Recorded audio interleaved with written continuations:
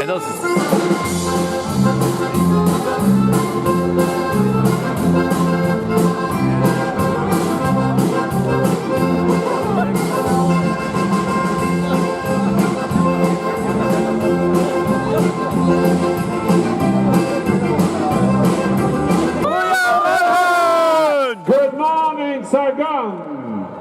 Good morning, the people from Wales, I suppose, supporting Geraint Thomas.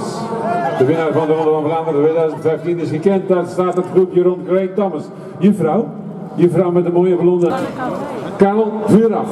Ik vind dat jij moet beginnen met Nico Matan, want de datum van vandaag. Nico, leg het eens uit. De datum van vandaag. De datum van vandaag. Tico Nathan. De eerste zijn we de vijfde, denk ik. De vijfde van de vierde maand, 2015. En als je al die cijfertjes optelt... Als je alles optelt, dan komt gaan 17 uit. Dus, voilà.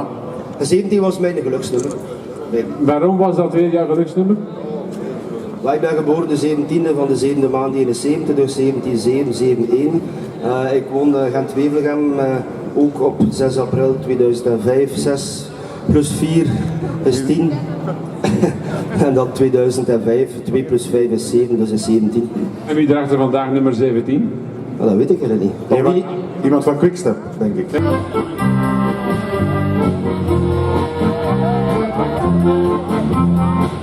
Dames en heren, onder jullie applaus. Museum en Matan.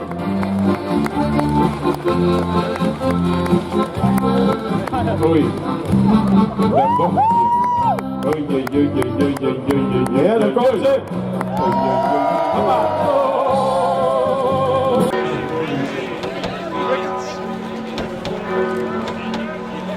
De grootste favoriet, Geraint Thomas. I think they came over from Great Britain, but they must be Welshmen. They are here from about 6 or 7 o'clock this morning, only for you. Thanks for coming. It's there's a lot of Brits out here, so it's great to have that support, and yeah, just looking forward to a good day. How do you feel this morning? It's difficult to say, I know, but anyway, you know it a little bit. Yeah, I guess it's the best I'm going to feel for a while, but yeah, I feel okay. Woke up okay, so yeah, hopefully the legs are good in the end when it matters. How many times you've done this race before? I don't actually know. I think maybe it's the 5th time. 5th time. And what was your best place? I was 8th last year. Last year. Yeah. But you're definitely in a better shape now. Yeah, better shape, but same thing. You know, a lot can happen in this race, and you never know. So just keep doing what we've been doing, and hopefully, yeah, no bad luck. I did it again. Put it all my money on your name. 1,000 euros. Thanks. I hope you don't lose it. When you lose, I'm lost. Sorry? When you lose, I'm lost. Yeah, but we win together as well, so. Okay, I wish you the best of all.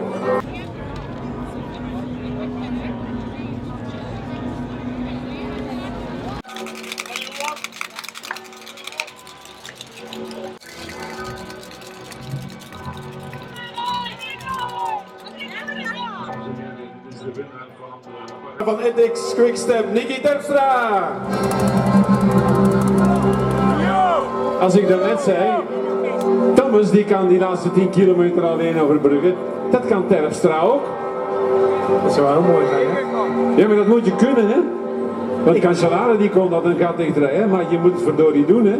Wegrijden is niet voldoende, je moet ook het gat houden. Ja, dat is ook belangrijk, anders zet je er niks aan, hè? Dus ja, we gaan een mooie koers van maken. Het is mooi weer, veel volk, ik heb er zin in. De strategie bij jullie, hoe zit dat nu? Leg het nou eens uit. Spreek recht voor de raam. Het eindpunt van de strategie is heel simpel. We willen winnen. En wie komt dan wanneer aan de beurt? Nou ja, de kopman als laatste. Kijk, dat is rechtdoor spreken ze, zo wil ik dat horen. Jij als laatste. Van welk van die hellingen ben je nu, voor welk van de hellingen ben je nu het meest bevreesd? Nou ja, de laatste is altijd het zwaarste natuurlijk. Die komt, ja, 240 kilometer of zo. Ja, dat doet altijd pijn. Dus ik denk dat iedereen er wel tegenop kijkt. Weet je waar ik bang voor ben? Dat is voor de smurrie die gisteren vanwege de overvloedige regenval over al die kleine wegen blijven plakken is. Ja, maar dat zijn we dit jaar voorjaar al gewend. Dus ja, we zijn er even. Ben je nu bevreesd voor een val? Want vorig jaar was het een verschrikking. Ik hoop er niet op natuurlijk, maar ik ben er niet bevreesd voor. Oké, veel geluk. En je wil die mooiste koers ter wereld winnen, hè? Alsjeblieft. Je wil die winnen, hè, vandaag? Dan rond de 42. Peter Sagan! How do you feel here on this podium with this crowd? Very nice. Yeah. We have also good weather. And, it's good. Where will you make the race? Where will it begin? Secret. Secret. Secret. But nobody will tell it to one another. Sorry. Give us a little hint. Yeah, but we did this New Flanders 2 times and. A wheelie op de Koppenberg. Always in the Dat heeft nog niemand gedaan. Last lap, it's very important, and yeah. But, we have to see how the race is going, and then yeah, it will be very hard.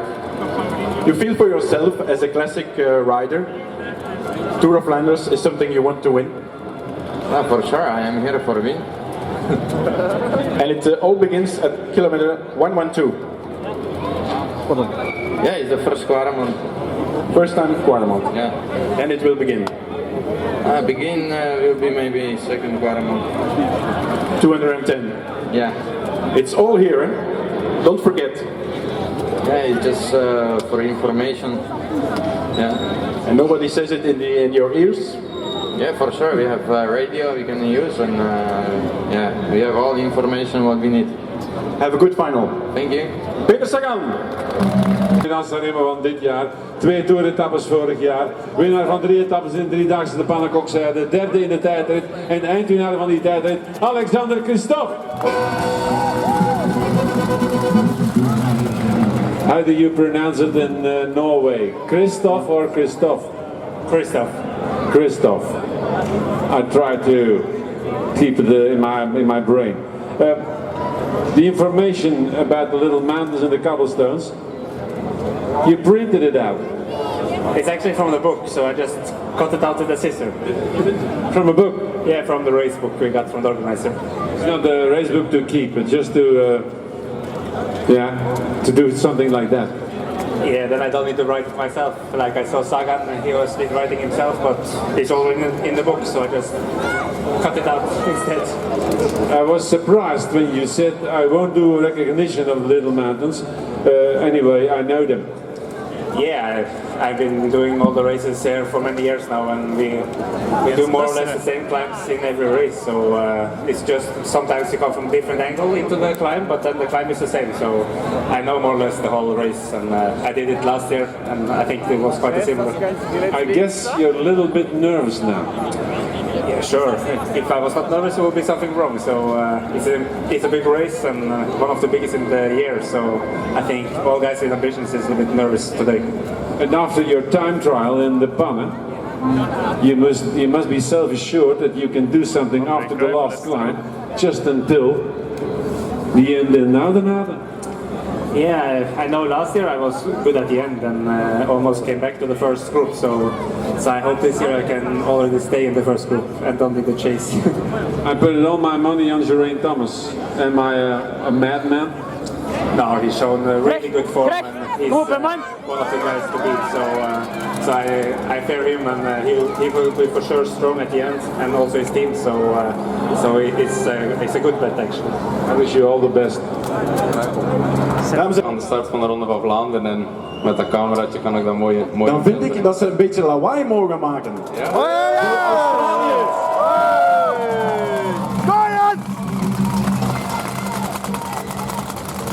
Ga je dat nu naar Australië sturen ook? De cameraman van de ploeg zal dat doen. Ik...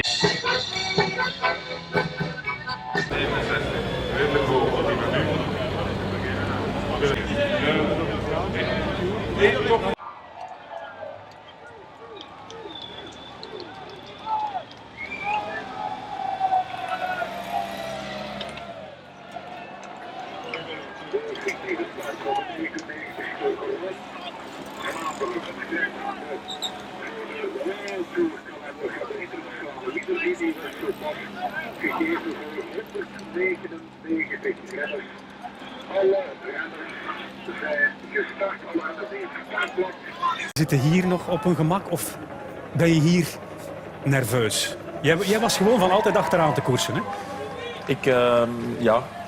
Ik startte daar meestal in de laatste 5. Bij mij, ik was uiteraard gestrest en nerveus voor de start. Maar vanaf het schot viel die stress bij mij weg. Focus op de wedstrijd.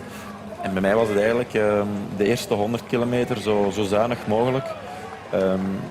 En mijn manier was dan achteraan, omdat het mentaal minder belastend is. En je ziet dat hier ook wel bij een heel aantal mannen. Ja. Van Marken en Paolini. Hè? Paolini, winnaar van Gent-Wevelgem. Vandaag in de dienende rol, zegt hij, Alexander Kristoff. Maar misschien verandert dat in de loop van de wedstrijd. Ja, maar Paolini, als je gezien hebt hoe hij rijdt, Kristoff moet er nog bij zijn. En Kristoff gaan ze proberen sowieso kapot te maken. Als ze met Kristoff naar de meet komen, zijn ze geklopt. Maar dat gaan ze toch wel proberen te verijdelen. Maar Paolini, vergeet nooit een oude Vosman, hoe dat hij reed in Gent-Wevelgem. Pas maar op van die kerel vandaag, hè, als de situatie een beetje zijn voordeel komt. En Peter Sagan, daar vraag ik mij grote vraagtekens van. Is boos. De eerste wedstrijd, mag ik toch zeggen, dat van Peter Sagan niet gesproken wordt als favoriet. Hij is boos. Als hij vandaag ook zich niet laat zien, dan denk ik ook dat we toch stilletjes anders vragen moeten stellen bij Sagan. Ja, het is wel straf. Tot 5 kilometer voor de streep in Harelbeke zeiden we Sagan, dat wordt een topfavoriet voor de Ronde van Vlaanderen. En nu wordt hij niet genoemd. Niks. Door daar even door het ijs te zakken. Nog altijd de speculaties, hongerklop, ja of nee? Ik denk het wel en voor mij blijft hij wel een van de favorieten. Niet meer de topfavorieten, moet ik toegeven. Maar hetzelfde geldt bij Sagan als bij Kristoff. Je moet hem maar afrijden. Ja. En Sagan was wel Absoluut. Goed op de oude Kwaremond in de E3.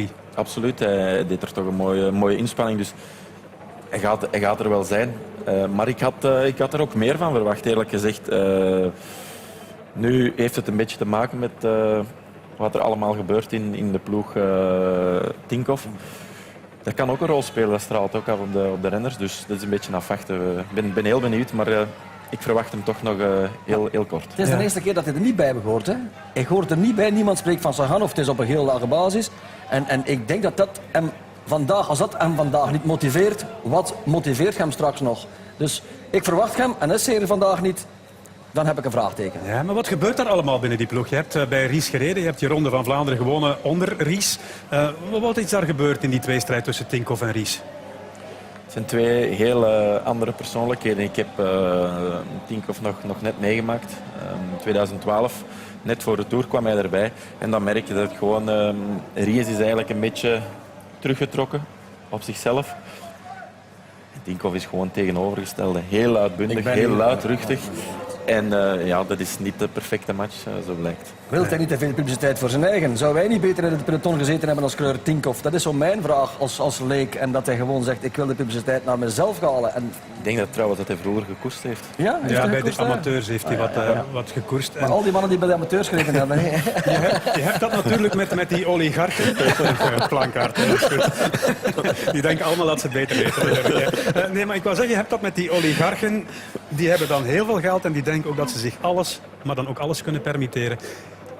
Het is een probleem vaak. Ja. Het is zonder twijfel een grote zakenman. Het heeft iets enorm uit de grond gestampt. Maar dat wil niet per definitie zeggen dat het ook een perfecte ploegleider is of iemand of een teammanager. Dus de juiste man op de juiste plaats. Is het niet verkeerd dat zo'n man daar ook alles te zeggen heeft in die ploeg? Volgens mij de manager Ries die moet baas zijn over die ploeg. En niet de sponsor of niet de man met het grote kapitaal. Als hij morgen kwaad is op 2 renners van de ploeg. Ik kan ze ook. Het is altijd het punt als je als kenner daar zit. Os is een fantastische goede coureur, maar het is het punt waar ze koersen. Daar moet je goed zijn. En die mannen die kunnen zorgen dat de renner die goed is hem daar brengen. En die Os, ik verwacht niet dat hij morgen of vandaag hier op die Kwaremond die forsing gaat voeren. Maar de tussen de stukken, zorgen dat Van Avermaet goed aankomt. En dan is de grote vraag, is die Van Avermaet dan goed genoeg? Daar heb ik ook zo'n klein beetje mijn twijfels. Goed, zeer goed, maar goed genoeg om te winnen? Ik denk dat hij iets te vroeg goed was dit jaar. Dat is mijn persoonlijk idee. Ja? Ik vraag me ook af. Ik heb de indruk dat hij ook de omloop Strade Bianche, Tirreno, net een tikkeltje beter was dan nu.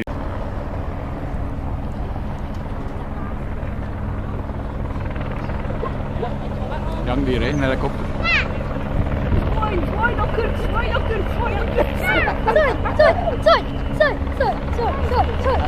Dat is nou, hè, een hele bende. Oh, ze zetten hier een beetje, ze zetten hier een voetpad, hè. Pas op ze maar vast.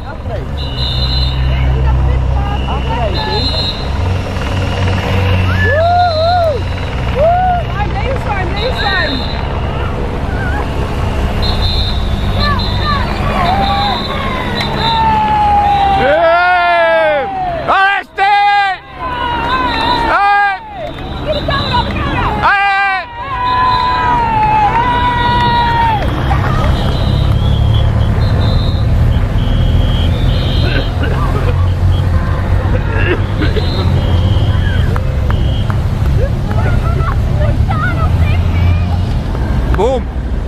Nu de man die het snelst op stenen kan rijden. Gaat hij daarom winnen? Andere vraag natuurlijk. Seb is natuurlijk, en hij geeft dat zelf ook aan, iemand die heel vaak initiatief neemt, heel vaak heel veel hooi op zijn vork neemt. En dat laat zich soms een beetje merken dan in de finale, dat er een tikkeltje tekort komt. Echt maar een tikkeltje. Hij heeft wel gezegd, ik ga smeerlap geworden vandaag. Heeft hij wel zelf gezegd. Inderdaad. Laat ons hopen en dan gaat hij heel ver kunnen komen. Nu, zoals je zegt, Karel, ik heb ook een beetje het gevoel van, is hij niet een klein beetje over die top heen? Ik weet het niet. Hij gaat er alleszins zijn, maar ik had ook wel het gevoel dat hij, zoals hij in het volk reed, of in het nieuwsblad, net iets sneller was. Hè. Maar hij heeft toch nog niet veel gekoerst. Hij is zo bezig met deze week die nu komt. Hoeveel wedstrijden heeft hij gereden? Toch heel weinig wedstrijden. Weinig gereden, klopt. Geen Driedaagse van de Pannen. Enkel en alleen gewoon tijdens Milaan alleen maar was hij het parcours gaan verkennen in Parijs-Roubaix.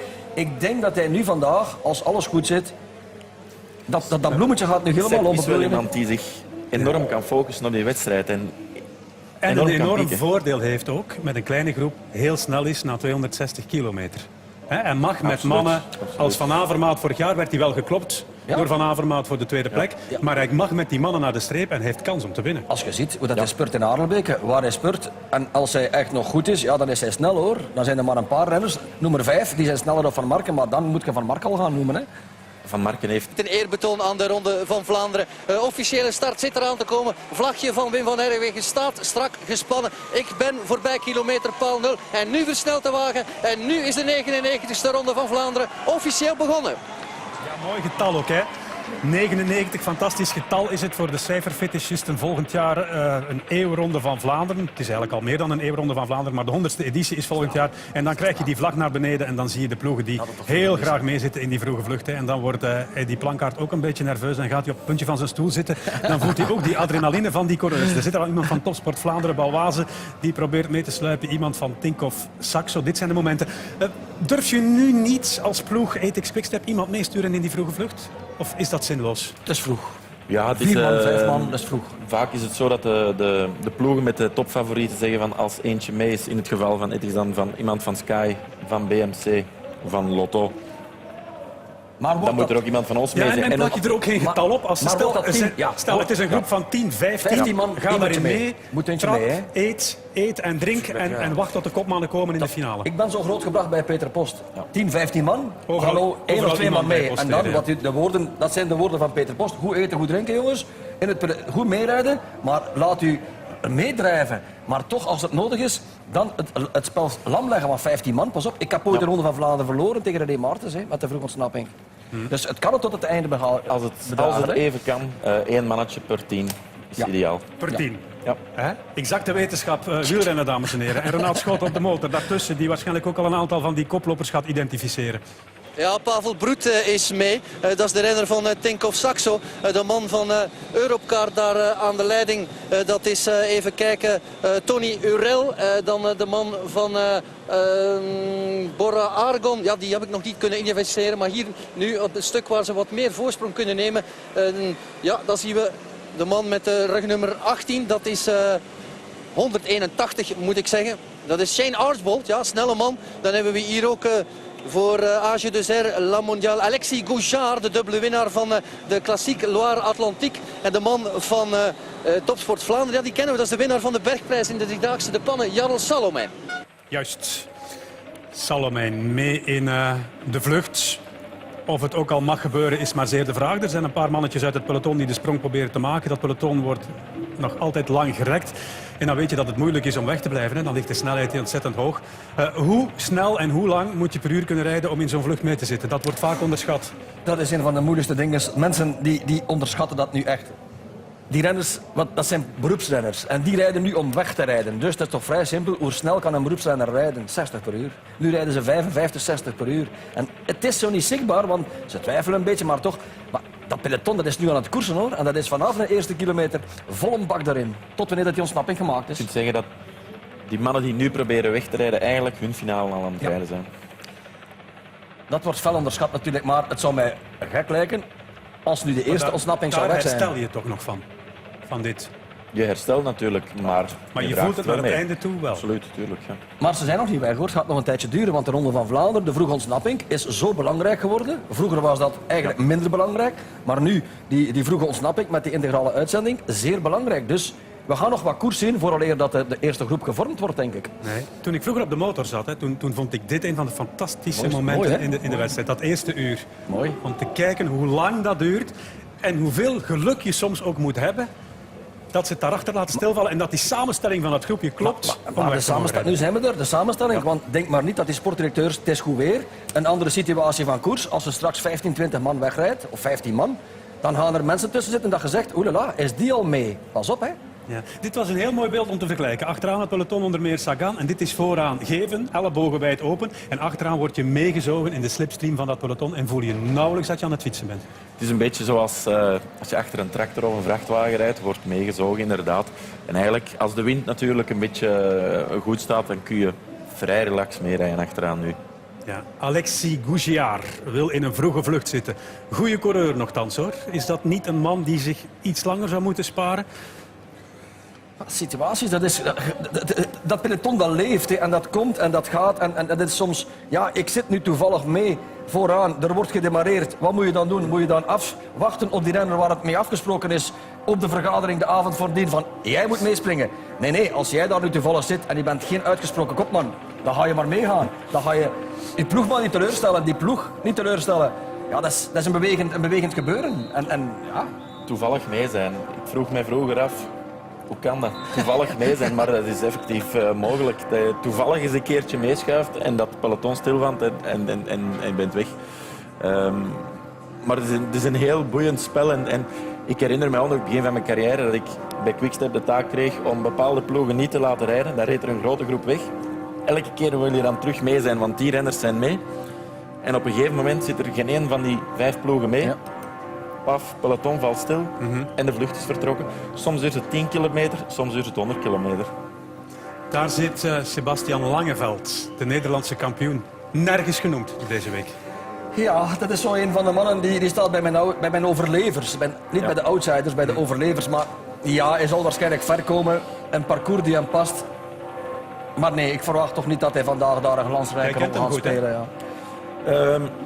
Sowieso iemand die enorm bezig is met deze periode, maar vorige week toch ook vrij zware gevallen, afgevoerd naar het ziekenhuis. Het is altijd de vraag hoe dat ze daarvan herstellen. Ja, zo zijn er wel een paar. Ik ga straks nog een paar namen noemen, maar toch eerst even naar buiten kijken, want de klokken die op weg zijn naar Rome passeren hier op dit moment in Oudenaarde. Heel mooi beeld. Ze zijn al bijna weer weg, hoor, dames en heren. Dus. Pipo Pozzato, ziek geweest voor de E3, niet gestart. Gent-Wevelgem wel gestart, vroeg uit de koers verdwenen. Een man die hier een finale heeft gereden, die ook gespurt heeft voor de overwinning, maar verloren heeft van Bonen. Waar ik persoonlijk geen rekening mee houd, maar dat mogen jullie wel doen. Ik ook niet. En ook met Alfredo, dat is hetzelfde type. Pozzato is een andere coureur of Alfredo, maar dat zijn 2 types die vandaag heel mooi op de fiets zitten. Mooi gestroomlijnd, mooi voor het oog, maar ik verwacht ze echt niet. Alhoewel dat wij Pozzato hebben we nu al gezien, Alfredo gaan we straks ook zien, maar op het moment, volgens mij, dat er niet moet gekoerst worden. Dan gaan we Pozzato wel nog in. Wie zeg jij, Alfredo? Alfredo? Of Alfredo. Ik zeg gewoon alles verkeerd. Alfredo. Ik was aan een Italiaanse film aan het denken. Alfredo, maar dat zal de man zijn die we terug gaan zien op het moment dat er niet moet gekoerst worden. Ja, mooie, stijlvolle coureur. Mooie stijl. Stijlvol, tot en met. Alfredo. Reclame voor de koers. Renaat nog eens, want daar wordt weer gebatterd.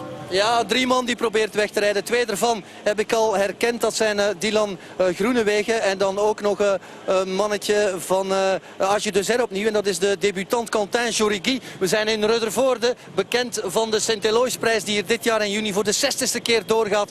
Een van die typische kermiskoersen, Karel. Ja, inderdaad. Ruddervoorde, een kermiskoers waar altijd heel veel renners aan de start staan. En ook altijd heel veel...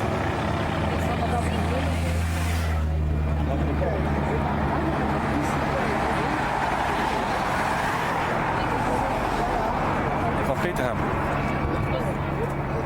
Kijk, dat is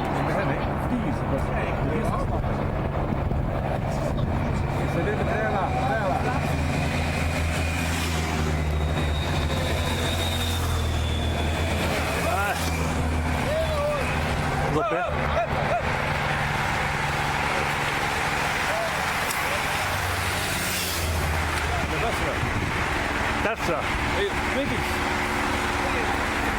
Kuiper. Van Silveras. Staat is. Dus daartussen, maar Lars wil dat absoluut kopmanschap, heeft dat nu. En hij was aan een sterke nummer bezig in Waregem, dus we gaan hem in de finale zeker terugzien. Ja. Als je zo goed bent in Waregem, je valt dan uit door een val, je kan dan nergens meer koersen, dan mis je de kilometers niet?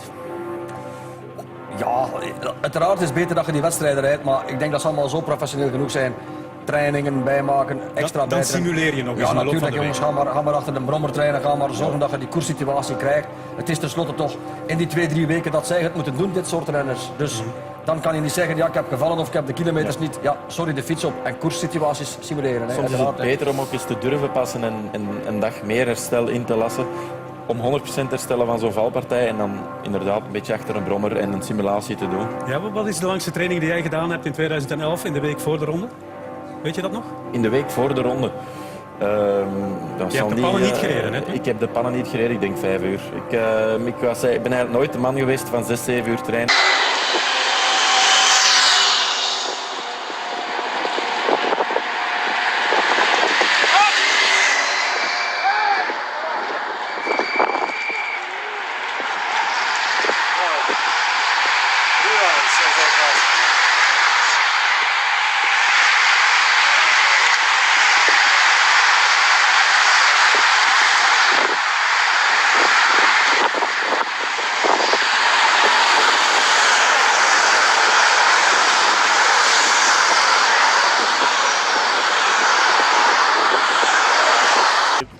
Just be vaguely aware of it.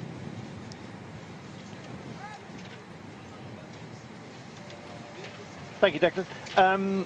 Just let's do the honour, shall we, of mentioning those who were in the break. It was a 5-man breakaway that went up the road, and they were joined by 2 others that bridged over. Lars Bak was one of the late arrivals to the party, and Frapporti as well from Androni Giacottoli. As you can see, they're just starting to think about getting rid of rain gear, wind protectors and gilets.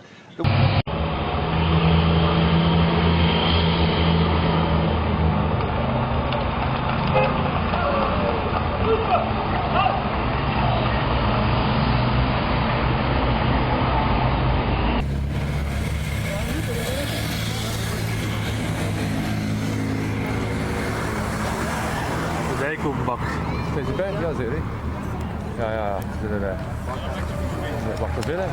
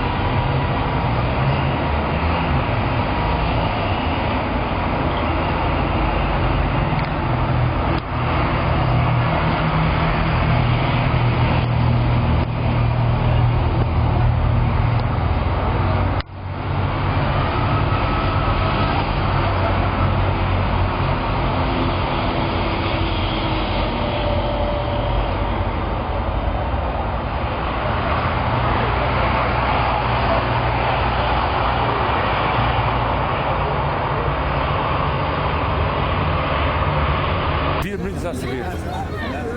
Want dat is meer zo.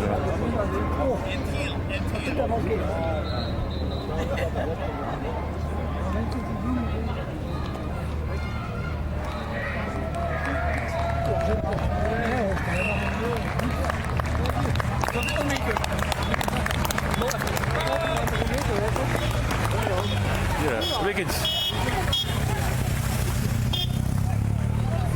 Van Kerkhoff. Ja. De bus van Avermaat. Os. Hier de boef. Kees, pas op. Terka.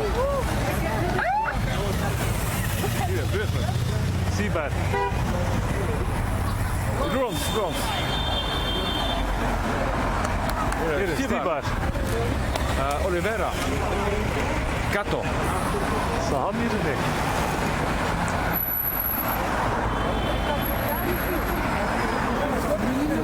Pozzato? Pozzato? Ja, Pozzato. Pozzato, hè?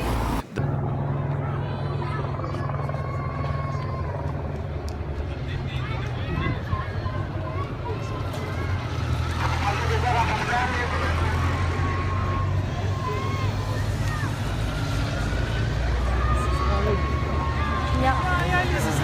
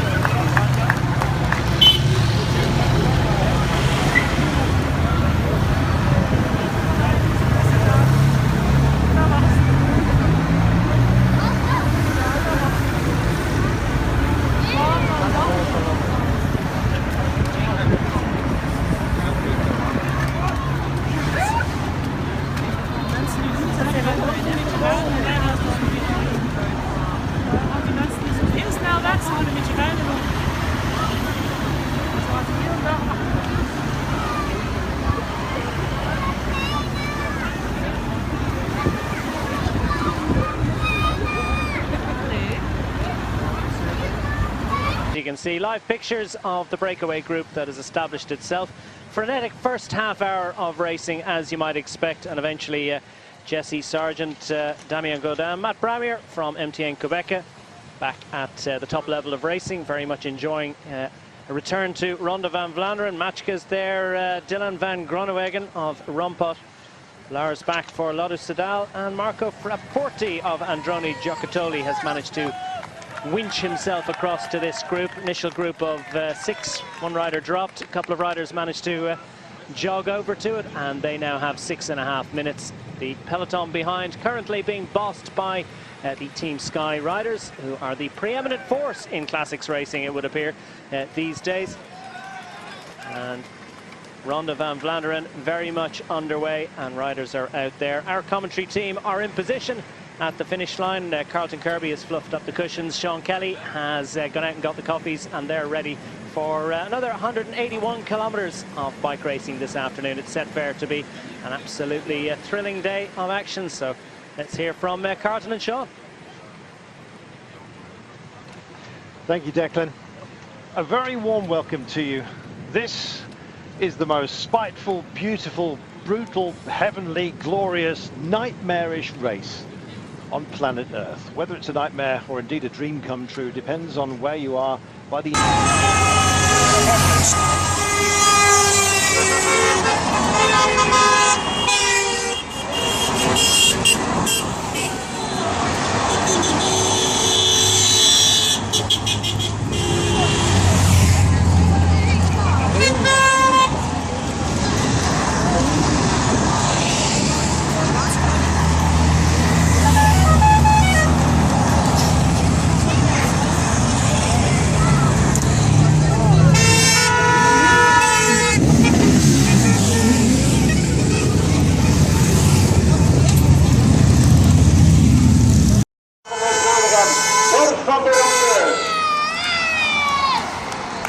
Goedemiddag, Smeerbegaan.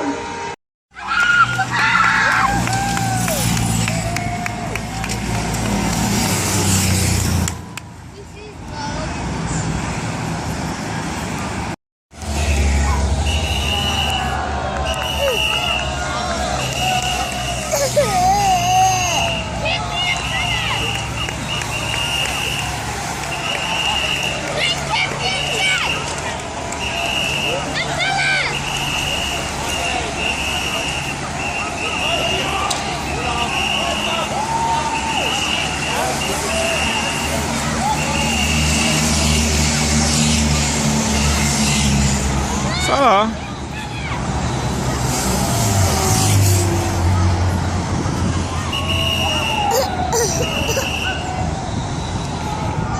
Such as the E3, the Droit d'Or, and indeed the Omloop and Ghent-Wevelgem as well, as you know.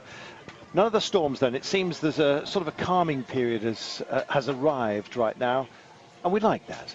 6 minutes and 32 is the breakaway. Jesse Sargent is up here, the 26-year-old Kiwi. Droit d'Ors of West Vlaanderen a few years ago, so kind of used to this sort of area. As you can see, we're just approaching our first Hellingen, and it is a non-cobbled version. There are, however, certain pavé sections which aren't actually counted within the climbs, the Hellingen, of which there are 19 to be dealt with today. Independent cobbled sections which also have their own wearing character. There'll be 5 of those along the way as well. So it's been a long, sinuous run to get to this point for the guys in the breakaway. Just quickly, Jesse Sargent from Trek Battery Racing, Lars Bak from Lotto Soudal, 82 à la Mondial's Damien Gaudin.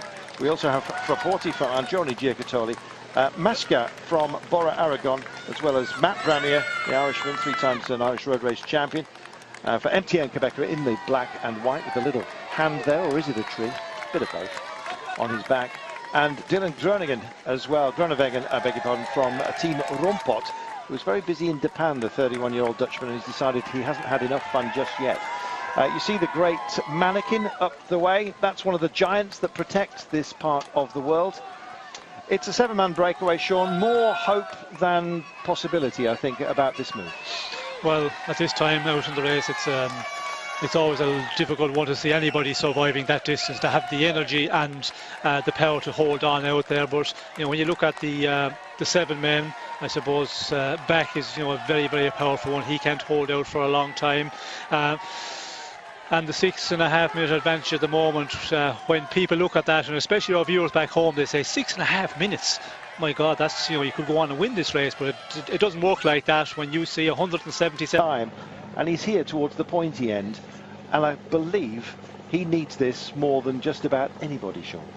Well, change of team, of course, to Tinkoff Saxo. A lot of expectations of him, especially from the team owner and all his supporters as well, because when you look back at the last number of years, again, he always had a very good beginning of season.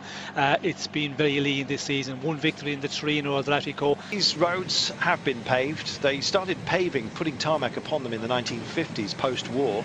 A little bit of money started to be spent on the road surfaces just to make things a little bit smoother for the cars, not least. So they were starting to lose their traditional paved roads, the pavé, the cobblestones, all of which were made after hard labour, incidentally. If you were sentenced to hard labour, then you were cutting stones to make the roads.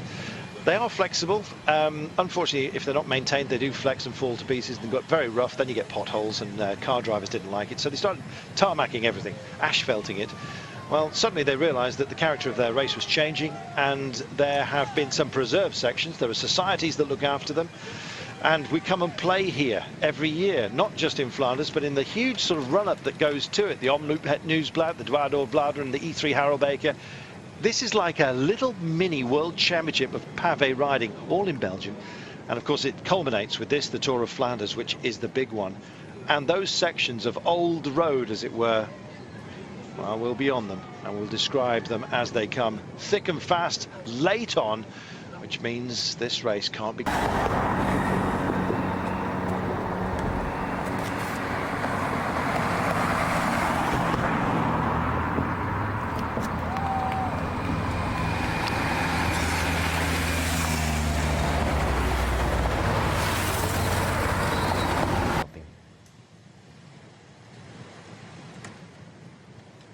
There we are, and the Ode Farmant is coming up.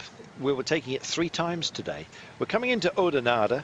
That will be in about a couple of kilometres time. So you're going to feel very much that you're in the same region, albeit taking a series of ever more increasingly difficult loops, not least because your fatigue levels are starting to play a part.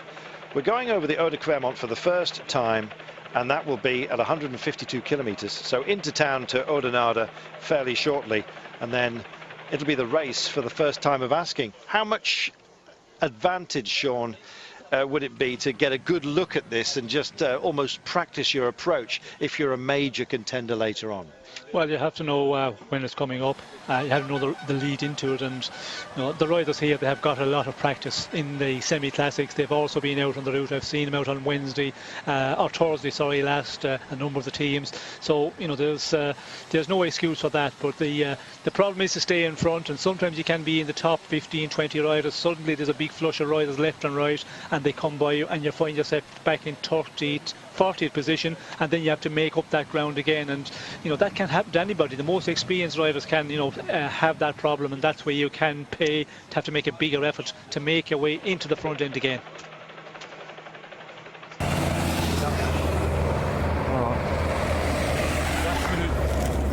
Dat is Katusha die rijdt. Oh, pas op, zijn op fietspad, hè? Pas op, hè?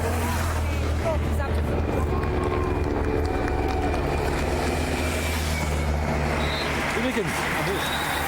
Rijder. Os.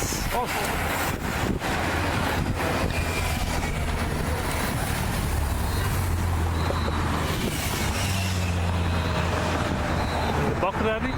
Pas op, in die motor hier. Alles goed. Hier moeten we Sahan hier, ja. En van Marco. Heininger.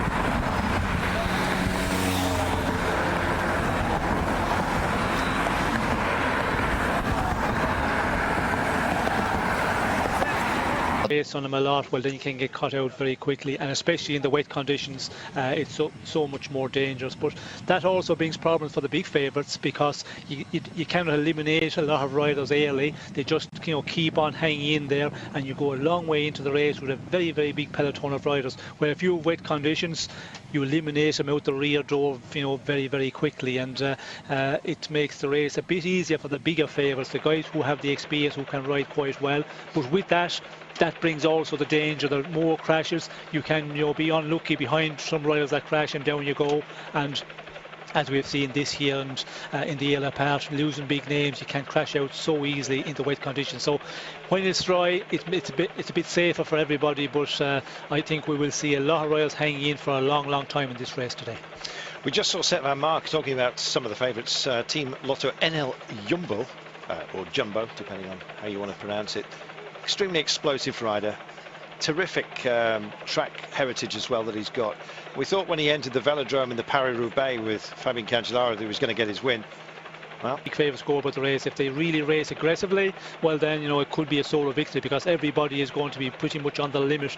The Oude Quaremont and the Patersberg, the final time, and that is the real test. And we see it last year. Cancellara, he hit it on the old Quaremont, and that's where he blew all the other big favourites out except for Van Mark, and then he came across to Van Avermaet and Stein van den Berg, and that meant there was 4 in the final. But if they race negatively, and sometimes that can happen, if you have a lot of riders in the favourites, especially in the final, they start looking at each other, well then we could see quite a bigger group coming to the finish today with the drier conditions. If that's the case, then you're going to start looking for strong men who can take on a distance. John Degenkolb has proven to be extraordinarily gutsy. He opened his account in this season in Dubai, where the climbing day, which was up the side of a dam wall, and it was an enormous reservoir wall, I think it peaked at 28%. Yeah, I'm not kidding. And John Degenkolb won that day. So he proves he's got his mountain legs on. He's very much turned himself into a classics rider, and he's here with Giant Alpecin team backing him up. Peter Sagan, he's a little bit down at the sides of his mouth, and has been for some time. Likewise, the boss of Tinkoff Saxo is not happy with results. Bjarne Riis has paid the price. He, incidentally, is around here. He's got his agent knocking around as well. I think he's trying to tempt some teams maybe to take him on with his wide breadth of experience. Well, we'll see whether he managed to find himself a new job. Job for Peter Sagan today is to win it. For goodness sake, get on, Peter, and get yourself a monument. Greg Van Avermaet's here as well. He took a crash in the E3. It was a hard one as well. Second in 2014, don't forget. Runner-up, as we've already mentioned in this one. Stein de Volder, incidentally, had a huge crash in the Dwars d'Or. He damaged his left-hand side. He actually swelled up hugely. He also got concussed. When he got to the end of the race, they said to him, "Have you had a crash?" He said, "No." Straight to hospital, all the scans, the rest of it. Anyway, Stein is here. He's one of the toughest guys, and I'd love to see him do something, but you know what? It's such a lottery. That's what I love about this race, Sean. There's so much to be taken into consideration. We'll come back to that in a little while. I believe we've got more thoughts on today's race and what it opens up, which is an awful lot. So many people, so many riders here with an option. You can't call it exceptionally brilliant this year. In fact, Sky they've had their fun, haven't they? Well, they've had a fabulous beginning of season, you know, in the classic races, the semi-classic races, in the tours as well. You know, Richie Port, it's really been a good season for them. The earlier part has been exceptional, and now it will be interesting to see if Sky can, you know, win a monument. They've been targeting that for the last number of years, and I think this year, with this with the Tour of Flanders Day, Paris-Roubaix coming up, I think this is the closest they've ever been. The Ode Quermont is approaching. It's 2.2 kilometers in length, so 2,200 meters. They love to give you the meters here because every single one of them you feel. 4% with a maximum of 11.6. It's actually mixed, so 2.2 kilometers, but 1,500 meters of cobbles within it. They kind of come and go, ebb and flow. It's hard to set a rhythm on it. Sean, on the Quermont, and in fact, I guess the one that we're all dreading is the Koppenberg much later on today. But this is your first look at the Ode Quermont. The Ode course itself, it's hairs on the back of the neck stuff, isn't it? And look at the crowds that have already been drawn to witness the spectacle for the first time of 3 crossings of this sector. Yes, well, of course, the spectators, they can just, you know, camp out there and see the race going through on 3 occasions. So it's, you know, a great place for the spectators. And it has been the last number of years since the change of route. And we can see here very, very narrow roads. In the earlier part, it'll not be as nervous because here, of course, in a 7-man group, it's easy. You just ride up it, and they're just riding up it at a good pace. Back in the peloton, they're a little bit more nervous, but it'll be nothing like when we get into the real serious stuff in the race and when you get into that final. But we can see Sky there. The riders are, you know, a little bit tense. They're all riding the front at the moment, and that's something, you know, just riding out in the front there at an easier pace. It all takes a bit of energy. If you can hide back in 15th, 20th position, get the maximum drafting and spare your energy for the end. But we see all the Sky except for Bernie Eisel on the front of the peloton at the moment.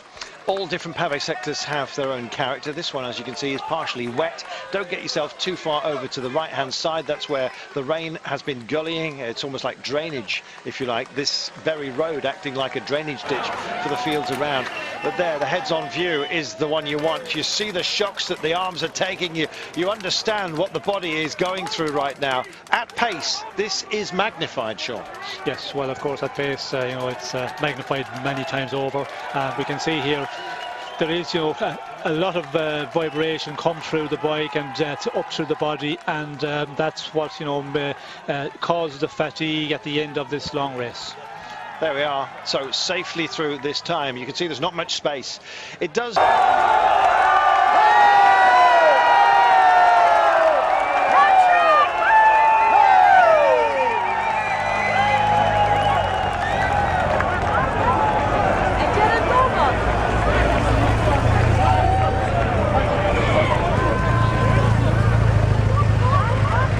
Time they'll do this, they'll do the Paterberg, the Koppenberg, and then a whole raft of others. They'll have another 3 Hellingen to take on before they take the Ode again, and then the Paterberg, and then finally they can race for the line, but only from 13.2 kilometers out. So it never allows a breakaway really to feel, or the pack really, to know precisely where their retrieval zones are. They are notoriously difficult when they're this tightly packed to actually manage, and I think that's the point, Sean. You've got to have a great deal of talent, and indeed at the end of the day a lot of strength and self-belief if you're going to carry the day. Well, when they're tightly packed and when you race full on, and that's the time that is really difficult. And at the end of the race as well, you know, when you have 200 kilometres done and you start racing, you know, so fast, so aggressive, and that's what they do in the final 50 kilometres, 60 kilometres of this race. Not only getting up the hills, you have to make a huge effort. Then when you're on the flatter sections that are going at such a fast pace, then you know it's all about, you know, how good you're feeling. And if you're feeling, you know, still quite good in the final 50 kilometres, well, then you're not close to giving it your 100%, and that's where you come out in the end and you have a chance of doing something. Well, there you go, a big left-hand turn, and of course wheels will touch and riders will go down. Russian champion is on the deck, he's remounted. Andrei Greipel held up. This is the sort of thing, Sean, when we were talking about aggression late on. This is what everyone wanted a first look here. They know it's going to get very narrow a little bit later, and the last thing you want is to have to make up ground and dig in. That's Yves Lambert, by the way, right at the very back as he tries to get back in. And as you can see, everyone else struggling to find gears and the rest of it. And Bradley Wiggins, there we are, has got himself a puncture by the looks of things. Certainly not overly happy. I don't know whether he, in fact, he's got a brake issue at the front by the looks. So Sky quick about it. And in fact, I'm just wondering who else has got their issues. There is Bradley. Well, there we are. It looks like he must have been down. He looks like he's taken a bump, Sean. He's got a spare bike and casting asunder a very expensive machine. And what's he back on now? Just checking it out to see if it's the same rear end or whether he's back to his old machine. Yes, it looks like an old machine. The colours, of course, we can see there. The new machine's all blue. We can see there there's a lot of black in this one, so it looks like an old machine. Didn't see him falling down there, but again there was, you know, a number of riders splattered about the road. But you know, that's that corner. We'll just get a view of it now. But certainly Bradley Wiggins was in the front, and it was he who went down. Yes, it was. Left wrist went down into the Russian champion from Katusha. Had to stand back up, and it was Bradley that actually went down. I don't know whether he had the nose taken off his bike or whether it was down to his own line through. But big compression. There you are, and there's a bit of a chat going on as well as to who and how. Viviani looks like he's trying to wipe a smile. He's saying, how did he go down there going at such a slow rate? But we did see it looked like it slided, front end slided out a bit. He touched off of the Katusha rider and took him down also, and it looked like that yeah, he was feeling his wrist a bit, so hopefully he hasn't any damage done that way. A bike, they've got plenty of them. They've got plenty of those, but he's gone for the standard old bike.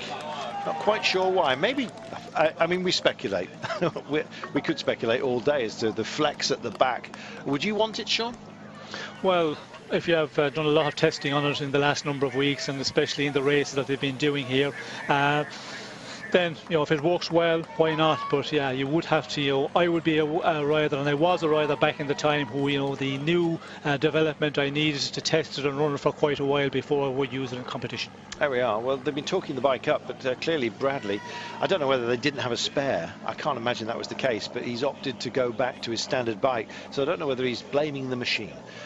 Anyway, they have been saying how comfortable it is, but in race conditions, that's very different to testing conditions, Sean. Well, still you get, you know, a pretty good idea what it's about and how good it is, because you can, as I say, run it in some of maybe the other races. I'm not sure if they did that, but on training as well here to ride over the cobbles, cornering and that, you can push it through its test quite well. So I'm sure they have at least done that, but in competition it's always the real test. The maximum distance between two successive climbs of the all the Hellingen that we're dealing with that have actually got cobbles here is about 16, 18 kilometers, something like that. But there are, most of them are actually much closer than that. So the point is that the respite areas are very few and far between. There's certainly not that kind of distance to let you recover. And here's Bradley having to pick his way through the vehicles, and he's got onto the back end, and he doesn't look best pleased at all, Sean. No, and not surprised, because, you know, when you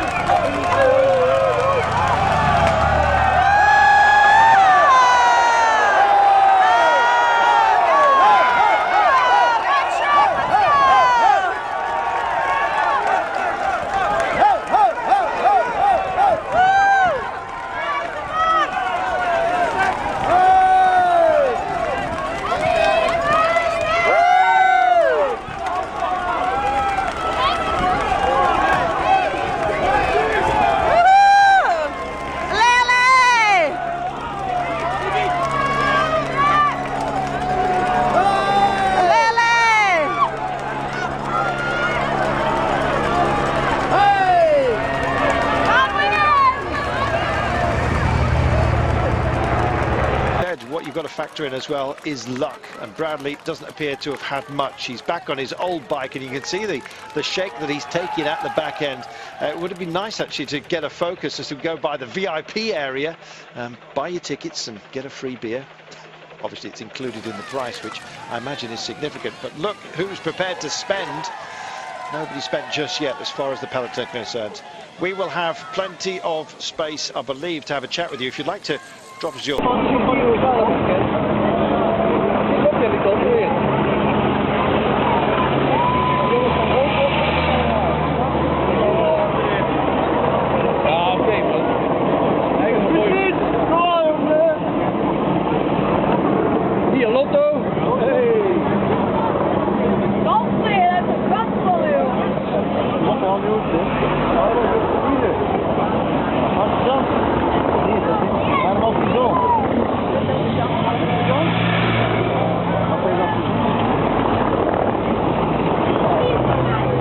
Declan at DQ Sport, or indeed at Carlton Kirby, and we'll have some of your thoughts a little bit later.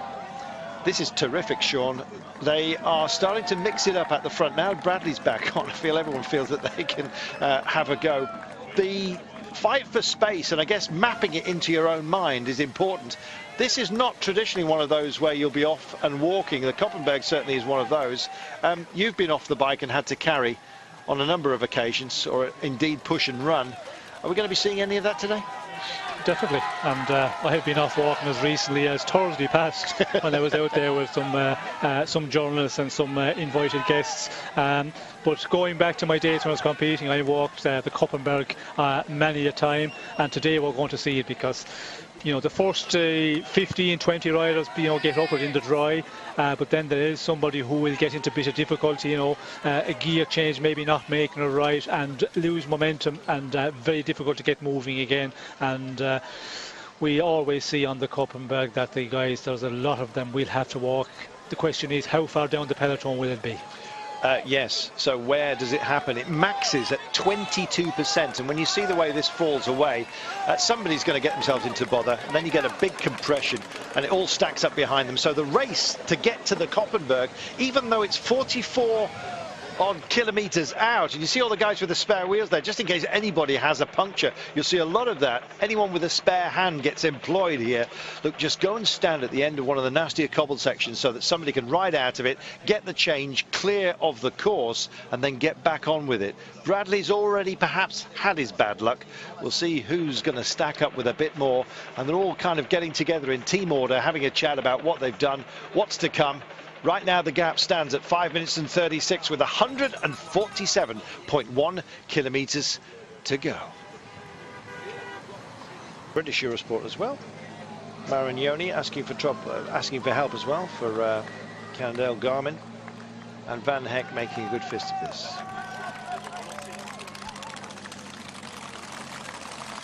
.32-year-old Belgian Preben Van Heck has decided that he's had enough of everyone messing around behind. Bradley Wiggins caught up with the back of the pack. Bernie Eisel dropped back just to help out, relay him into where he needs to be. Not a word passed between them, and Bradley just sailed by, and he looks like he is scowling. Now, sometimes he uses that to great advantage. Other times his mood can get the better of him. Let's hope it's the former today. Bradley, of course, he's redesigned his season. If he does go on to win the Paris-Roubaix, he'll be, of course, stepping off the bike, as you know. But if he does go on to win the Paris-Roubaix, he's establishing his own team and going for the Olympics. That will happen no matter what. But should he be successful there on the velodrome in Roubaix, then I think he'll probably be badged up as one of the most complete riders within the modern peloton. Quite an achievement it will be, Sean, if he does manage to get his goal. Well, it would be a big achievement, you know, to win the Tour of France. When you look at, you know, Bradley Wiggins, he came from the track. then we started riding on the road professionally. Wasn't major successful. He always was good in time trials, of course, Pro Rocks time trials and that, but then developed into a tour winner. And the classics we see last year, the Paris-Roubaix, the great performance he put up, and I think that gave him the courage to say, well, I'm going to focus on the Paris-Roubaix now before I finish my career, and that's what he's been talking about the last 6 months.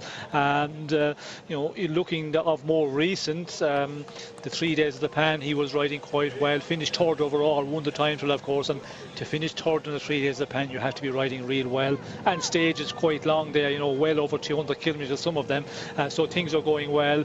Fingers crossed that he's not carrying a little bit of an injury here. It looked like he wasn't comfortable, but sometimes, like when you fall down, you just get a smack off the road, and it takes a bit of time for the pain to go down and to ease off, and hopefully that's all it is. Yeah, let's just hope that that's the case. He's certainly not wanting to talk to anybody for the time being, and he is on his standard bike, by the way, so he's given up on the suspended machine. It has a brief a piece of suspension travel at the back, the Dogma bike that the rest of his team are using.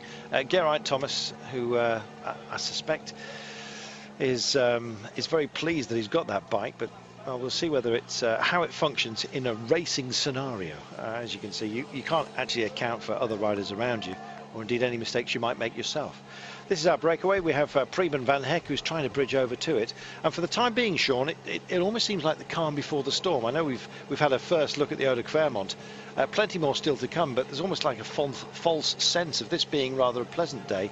It's not going to be, is it?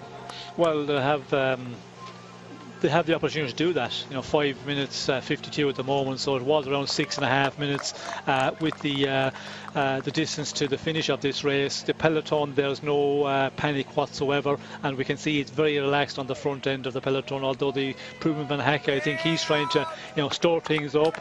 He probably is hoping that there will be some other rails come across them and then form another group, and the teams without a big leader, that can be the tactic now. Try and get away in a break earlier on, and for top sport maybe that is the tactic, to try and work something and get another group formed behind and get a chase group moving. But for the peloton, for the big favourites, with that 5 minutes 51 at the moment, there's no panic whatsoever to start riding and start upping the pace back in the peloton.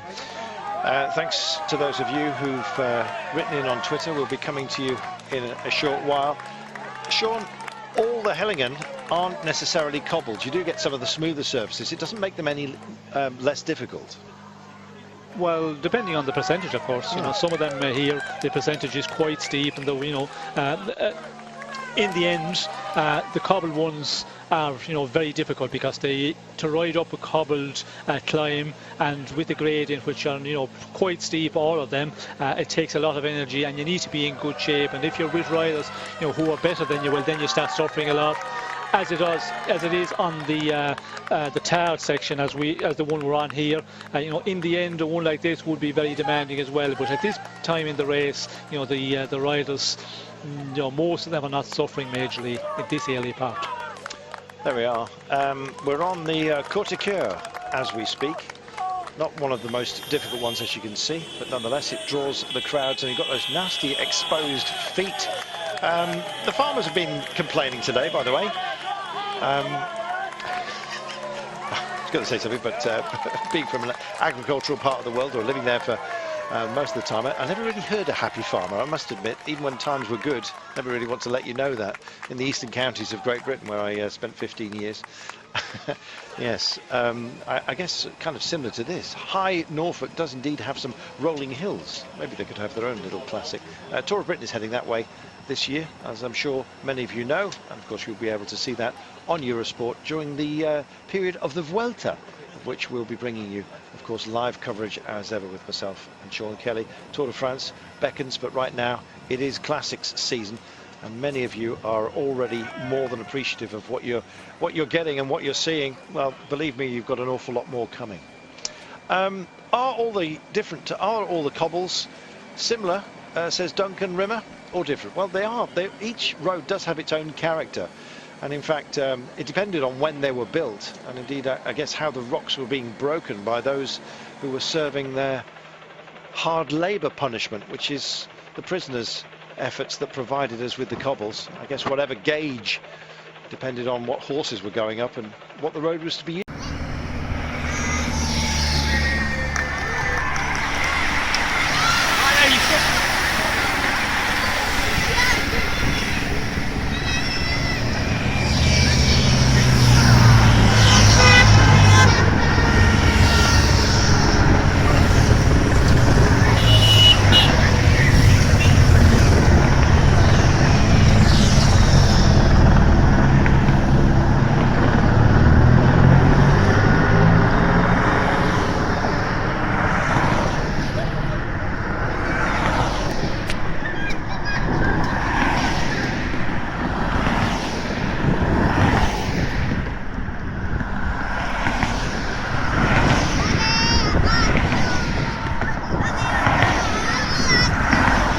Oh, dat passeert ongelooflijk.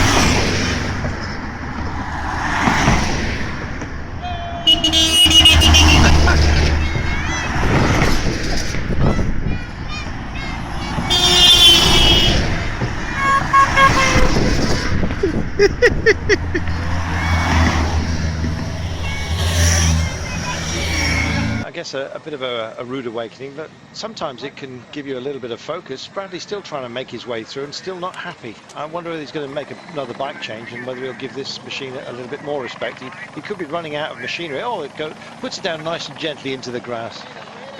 He has been known to abuse his machines in the past, Sean, out of frustration. I remember one spectacular a few years ago where he hurled his time trial bike and it went and parked itself rather neatly up against a cliff edge. Yes, well, we've seen that a number of times, not only from Bradley Wiggins but from other riders as well. Sure. And of course it happens at a real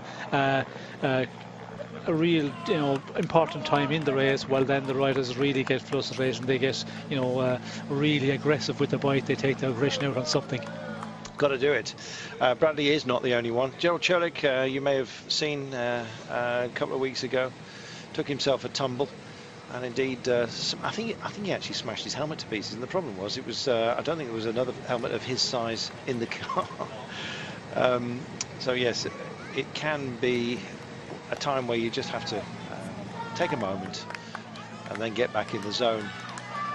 Meanwhile, Sky at the front, still controlling things and waiting for Bradley to get back in. And as you can see, the clock's just expanding ever so slightly out towards those up the road. And this is exactly what we were talking about, Sean. A little bit of an issue for somebody.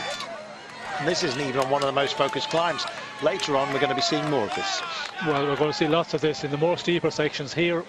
This climb is not anything really serious for those guys. Somebody, just puts down the foot, and the way they're riding, we can see with Sky on the front here, they're controlling the pace and they have it knocked down a lot. And the advantage is growing out for our breakaway men. And that's the reason, tightly packed, just groups up together behind, and somebody just puts down their foot, and that's all that happened. Really, there's no problem here at the moment. At this point in the race, it doesn't cause any problems for anybody. Even the guys who are a long ways back in the peloton, there is lots of time to make it up to the front of the peloton. And we can see Wiggins very, very cool here, changing the bike and making his way back into the end of peloton. And it looks like he's back to his the suspension machine, just trying to look at the back end and see whether it's a standard bike or it is indeed. He's back on one of the Dogma bikes. So he had to go on a standard on some of the cobbles and then asked for to be put back with the suspended machine. There we are. Very difficult to get through and past the cars. And the cars themselves can become an obstacle at moments such as this. Likewise, the camera bikes, which have to be there so that we can see the pictures. Bradley sails through, nonplussed. His team, however, as we've said, controlling matters. And so he'll get back in. There's Jens Debuscher, the Belgian champion. He likewise has had a very busy time of things. A lot of riders here coming in, Sean, post crashes, and I guess that does upset your progress. Some people said they were surprised to see Bradley taking this on, what with Paris-Roubaix only a week ago. I guess he did have the skipping option, but your belief is that it's better to ride. Yes, I definitely think it's a race you've got to ride. Final preparations for a Roubaix, you have to ride the Tour of Flanders, and you know, when the weather is good, that makes it, as we mentioned in the earlier part of the programme, it takes the danger element out of quite a bit, and that's why, you know, we see all the guys who are going to be targeted on Roubaix are here in this one today. One manager.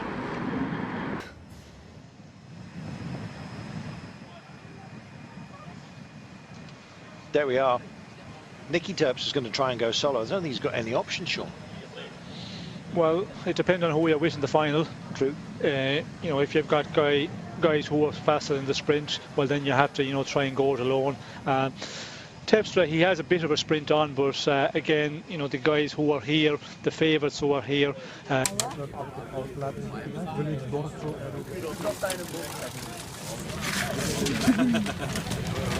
If you look at Degenkolb, for example, if he gets the finish, well, then he is a real fast one, and that is going to be a problem for, you know, some of the riders if he can hang in there. Kristoff as well, Sagan, we all know those guys are, you know, quite fast in the sprint. But yes, to go it alone, it's a one which takes a lot of energy, and you have to be really good. But we know Terpstra is the one who can do that. Last year, we see in Paris-Roubaix the way he, you know, took advantage, made the move at the right time, and was very strong when he gets out there. And of course, you know, he is a good time trialist as well. So you know, he can push on when he gets the gap. If he gets 15-20 seconds in the end, well, then that's it's a great opportunity for a rider like Terpstra, and anybody who has got the real power in the end can do it.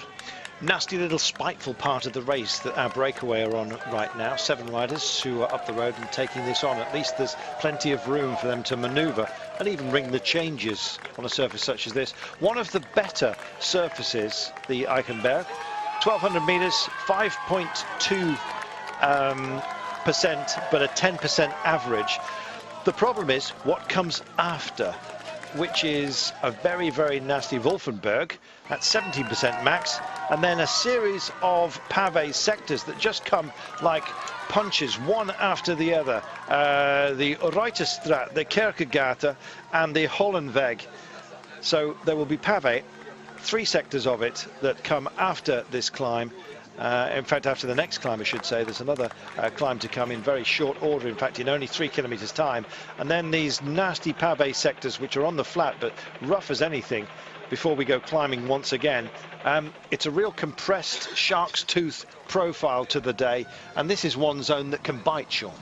Well, yes, it can bite if the racing is going at a very fast rate, but for the moment, you know, in the peloton we can see very much grouped together, no urgency to push on, and still with the distance we've got to do, I think it's just, you know, right along with the race. All the big favourites are content to, you know, leave it roll as it is for the moment, and I think it's all in the final 56 kilometres, that's where all the action will break loose.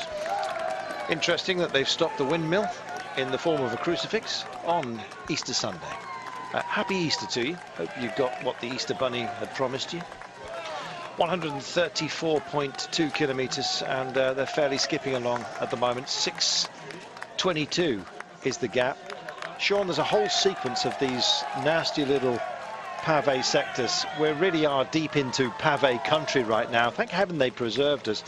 They're very well looked after, a lot of them as well. In fact, we'll come to Sean in just a few moments' time. We have, I believe, another comment from Mr. Bonin. He was talking about the favourites within his own team. Sure to win. There we are. Zet van Mark he's talking about. A man who started, well, he kind of burst onto our consciousness, I guess, about 2 or 3 years ago when he came into that velodrome in the Paris-Roubaix. He started at 150 to 1 that day. The odds are very different these days for Zet van Mark. Everyone expecting a lot from him.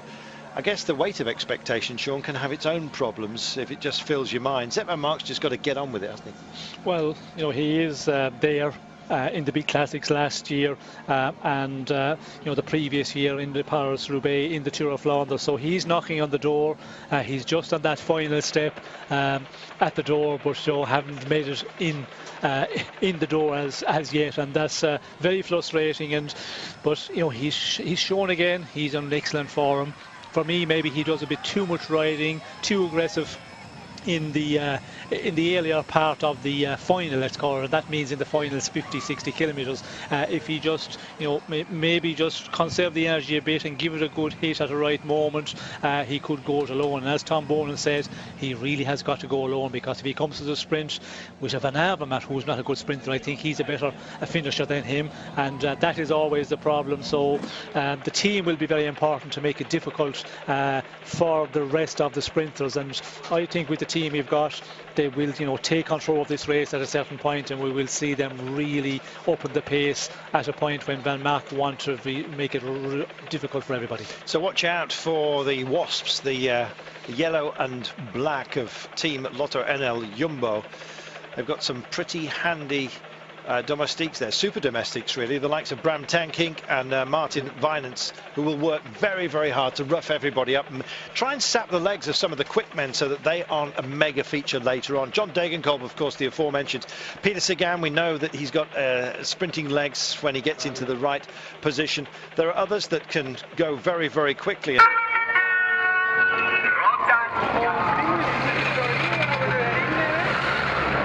And one man that we haven't really spoken about just yet, Alexander Kristoff, who's on an amazing run of rich form. He had a Super de Pan as well, and he just keeps on going. Second in the Milan-San Remo, didn't quite work out for him this time by, but yeah, Alexander Kristoff, for many people, also going to be a big feature, although I think perhaps he's been too busy. Who knows? See how he carries his form.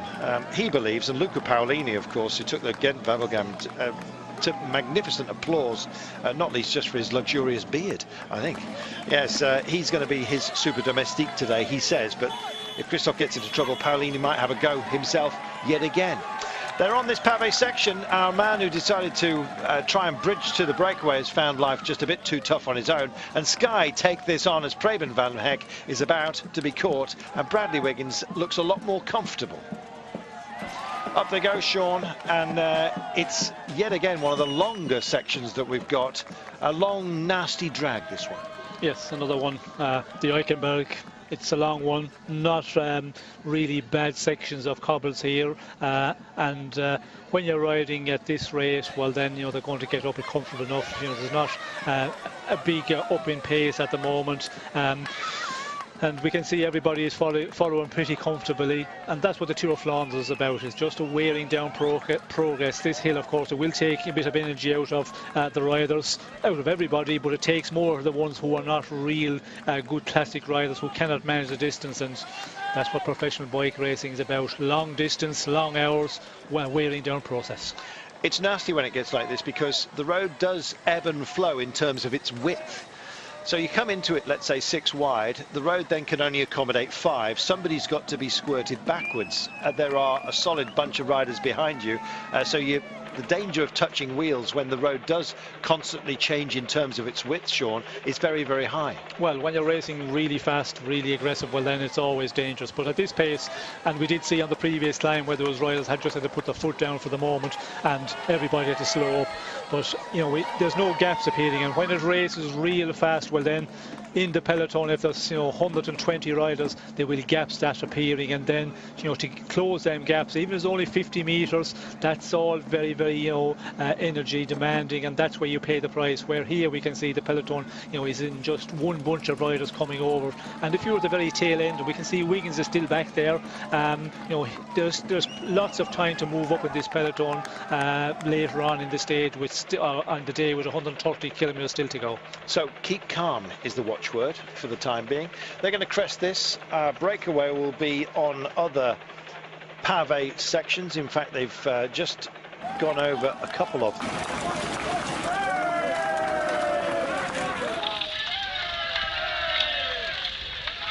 In fact, they're in the middle of the Reuterstraat flat pavé section with, as you can see, a little bit of rain gully towards the side. If it is absolutely bone dry, you might want to just test the muddier areas. But to be honest, the danger of actually getting yourself ill, and they are doing, sort of going for a bit of smoother tarmac repair by the looks of things, a sort of a cheap repair to a pavé area. Lots of riders just working their way back in, as you can see, and we've had some tumbles, and it's Rumpt that are on the deck, and Johnny Hoogelander, a man who's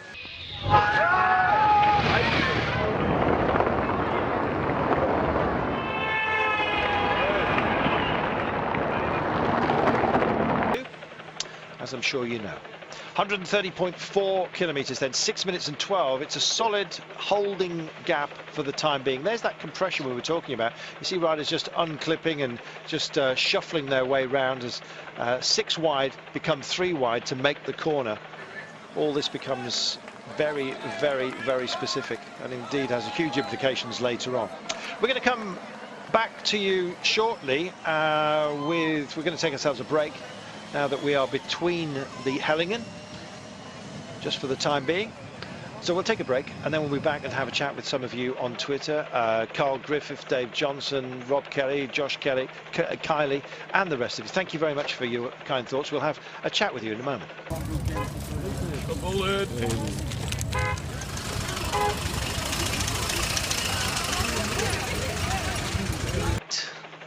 Kilometres remaining, and the gap absolutely rock solid to our 7 riders who are up the road and in a breakaway.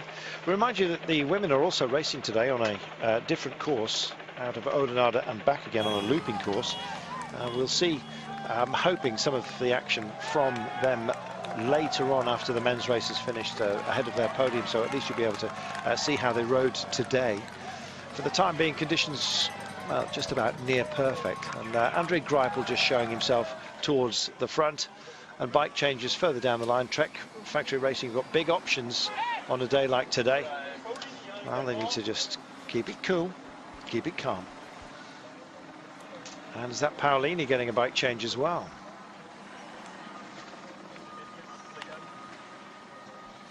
Paolini, just the latest, was very, very lucky he didn't just come from behind the car there as the Lotto Jumbo machine was going by.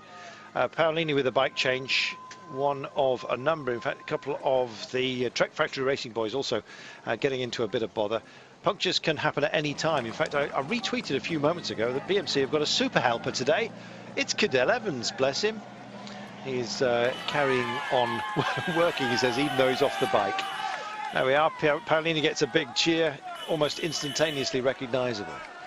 So, in case you're only just joining us, there have been some spills today, and Declan is going to fill you in on the details from a little bit earlier on today on earlier bike.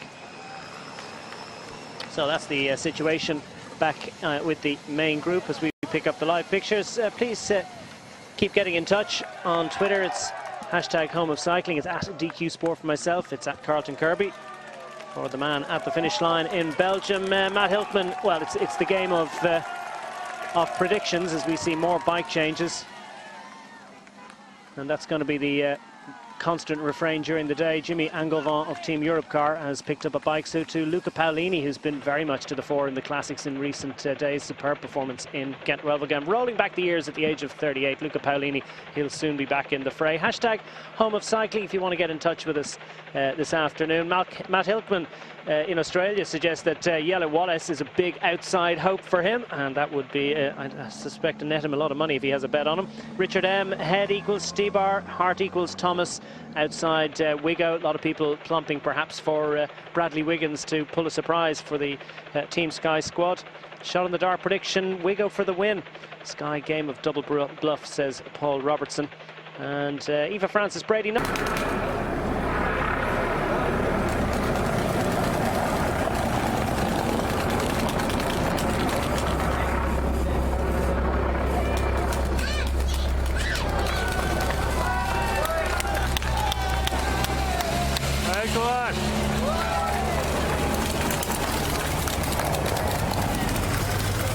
Not at all happy with Bradley Wiggins. Not impressed with Bradley throwing that Pinarello Dogma K8S on the ground. In fairness, it wasn't quite in the Jack Bauer mode of bike throw, was it? Or even up to Bradley's own standards from previous years. Alfie Crockett wants to know, is it only Team Sky that has the new bikes? As far as we understand, yes, it's a collaboration with their sponsors Jaguar, and the suspension developed in association with the car manufacturer. Rob G. VCSE says tractors, essential ingredient of the classics this year. We have seen some signs of that ongoing protest from the Belgian farmers, as Carlton mentioned earlier. Not so many tractors, actually, so hopefully they'll make an appearance. We have seen some flags and cheering. Cadel Evans, interestingly enough, is at the side of the road, and there are some tweets out there. You can pick them up of Cadel, ready to hand out wheels to his BMC teammates, his former BMC teammates now. Just a quick shout out for Matt Bramier, who's in the breakaway group up front. He's apparently won his weight in beer. He took the first sprint of the day, and apparently that means that he's now 73 litres heavier. Does that mean that, what will his weight be after he drinks that beer, I suppose, is the big question. And just mentioning the women's races you did a few minutes ago, Carlton, the last information we had was that there's a group of around about 30 out front, and that's the very much the established leaders of the women's Tour of Flanders, 145k in total for them, so they'll be finished before the men get finished in Oudenaarde this afternoon. Rosanne Knetemann, the most significant breakaway of that group. The Rabo Liv rider had a lead a little earlier on of about 16 seconds. I think she's back in the fray at this moment, but Rosanne, of course, daughter of the late great Gary Knetemann, a man who will have been well known to Sean Kelly. I believe they were teammates at one stage. So there's Matt Bramier, looking forward to collecting the beer a little bit later on this afternoon. Thanks, Declan. 1 litre, of course, weighs 1 kilo, and Matt Bramier weighs 73 kilos.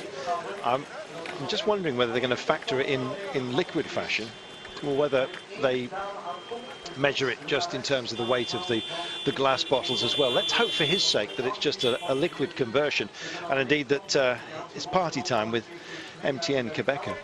I'm not sure which beer it is, but there is a special beer called Claremont, which is actually available in the press centre. So expect some pretty slack writing coming your way. Matteo Tuttato just having a brief change and quickly back underway. It has been very handy. The helper there almost getting taken out by the camera bike, so he good and skippy that he got out of the way there. Yeah, so plenty of beer going. Ja. 35.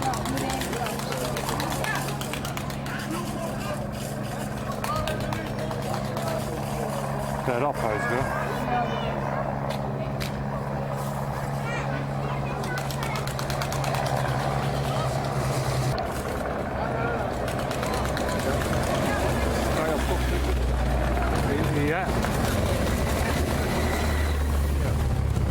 Ja. Hier is de hand het hier aan ons kant. Huisjes, hey! Hier is de hand! Hier, op. De bakker. Hier, Langeveld. Van een bed. Hey, Jens!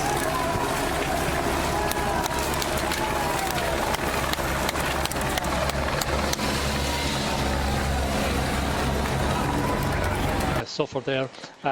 The riders who are not maybe used to riding on this sort of terrain, on the cobbles, and they're starting to get spat out already. We can see some losing contact with the main peloton, and it's early days. It just tells that they're not up to this style of racing. Maybe they're not in good shape as well. Sometimes riders have been out sick. They're thrown in here just to get maybe 100, hopefully. Paulini.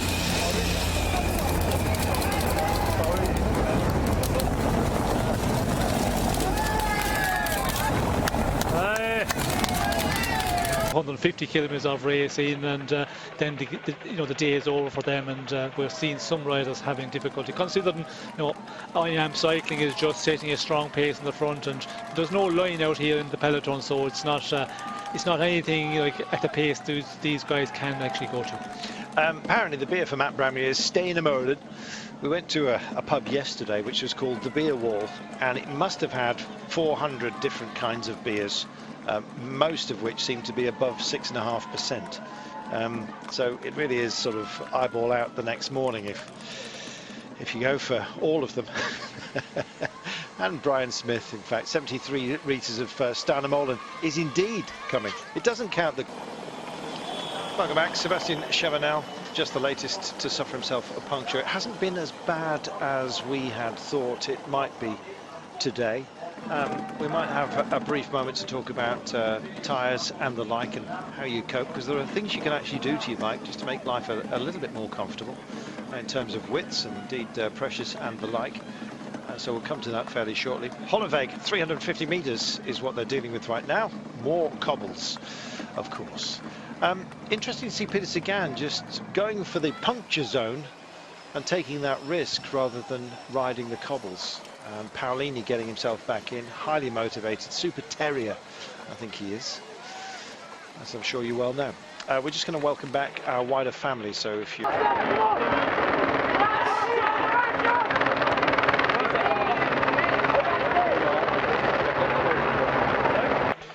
Team cars parked up side of the roads. It's the latest part of the pavé, another pavé sector that they're dealing with, and just in case anyone's got themselves a puncture, a lot of riders are choosing to use the gullies and head down the side of the road. We saw Peter Sagan a few moments ago was riding those, just trying to give himself a smoother ride, but in so doing taking the risk of getting himself a puncture with the little bits of flint which actually pepper the land here.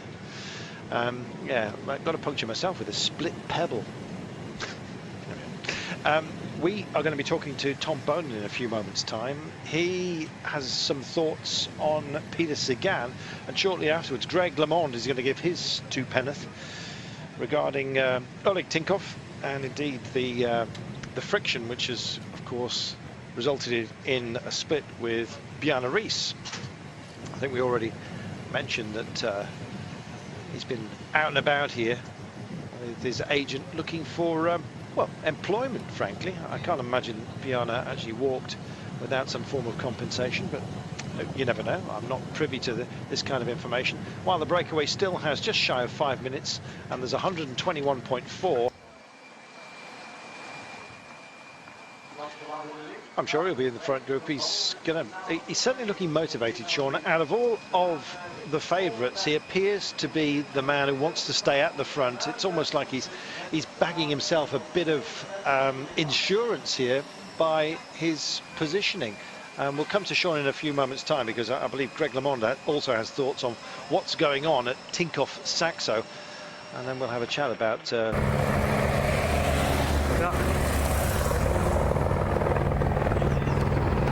pas op, hè. Kijk eens, ja, hier, kijk eens.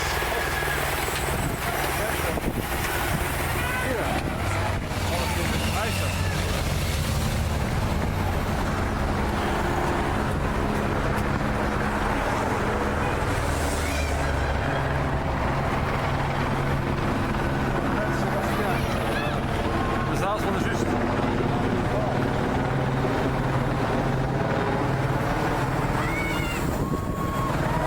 More difficult.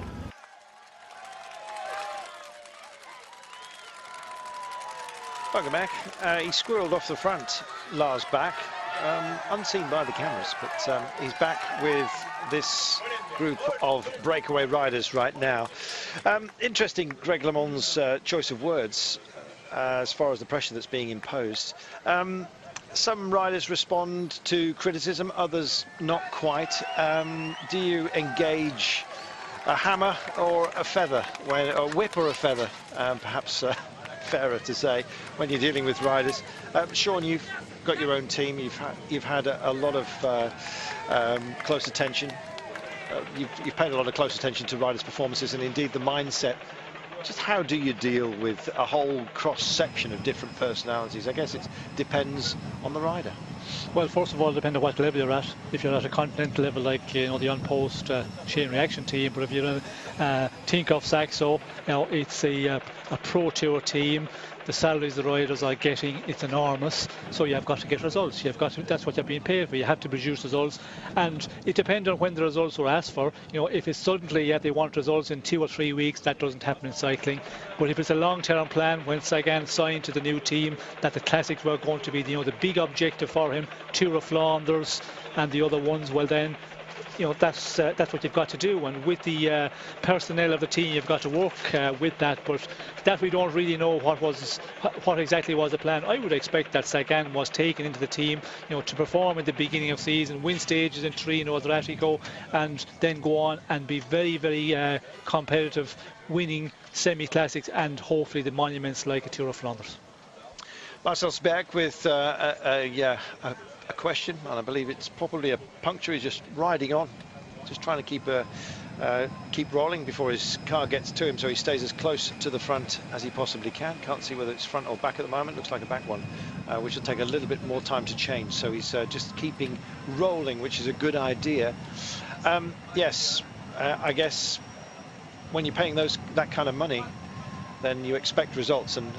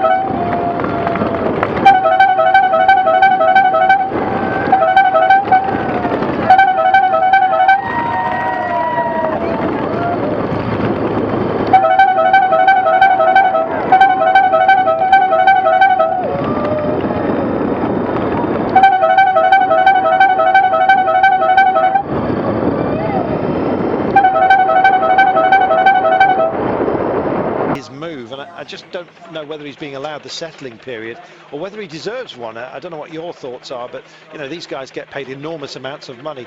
And I was speaking to, as they make this big turn, actually it's onto the transition of the cobbles. Let's just deal with this, shall we, for a few moments, and you'll see just how they can come to an almost standstill. You'll see potentially riders unclipping and just waiting for them to get themselves an opportunity. It's a dead stop, and some big names being just compressed and held up at the back. It's been a long process of getting back in for Bradley Wiggins. That's Christian Nace, who's been held towards the rear as well for Sky. Lots of looking over shoulders as to how they deal with the Molenberg. 7%, and Andre Greipel decides, I've had enough, I'm going to show you what I can do. And it's quite a lot at moments such as this, but he's got 116.9 to go. Who's he going to drag with him? That's the big case. A first of our big names to take a step forward. Well, yes, it's a big attack. It looks like the sprint is the top of the hill here, the way he takes off.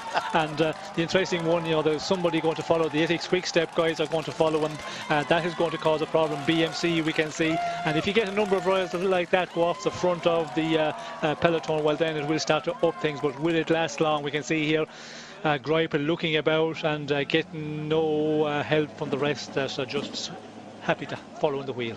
There we go. Greipel, by the way, is part of the softening up strategy today for Jürgen Rollins, let's not forget, who had a great Gent-Wevelgem. It was a podium here in 13. He's a canny mover.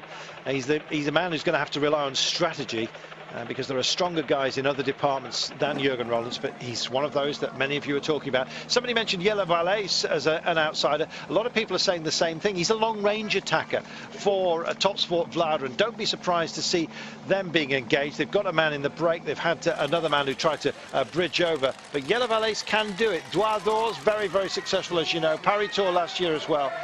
So there are other names, not just the overly familiar ones, and Andre Greipel, it's not going to be his day today, surely, but he may well be part of the wider story on behalf of Lotto Soudal, a team that often spends its time looking after him. Today, he's a team player. Yes, well, I think Greipel in this one, we never see him in the final, in the real heat of the race when it's really racing, you know, aggressively in the final. So he's going to try and attack, and that's what he's trying to do here. Is, you know, he's trying to get off the front here, take a number of riders with him. We can see it started to stretch out the bunch majorly. So the Molenberg has announced itself. There's two pavé sections, by the way, still to take, the Paddestraat and the Hagenhoek. I'll be on those before you know it. And there he is. The windmill is actually bedecked with its own flags. Not quite sure what it's advertising or indeed what legend it is announcing. This man Greipel's announced himself right out. It's almost like he's gone off and thought, hang on a minute. What am I doing? Exactly. Come on, somebody help me get back in. I think he may well be regretting this. Quite often you can see a kick-off, a nice explosion, nobody follows. They really don't want to carry it on, but equally they don't want to be seen to sit up. I think he might be in that little moment. Well, when you announce your attack, as Greipel did on the climb there on the Molenberg, well then, you know, he wanted to continue and he put in another dig, but he's looking around a lot and he's saying, come on guys, will some of you come across to me, please? Just otherwise it's embarrassing, for goodness sake. There we are. It's like running for a bus and missing it, and then just carrying on running a bit because you don't want to admit you've missed it. There we are. What thoughts are contained in that thought bubble? We'll ponder.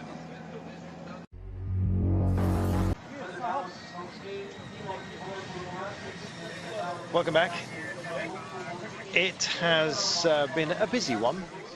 We said that Peter Sagan was rolling the dice by using the gutter where it's smoother, but you have more of a chance of a puncture. Proved he was afraid, and as a result, it required his teammates to help him back in. I'll probably have to re-explain that to our friends on British who are still on their own commercial breaks for the time being.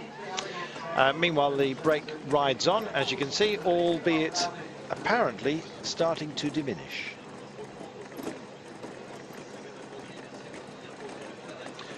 Welcome back. We're all together on the Eurosport family. You're very, very welcome. We were speculating as to the wisdom of Peter Sagan using the gullies. You can see that there are gullies here.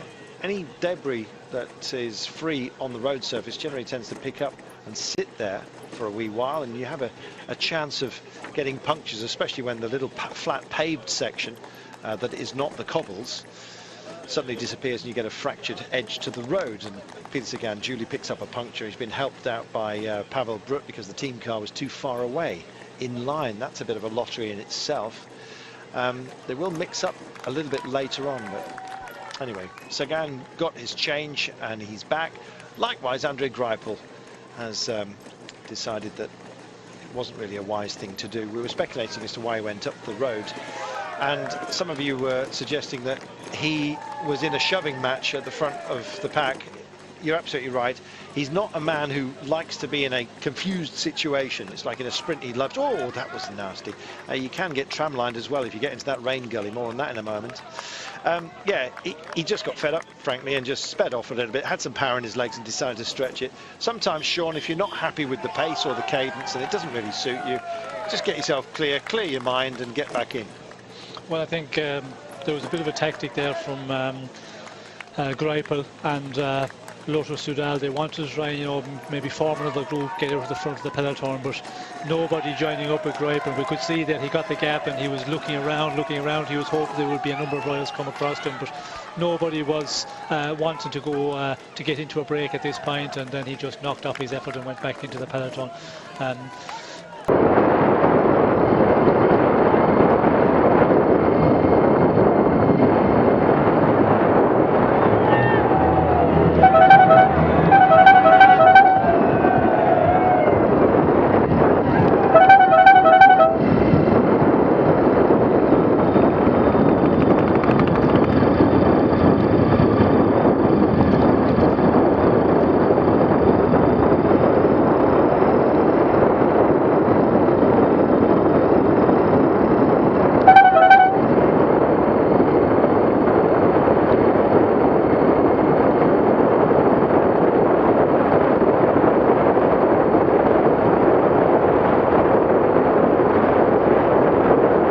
We can see here, I think they're all just playing wait, and you know, 111 kilometers still to go. We can see there where the breakaway at the Paris Drive is a long section, also pretty bad cobble section, and it's about 2 kilometers 300 actually. It's a long one, so back in peloton here I think we will see a little bit of action here, because they will be getting a little bit nervous to get through this one and stay, the big favourites, stay close.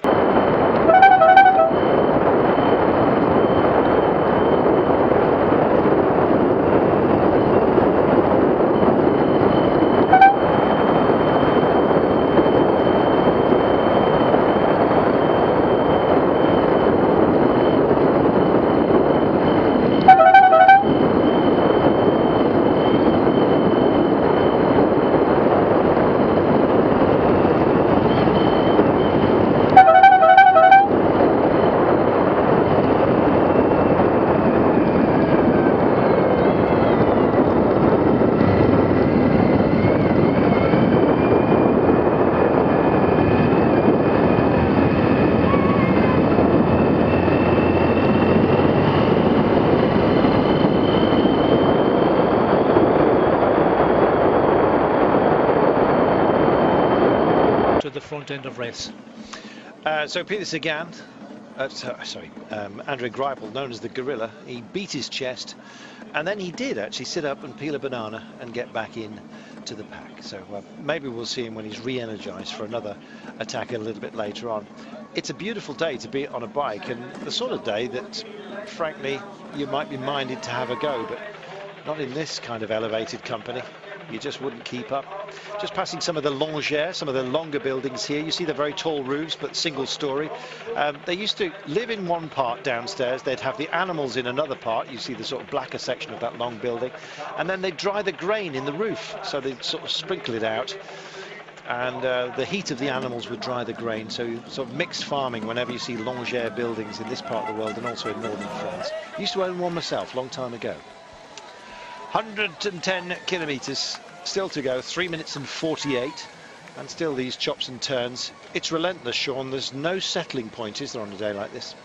Well, for some there's no settling point at the moment because they are, you know, in difficulty already. We can see here on the tail end of the peloton there's a lot of riders just trying to cling on to the last places in the bunch, and not easy for those guys at this point in the race. But up front, the big favourites we can see here, you know, it is Quick Step, Sky on the front, and all the big favourites are there in that top 30, just waiting. Stay in the drafting as much as possible and conserve everything you can for this final. Sean, we've still got 110 kilometres to go. We've had a goodly day's stage already. Francesco Chicchi, who's a strong and whippy rider when he needs to be, but I think he's going to get shelled out here today. It probably proved me very, very wrong in the end. It's a hard one to kind of quantify for people at home, but it's not just the distance, it's the surface we're dealing with, which kind of doubles up the distance to many people's minds. It's incredibly arduous, and it's proving tough on the machinery as well. Well, it's tough on man and machine, and we can see here now a problem here. Some of the riders that they're slowing up. Is there a fall?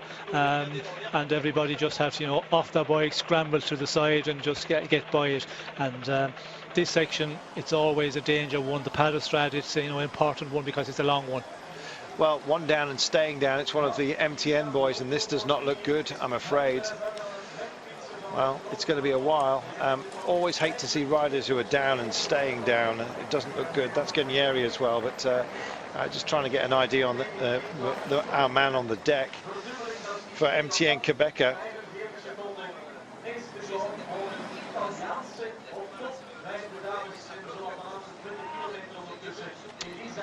Long time leaving him alone, I'm afraid, here, Sean. He's hands up and ready for help, and it's not, unfortunately, it's Rignoni, but Ragugi, I beg your pardon, and stayed down for a long time. Let's have a quick look here and see if we can see it. I think it's just lost within the fog of everything.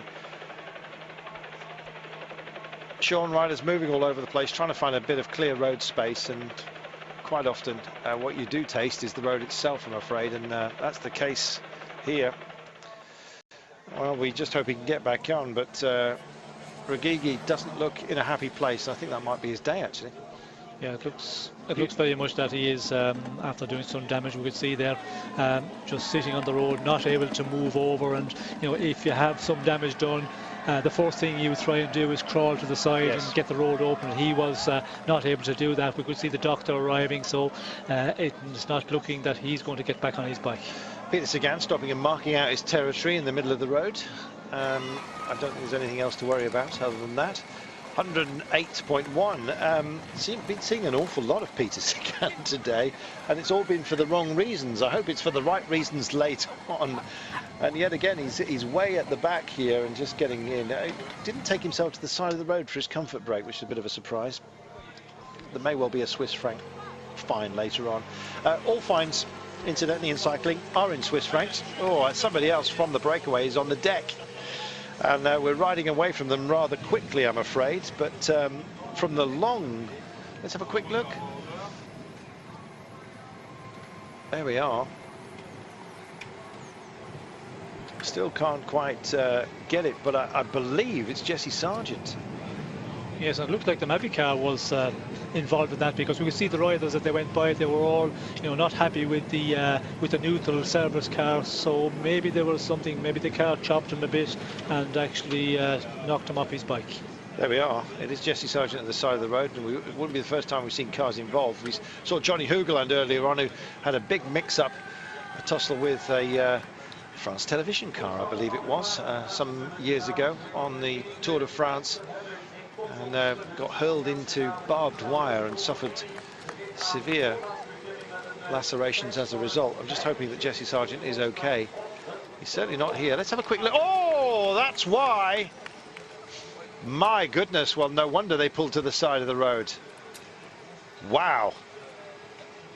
Well, that was a real bad one there. You'd expect a neutral service car, the way he just came through there, and he just cut it real tight, pushed the rider.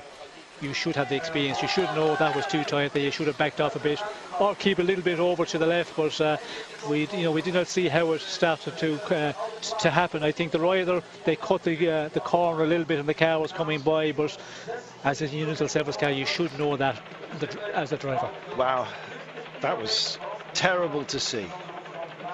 And well, let's just hope that Jesse Sargent is okay. 26-year-old Kiwi. He's been, he's had his good days as well. This is not one of them. Hopefully we'll get a condition report upon him. Welcome back. The man sitting at the side of the road is Jesse Sargent, and he has withdrawn from the race and he's being tended to right now. Now, whenever I see a rider holding the forearm like this, it suggests collarbone, and I'm hoping that that's not the case. But he's not happy with the shoulder. He's got all kinds of lacerations here, and that doesn't look good, Sean. That looks like it is collarbone. Yes, we can see Jesse, when the doctor touched his shoulder there, his collarbone, immediately he's pushing him off. And riders, they know, a lot of them have experienced it unfortunately already, and when you do it again, you know the feeling, and it looks like that it's the collarbone or a shoulder for him. And what an unlucky crash, or I suppose you can call it a stupid crash by the driver, because he shouldn't have engaged in that corner there. There was a very high curb. He wasn't able to push over to his left more. He shouldn't have just pushed in there, and we've seen in the past, as in the Tour of France, again, drivers' fault, and you would expect drivers to be more experienced at this level in those sort of races. Yes, on both counts. Well, it's a shame. Jesse Sargent, and that's going to hamper the rest of his year, and in fact a useful man as well for the rest of his team. Jesper Stuyven, and indeed Stein de Volder himself, twice a winner of this race. So manpower, man down for Trek Factory Racing, and we wish Jesse Sargent all the best. And the neutral service driver that caused the accident will already be off the race. I'll tell you that for free. The car has 3 men inside. One of them will no longer have a seat. Certainly won't be allowed to drive, because in terms of brain fade now and just refocusing, it wouldn't be expected anyway. But the commissaires are very quick on this sort of thing, and the car will have been sidelined and he will have been thrown off the race. Pippo Pozzato, another name to conjure with, and probably best man for Lampre Merida today, but what chance, Sean? Well, again, we've seen some flashes of Pippo Pozzato in the past in the classics, and of note in the Tour of Flanders. He can produce some really excellent performances. Will he be able to do that today? It's possible we could see him there in the end, because he's been there before. He has. Long in the tooth these days, but that doesn't mean he can't bite. 4 minutes and 5 is the gap. Apparently Trek have been busy tweeting, and there we are, saying the same as us, suspected collarbone. And I think that's coming from Fabian Cancellara himself, who's laid up with some broken vertebrae. Declan Quigley is liaising with us today, and indeed... nail on, we just saw Pipo Pozzato on screen. He says dark horses for today, Sylvain Chavanel and Pipo Pozzato. Perhaps rolling back the years for those two established stars. Stuart Dolphin would love to see Geraint or Brad win, but what about Ian Stannard win today? After all he's been through in the last year, and Stannard, of course, has that superb victory in Het Nieuwsblad. Back-to-back wins, of course, for him in that race. It's already made it a great classic seasons for him and for Team Sky. And always entertaining, Dan Worry suggests that the winner of the next sprint gets all the bikes that Brad Wiggins discards by the roadside this afternoon. And some others have suggested they'll be thrown at him. A little bit unfair, I think, in fairness to Sir Brad. He just sort of nonchalantly tossed it aside as opposed to a full-on bike throw. Bradley Wiggins, several people who are coming to it a little bit later in the afternoon are asking, is he still in there? We understand that he is still in there. Team Sky still trying to boss things up front, and look at the way that the action is really picking up at the front as the teams try and get organised ahead of the next big challenge for the riders. Thank you, Declan. Don't forget it's at DQ Sport or at Carlton Kirby, and Declan will be keeping in touch and across all of those. Wanty Group Gobert have got Bjorn Lokemans and Marco Mercato as well. More than capable. It's a team that often punches above its weight, especially in this terrain, because they have a lot of local riders. A lot of street furniture to be painted and guided around, and the pace has certainly cracked up here, Sean.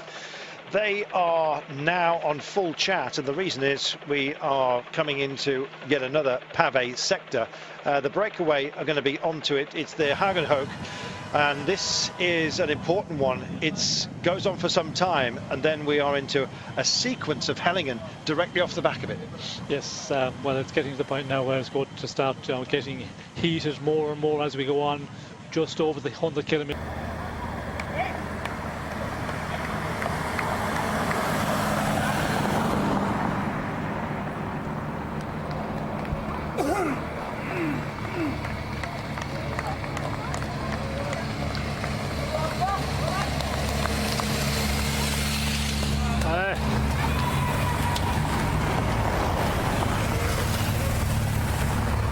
To go, and this section of the Hagenhoek coming up, that section I think everybody wants to be in a good position on the front of peloton, and it's a long one, 2 kilometers long, so we can see here that's the reason there's a lot of action in front of the bunch.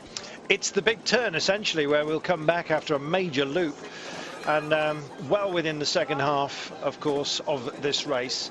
And if you're looking to find Jesse Sargent within this breakaway, if you've been away, it's down to 6. Unfortunately, Jesse's been hit by a car.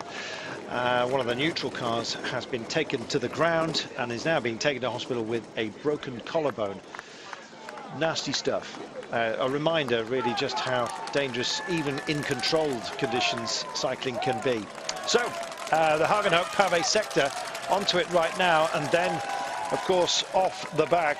We start to think it looms, Sean, the Valkenburg's coming. Yes, well, I think when you go over this section of cobblestones, well, then you have a lot of hills coming up. You have the Leeberg, you have the Berendries, you have the Valkenburg. So, you know, it's in a section where there's, you know, hills very, very close together, one after the other, and that's the reason in the peloton we see it's starting to up in pace a lot, and then it just goes on from there. You know, there's a lot of more hills to come, and they follow very quickly, one after the other. So, there is a little bit of respite after this section, by the way. Nothing too dramatic, but the Hagenhoek really does punish you, especially this deep into a race. We've done 164 kilometres, don't forget, or at least those out front have, and the puncture's coming thick and fast. We were going to talk very briefly. We'll look at Aviti with just radioing back for help at the moment. We're going to talk about tyre widths and the like for this one, Sean. What's special about today's bikes? Well, I think I have the bigger tyres, but that's something they're using in a lot of the races in the past 3 plus years, where they're using these 24, 25 mil tyres, and I think some of the guys are even using more than that, maybe 27s. 27s normally 15, 20 years ago. You know, 25s would be what you'd be using in Paris-Roubaix, but they seem to have got, you know, a bigger tyre now, and they say for aerodynamic it's better, it rolls better. There we are, and the rolling resistance as well is not such a negative as Aviti gets his front change. As you can see, one of the others who's carrying injuries from other days. We saw Greg Van Avermaet a few moments ago as well. He was second last year, we remind you. We're looking to go one better this time by, but took a crash in the E3 and didn't have a happy time in the Ghent-Wevelgem, as did not many.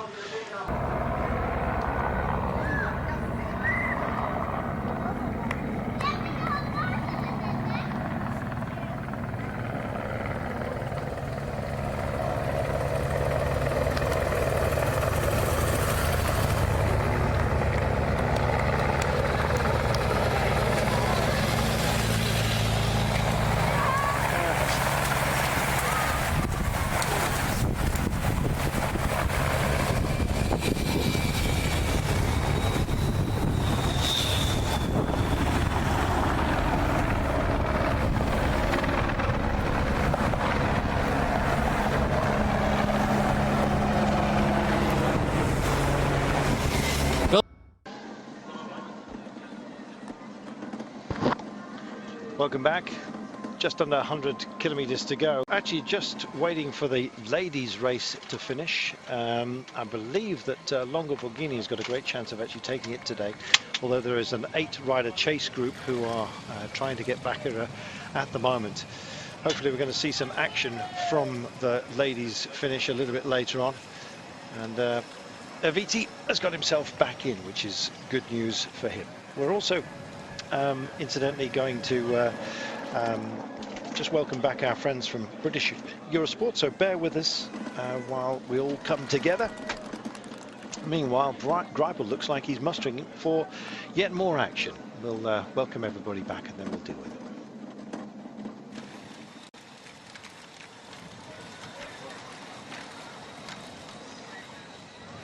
Eurosport family altogether, if not the peloton, 3.5 minutes or so is the break for the time being.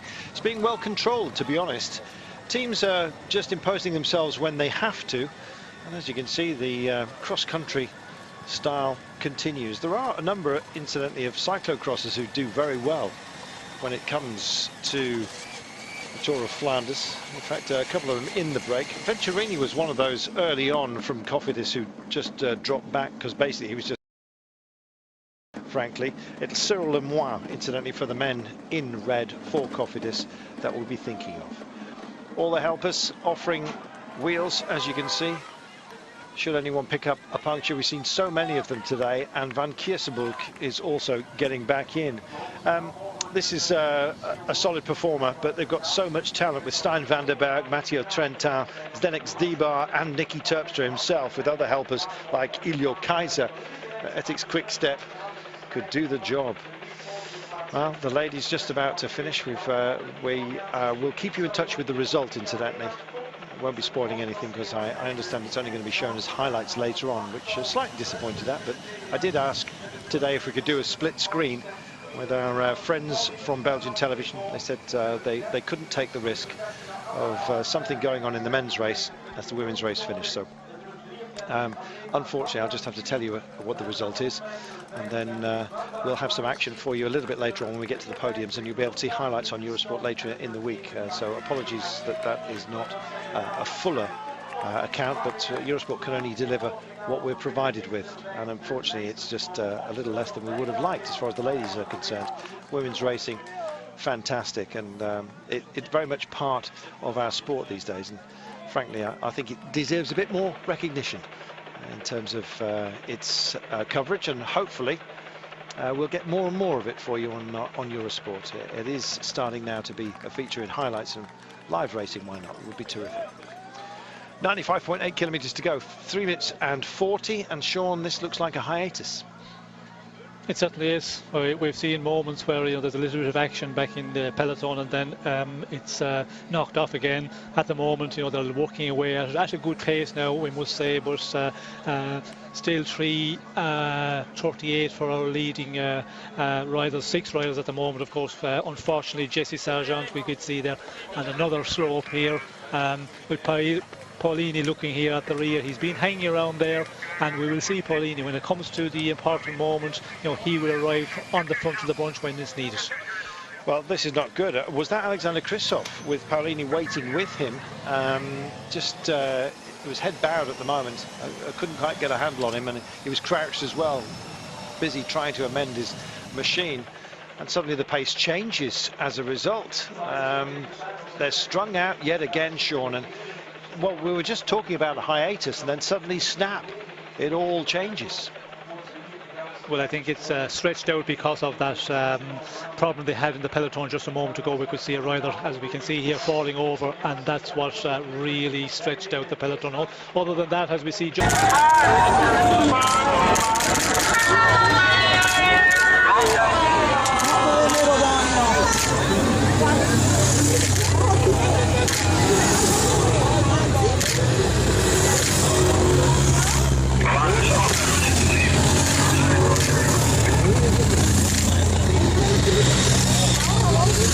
group together, but there's a long stretch of riders now because of that crash.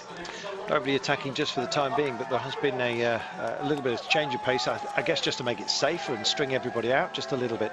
Here we are then, the Berendries 7% with a 12.3% maximum. At least it's smooth. I guess they'll take that as a small blessing. Please furl your flags when the riders are coming by. Yeah, glad to see that flags have replaced the air sausages, which are so annoying. But there you go.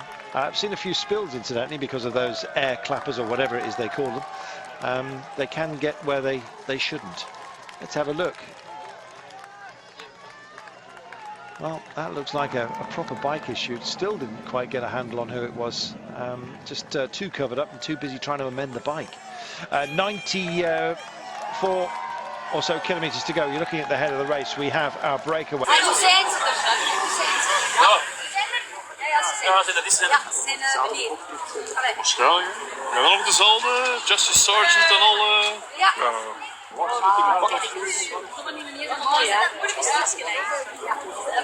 Is dat misschien een...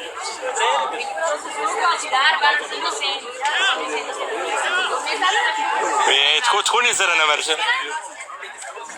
Ja,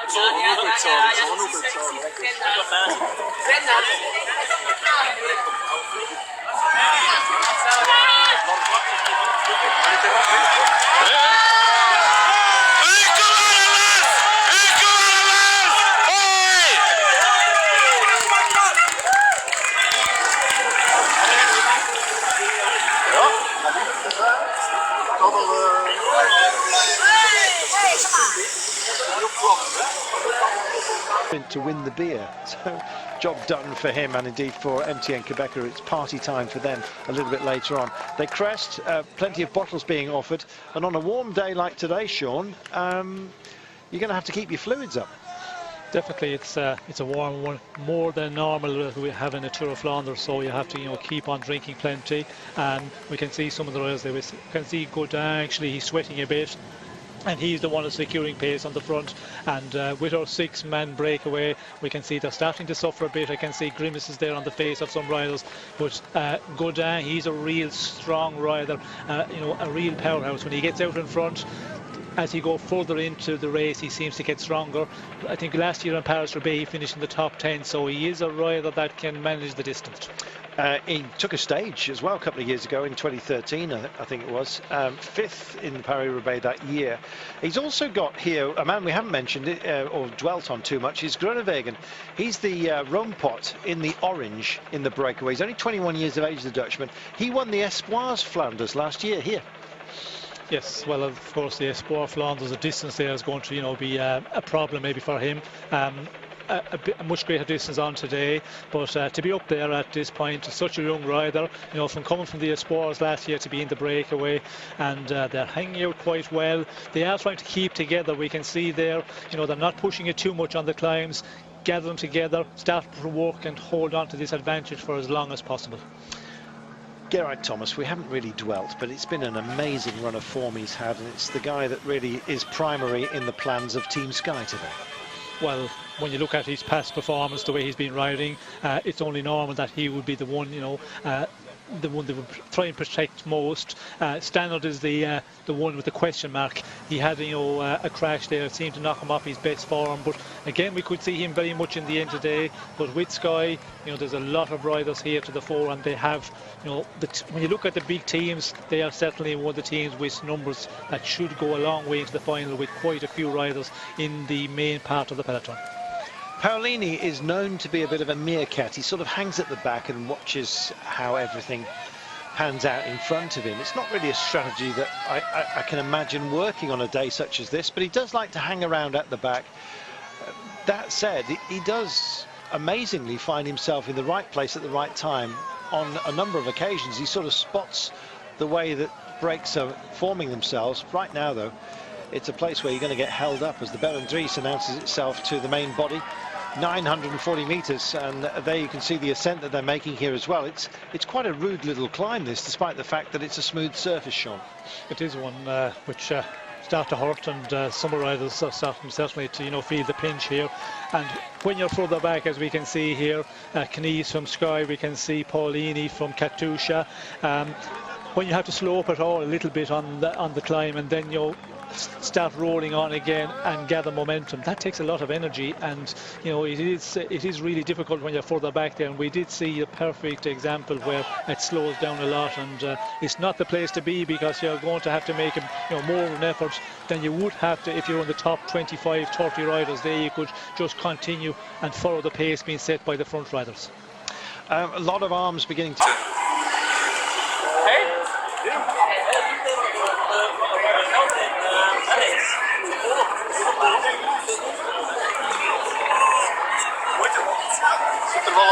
Arditje.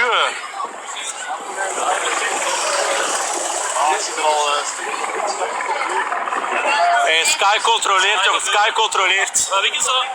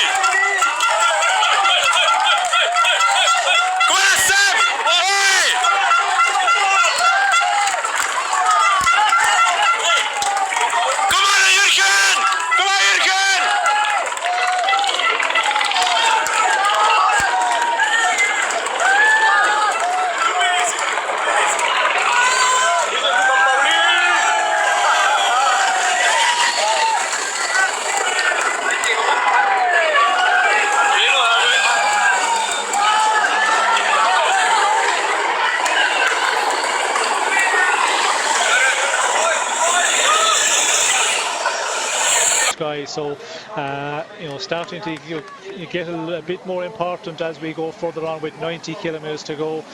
Now you have to be careful. You have to stay very much to the front, because if there's some team, some of the favourites going the attack, if you're too far off, well then to get back into the front of the bunch you can burn a lot of energy. So it's getting into the point where you have to tactically you have to be really clever here and know your position where you have to be in the peloton.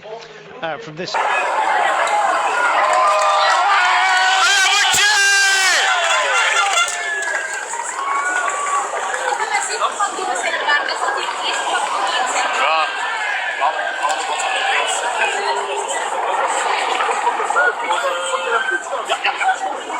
gone, and it's not a happy place to be, as I think that's de Vries is starting to find out right now.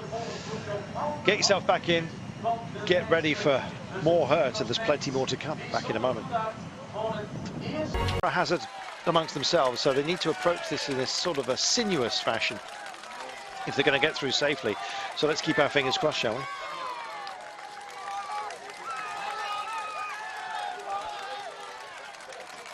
Well, the race is going to seem very familiar to you after the Valkenberg, but you've got to get to it first. The break is just about to crest it. It is smooth. That's Jiregi just being helped out with a swift change.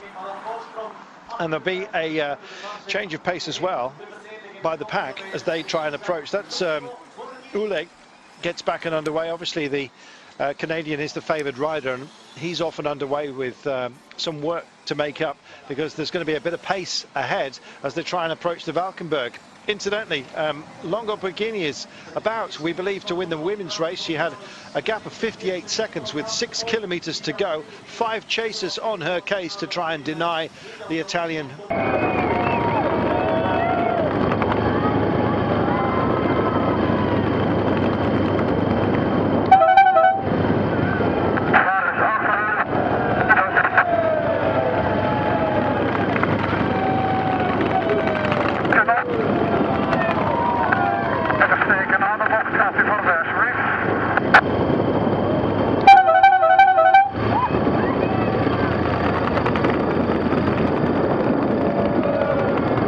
Former champion victory today. So Longo Borghini looks like she's going to win. Meanwhile, Nederbrekel, they come in, they take this right-hand turn, and it's Sky in big policing duty today. They don't want any more problems. They've had a few earlier on. Bradley Wiggins got bitten. Get up front, give yourself a decent view and some options on the entree into the Valkenburg. Andre Greipel is one of those on policing duties, and Giant also just starting to show their hand today, thinking about Degenkolb, of course. Wow, lot to play for, Sean, and the road's about to kick up for these guys. Yes, it's about to start, and you can see just the nervousness is building in the peloton here on the front end. You know, there's a lot of movement and a lot of teams trying to keep in a good position, and we are at that point now with 87 kilometres to go. When you look at us, what is coming up on this on the route, it's normal that everybody is starting to get a little bit concerned, and nervousness is starting to kick in. Certainly is. The crowds are expectantly awaiting the women's race to finish at the finish line. Sorry that we're not going to be able to bring you any of those pictures until later on. It's not being provided to us, I'm afraid.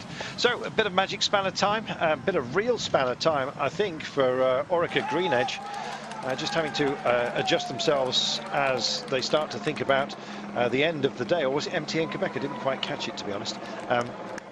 As I'm busy looking down the road to bring you the ladies' race as they are on the Valkenburg, and they're taking it gently, Sean. Yes, again, sometimes that is the case, and I think with the breakaway out front at just over 3.5 minutes, nobody wants to commit at this point, and we often see that where they just wait and wait, and if that is the case, well, then we could see a lot of riders getting to the final. Again, we're seeing this slow down where the riders are, you know, just having to put the foot down and wait until they move on again. There we are, a quick change, couple of punctures, as you've seen, been announced. What about Orica Greenedge today? They've got Jens Kerkelaer, we were talking about last year, a year older, a year wiser perhaps? Well, I think they have riders there who are capable of doing something, but they need to get out a bit further out in the race. If they wait for the very final, the Oude Quaremont and the Patersberg, well then, you know, the big hitters are going to go so fast. I don't think they have got riders capable of that. But the way the race is at the moment, there is going to be teams now who will say, yes, if we get to the 60 kilometres to go, Mark, well then we're going to try and go in the attack and send riders up the road. And the way it's rolling at the moment, I think we will see a lot of that. They're going to go up the Keparai as well, which is 9%, 5.5, 9% maximum, 5.5% average, but it looks nice and relaxed for the time being. I think everyone's quite happy with the way this day is panning out. The longer it stays like this, Sean, without punishment being meted out to some of the quick guys, it plays into their hands, does it not? Well, I think it plays into the hands of the riders who have maybe difficulty in the final, the big sprinters. Kristoff, maybe, we must remember he was in the 3 days of the pan, so I would be concerned that he might pay a little bit dear for that in the final 30 kilometres. But if the race is not as aggressive and not as fast as it normally would be, well then he's going to be that bit better in the final. Sagan as well, maybe not at his best form.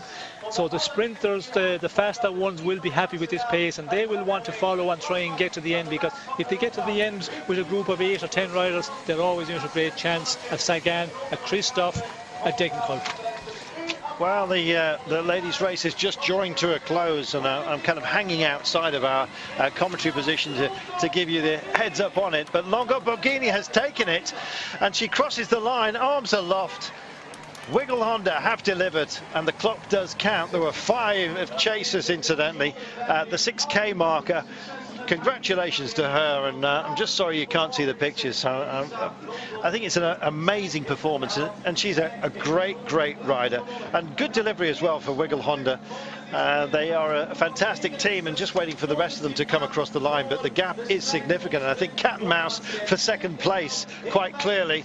I don't think they tried as hard as perhaps we thought to catch her in the last 6K, certainly, but it's a wearing race of its own in its own right. Don't forget, 144 kilometers with plenty of pavé along the way as well, and it's Wiggle Honda 1-2 today. Oh, they're going to be absolutely delighted. Jolien D'Or has just come across the line. Great team, great result for them, the 1-2, Sean, for the ladies race, which has just finished.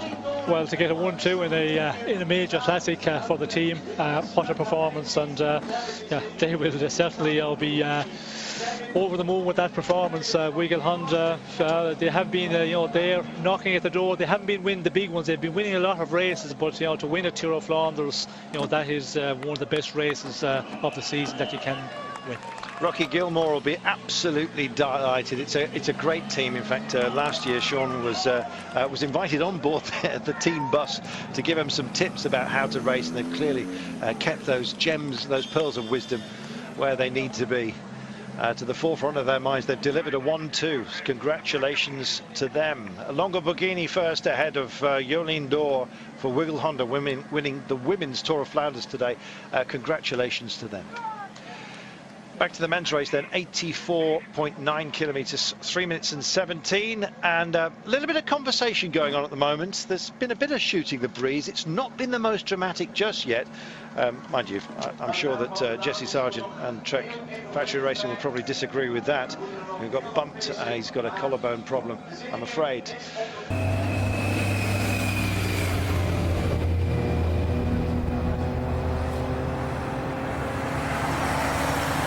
Oplezen.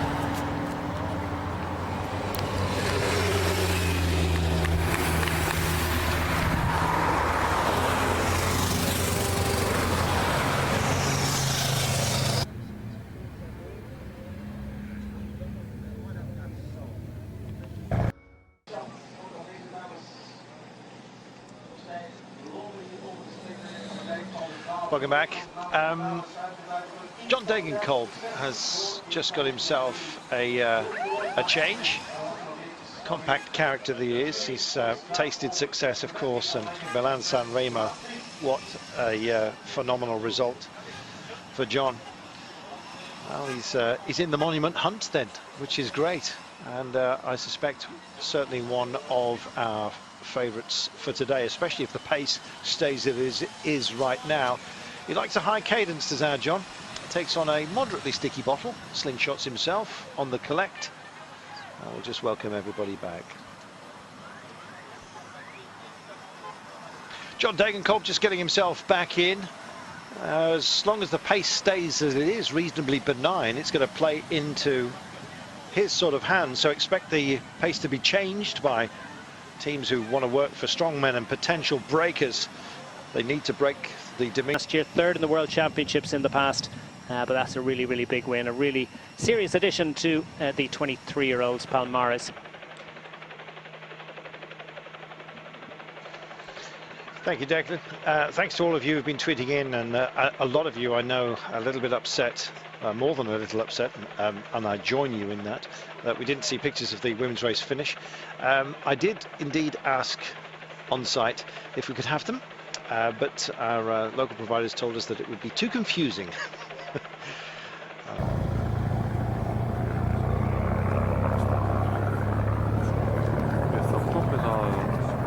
Sky, ja?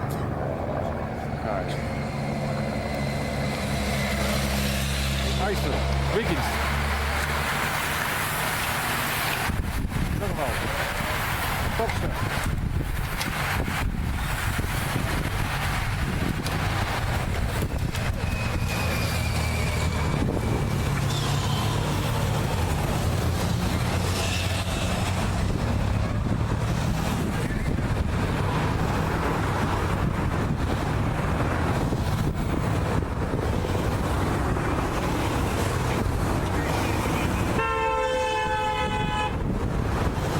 feel like you're getting to the end. It's bizarre. Yes, well, it's a long race, and we've been on air for a long time already, and you know, it goes on, and we can see now that we're still, you know, just under the 80 kilometres to the finish.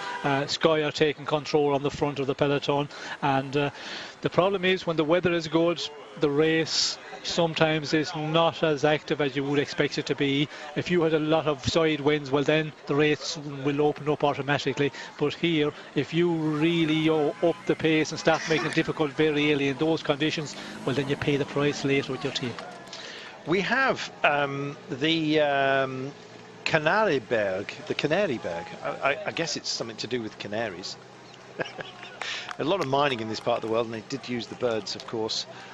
This is the Caparai that we're dealing with right now. This is 5.5% with a max of 9. And they're going to get fed fairly soon as well. And then we will, of course, have the Canarieberg.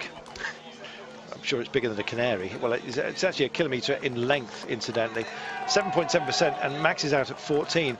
Now, the point about the Canarieberg is it's kind of been built in the course to be a big regathering where everyone can kind of come together and then sort out their strategy.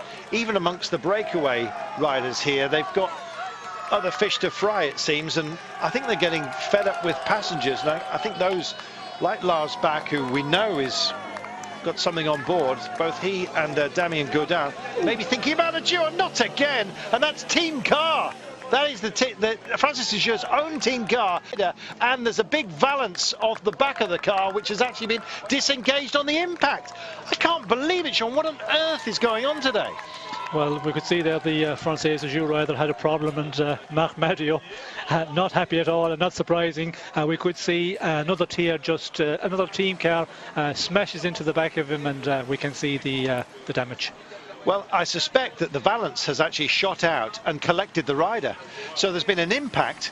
The rear bumper has actually come disengaged and collected their own rider. Maybe even worse than that. But right now, I'm in a state of complete shock, Sean.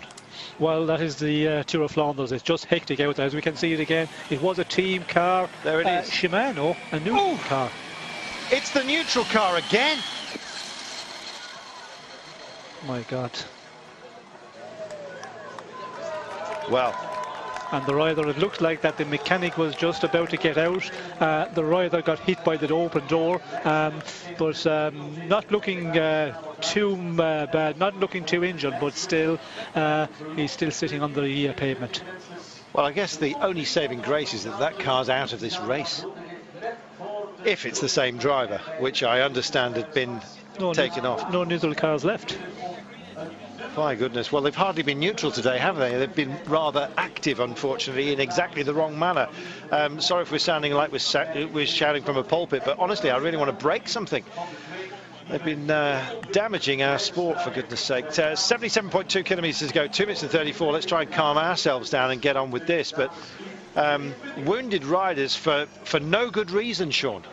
Well, yeah, you know, the riders themselves in the peloton there, they take so much risk when they're up front, and you know, when they're really in action and really racing aggressively. But yeah, the cars. But it's always a risk. I've seen it in the past, you know, where somebody is not concentrating fully, and certainly that was the case there. You could see the rider, you know, he had his hand up, he was to the right hand side of the road, so the neutral service car should have seen that the Francis Dejeur car was about to stop, but you know, a little moment of hesitation and then job done. Wow. Well, let's just gather ourselves, shall we, and try and refocus on this. We're talking about the wrong things today, Sean. That's the problem. Well, yes, unfortunately, you know, for the riders, the car situation, we could see Marc Madio there, you know, not at all happy, and not surprising, because you know, his car is totally wrecked, and his rider on the ground, and you know, it's as I said, something the drivers, you know, in the cavalcade behind the peloton or behind the breakaway, you know, they should have the experience not to get into a situation and that not to happen. 76.7 kilometres of, let's hope, just racing, shall we? That would be nice, wouldn't it? For goodness sake. 2 minutes 28 is what we've got. And we've also got a diminishing breakaway right now. This is now a chasing group. Oh, goodness me, I'm just trying to gather myself and just hope that we can get some news even on the car, for goodness sake. What about Mark Madio and his team car? How's he going to marshal his own troops, for goodness sake?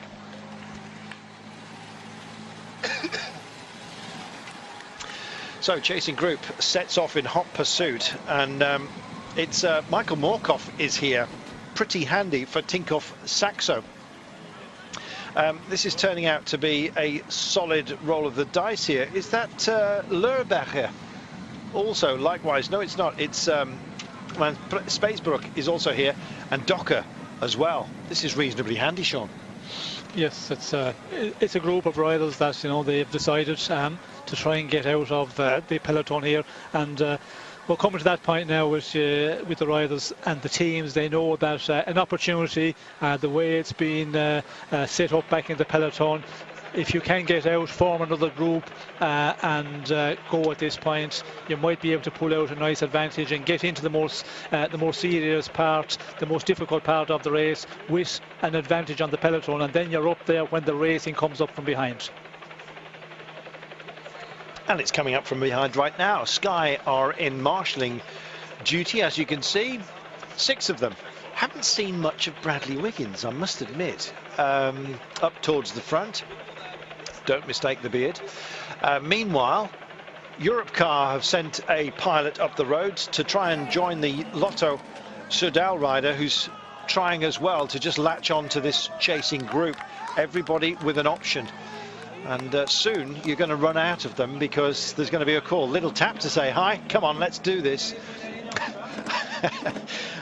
I love the camaraderie between riders, the way they just sort of come up to each other. Earlier on today, by the way, there was a Alexander Kristoff, I think it was. Oh no, it was Paolini, incidentally.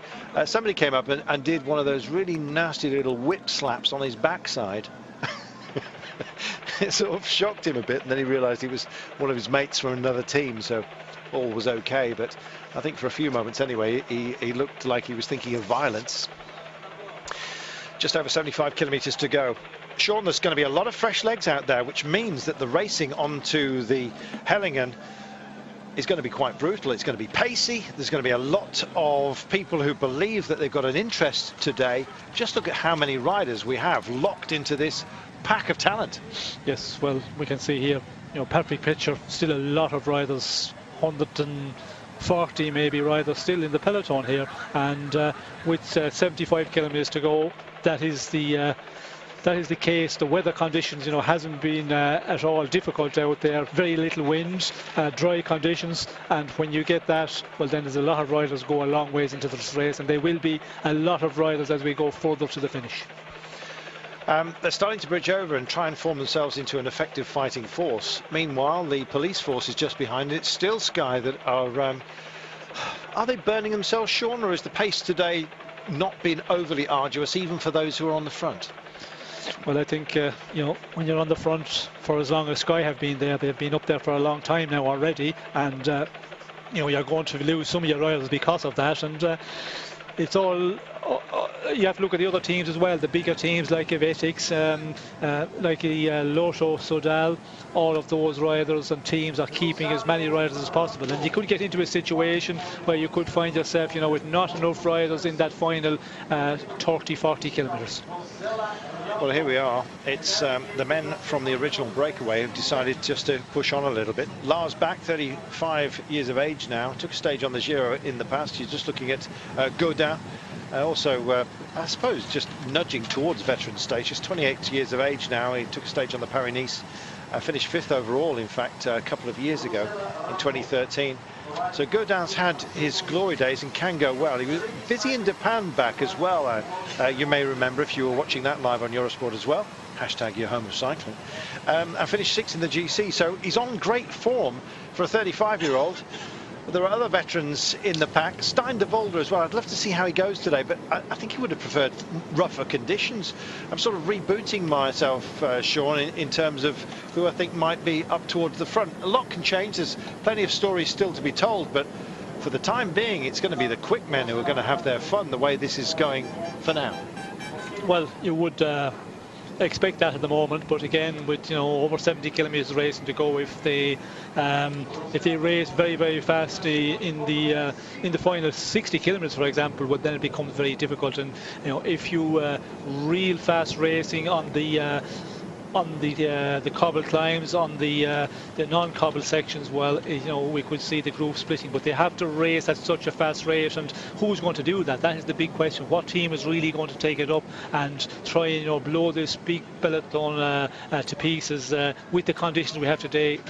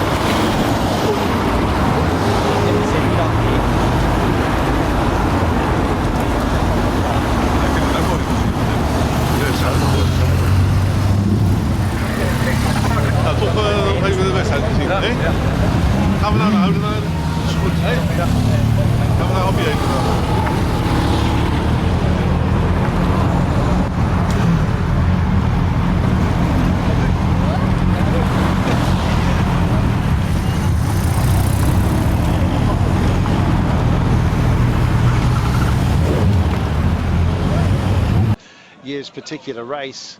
Well, here we are, and one man missing from this. Oh no, there he is. He's back in. Bradley's with us. Sir Brad is on board. Everyone be pleased. He had a rough start to today. I guess it's calming down just a little bit. It's taken his time to get himself back towards his teammates. I suspect he may well have brought up some bottles. Meanwhile, here we are. These are the men who've disengaged from the breakaway group. You can see the security car up front. Cars have had a bit too much influence today. We're on the Canary Berg, and after the Canary, it flattens out quite a while, and I guess if the wind had been blowing, it would have been a significant part of the day, or more significant than it's likely to be. Anyone's guess. This maxes at 14%, by the way. It's 1,000 meters, so 1k, but at least most.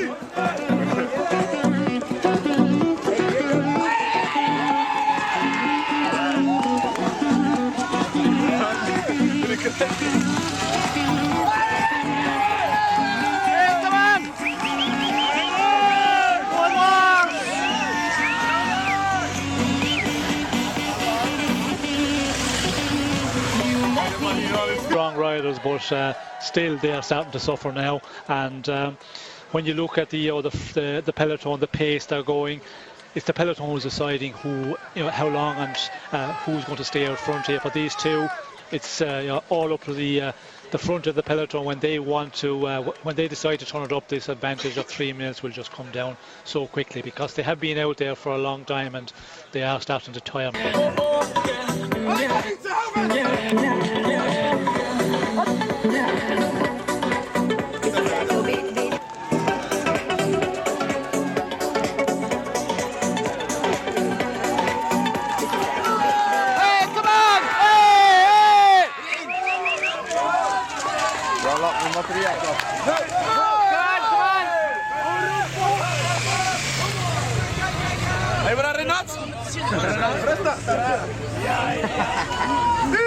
Majorly. Well, I guess in that regard, it's probably a good time to have a bit of a break from all of the tests, either climbing or cobbled sections. In fact, the next one doesn't come until we get to the Eau de Clermont for the second time of asking out of the 3 visits. We'll be doing that and the Paterberg, so it's going to be a bit pacey. All of a sudden, I think there's going to be an increase in the cadence. as the roads get smoother and we start to head for, it's about 25 kilometres or so. They've got a reasonably flat and predictable landscape. There we are. One thing you can't predict is the style of the onesie. Looks like he made it out of curtains. Congratulations. Hardly Bowery, but anyway. 70.7 kilometres. Bless it. 3 minutes is the gap, and look at the pace, Sean. They know they want to get over the Canary-Berg and then probably put in a bit of hurt while they possibly can. It'll be a return to as near normal as you can get within the Tour of Flanders in terms of terrain. Not too many of the obstacles for them to take on for the next 26 or so once they've all dealt with the Canary-Berg. Yes, and it's the opportunity to the riders who feel that if they would just wait in peloton, then when the race really starts to open up, they're not going to be able to follow the real strong, powerful riders and the big favourites. And we can see for that reason a number of riders, a number of teams wanting to get out of the peloton, but it's not happening for them, as we can see.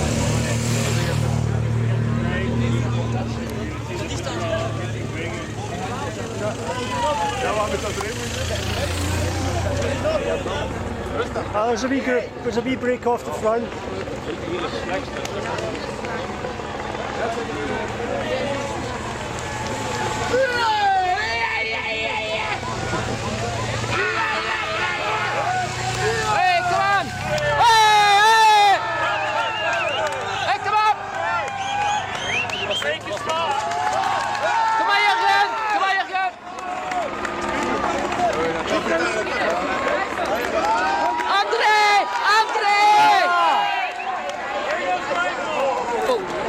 Watch out.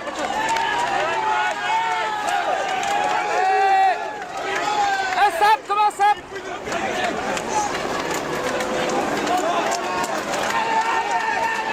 Adris.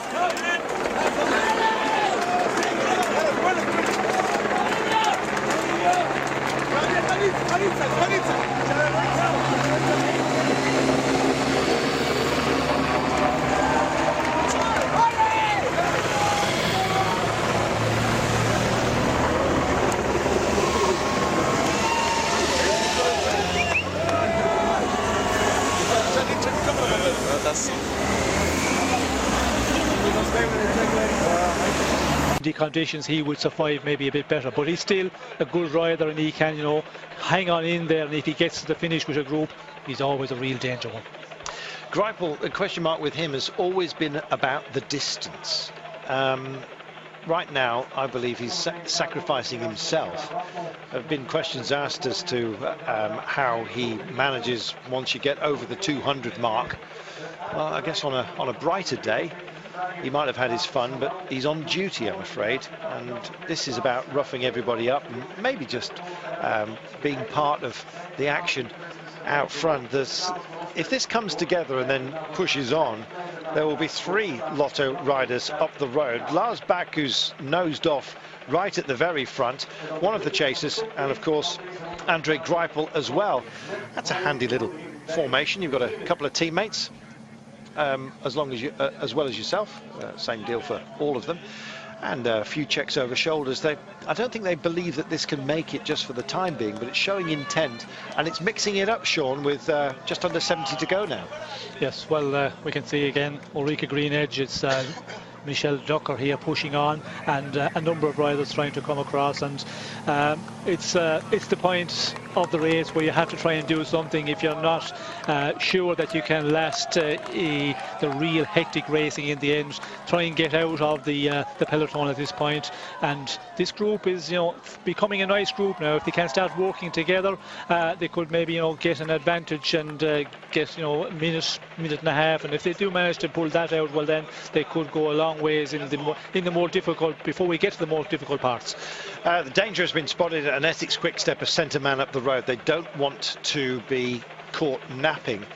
And I guess if Lotto Soudal are starting to form themselves a bit of a breakaway party, a marauding party, you might say, of 3 riders, then you need to mark that down. And right now, on the chase, one of the Ethics boys is actually just trying to bridge over, and in so doing, he's got company. I'm not surprised. It's a game of chess at the moment, Sean. Yes, well, I think it's all happening out there on the front of the peloton, and Ethics Quick Step, they can see that there's a number of riders starting to peel off the front of the peloton, so they want to get into the action as well. They don't want to be in a position where they're going to have to start riding later on, and that was always the question: what way would Quick Step, or Ethics Quick Step, let's call it, what tactic would work this in this race, because they have been using the team, riding a lot, but not getting the results that they would like. So it seems to be a little bit of a change of tactic if they're going to fire a man into this breakaway. Change of tactics, change of pace, and this is a little regrouping of the breakaway riders, save for, of course, the two who are up the road, go down and back. This is getting fascinating. Just don't want to lose out, and I'm not surprised. Likewise, Orica Greenedge are getting themselves into position. Good to see Astana as well showing some willing right now. They've got their quick men, they've also got their strong men. Bozic is one of those. Lars Bohm is also here. At the back, Adam Blythe, I believe just stopped for a puncture a few moments ago. He's got himself back in. This is the Orica team with Jens Kerkelaer. Now, he went well in the 3 days of West Flanders, of course. He's 22 years of age now, 9th in the E3. He beat Os there, and Bozic, incidentally, the aforementioned a few moments ago from Astana in the pale blue, Slovak. So, yes, Jens Kerkelaer, watch out for him. I wonder if he's got something today, but this is slowly but surely coming the way of the likes of Orica Greenedge. They've got other fish to fry right now. Turbo Durbo, would he be sent out on a fact-finding mission for these guys? He can time trial like a good, and he's also got some real strength, so Orica could feature, it's not beyond the writ of man. So, your favourites coming in: Stein de Volder for Trek Factory Racing, along with perhaps Jesper Stuyven, but they've got to think about their strategy. From distance, Nicky Terpstra for Ethics Quick Step.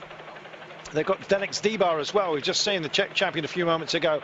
Matteo Trentin and Stein van der Berg, who's strong, but his suspect sprint, and it may well be faster legs that get there. We've got Jens Debecher, of course, the Belgian champion, will always want to honour the tricolour. Gold, coal and blood. Somebody unwisely described the flag once. It was me. A lot of criticism, but I just thought it sounded great. Jürgen Rollens and Taija Benut as well can also go quick. Lars Bohm Bozic for Astana. Can't really see, could be proven wrong, of course, by 82 à la Mondiale. And we've got another issue. I'm hearing screaming. Marcus Burkhardt. Be careful of the car. Yeah, there we are. Watch out. The blue car is the danger car. That's what everybody's screaming at here in the commentary. Is that what careful it was? the car! Is that what it was? Oh, do you know what? We're laughing, but in fact, we're just dismayed. Marcus Burkhardt, Greg Van Avermaet, Sylvain Dille, Jean-Pierre Drucker, Daniel Os. What a team BMC have brought to the party. They've even got Cadel Evans helping out, not only with strategy, but also carrying spare wheels past some of the pavé sections, which are rapidly approaching right now. Likewise are the peloton. They're in heartbreaking mode at the moment, and it's Team Sky. Who have they got? Plenty. Wiggins, Eisel, Viviani, if it's quick, Christian Nace, of course, Luke Rowe, Silva Puccio. We've got Ian Stannard and Geraint Thomas, who started off as one of the pre-race favourites. If it is going to be for the strongman, Katusha with Kristoff, Luca Paolini as well. John Degenkolb, who's already done the job on the Milan-San Remo. He's here. Dylan Van Baal and Jack Bauer for Team Cannondale Garmin. Orica Greenedge, Jens Kerkelaer, the aforementioned. Movistar with options clearly feel they have. Pippo Pozzato for Lampre Marisa. Chavanello de Vence from IM Cycling. Arnaud Demer, why not? The French champion with Chavanel as backup. Indeed, the other Chavanel, I should say. There is, of course...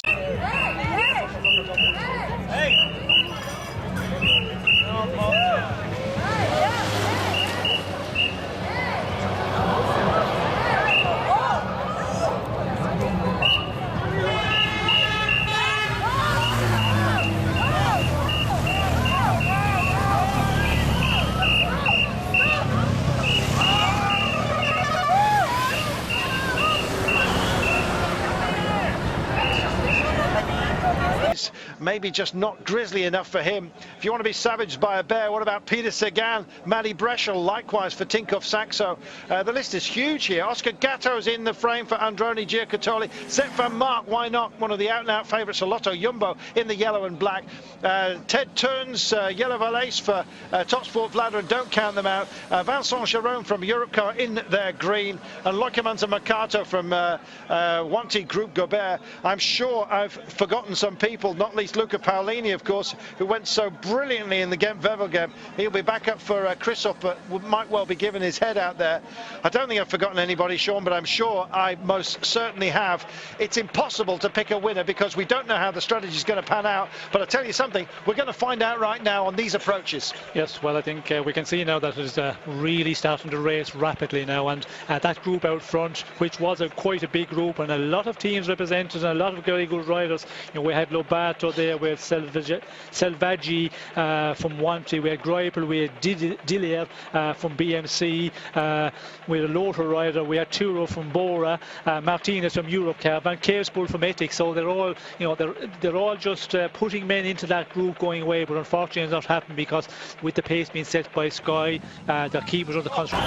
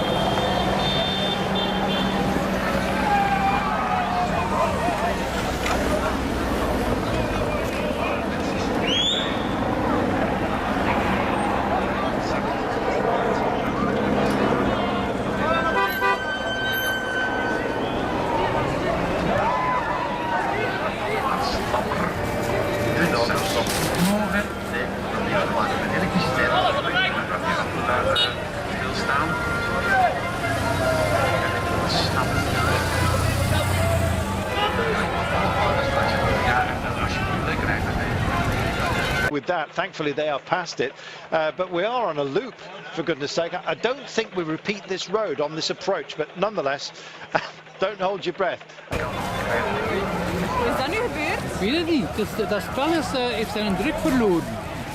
Dat spel heeft zijn druk verloren. Ja, daar.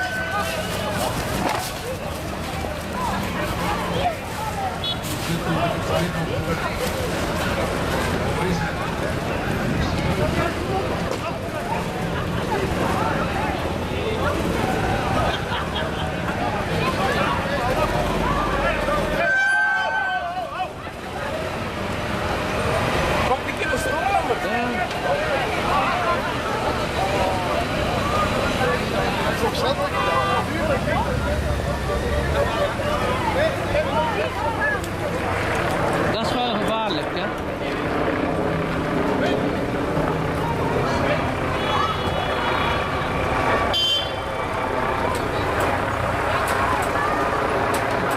It's hashtag home of cycling. I'm expecting to see lots of chat about exploding balloons and things like that, barrage balloons, etc., to annex Shimano team cars. That's one suggestion that's come in already. Needless to say, the Shimano team car issue has been dominating affairs. Wacky races from Alison Ludlam. Mr. Descara says wacky races among the supports. Dan Hall comparing them to Dodgems. And well done to West Country Lad, the first man coming in with the suggestion that this could be Jeremy Clarkson's new employment.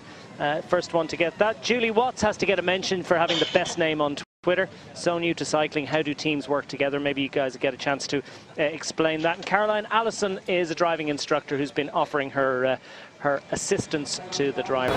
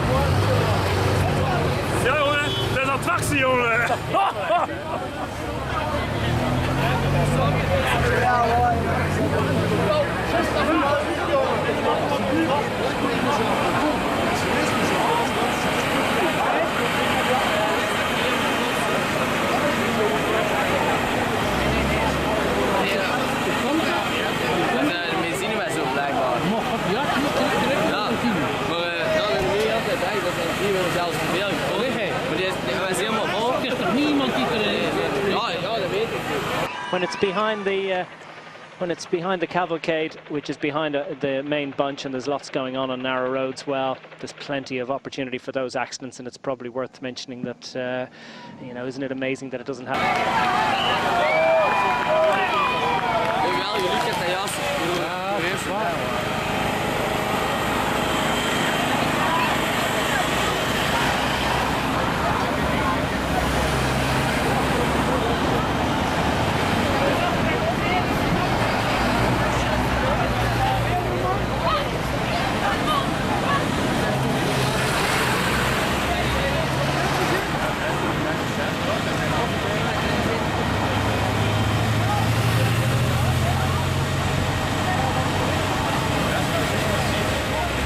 Just so I didn't mention him in error, instead of Sylvain Chavanel for I Am Cycling, and it seems that the cross probably had an impact. He is cross, he's out of the race, although I think more depressed than anything else. We understand he doesn't have an injury, which is a blessing. Back and Godin up the road. It's all starting to kick off behind them because we're in to the hurt zone here. So, Eau de Clermont is beckoning. We'll be on it when the breakaway hit 54.6 kilometres, 4% maximum, 11.6%. Sorry, is the maximum, 4% is the average. 1,500 metres of cobbles, we remind you. Sky have their special bike with suspension at the back, but look how narrow it is on the approaches to this. We're taking the Clermont for the second time of asking, first time over the Paterberg, and that maxes at 20.3%, and you might see a lot of riders stepping off. Steve, our fans there showing the Czech flag. Will the Czech champion have his fun? It's not about fun, it's about coping this and maybe imposing yourself. It can be a nightmare. For somebody, it's going to be a fairy tale. For that person, the name at least, we do not know their identity for the time being. Good to see Derbyshire, the Belgian champion, up towards the front. Right in the pointy end for Lotto. In fact, he's lead man for them right now, and BMC are on the blower. How do you want us to play it? They've knocked it back, they're taking it sensibly, Sean. Well, it's often the case, a race to the pinch point, as you mentioned, Carlton, and that's what happened there. We could see to get onto the outer Quartermount, the lead into the narrow road, a big up in pace, and then suddenly it slows down, and that's what's happening on front. We can see a lot of talk going on. We can see the BMC riders, you know, radioing back to car, what is the position, what do we do, and here we go on attack, and Alfredo from Flandriju is going to throw in one, because you have to do something here. If you're not going to be capable of doing something the final, this is the moment now with just under 60 kilometers to go. Alfredo peels off and drags two others along with him. BMC send a satellite rider. Ethics Quickstep are thinking about doing exactly the same. Derbyshire is also here, and he's going to be a danger. You think danger from 56 kilometers out? Absolutely. It begs attacking mode, and that's what they're entering into right now. They'll form little alliances along the way, and then they'll rip them up if they happen to find themselves in a happy position late on.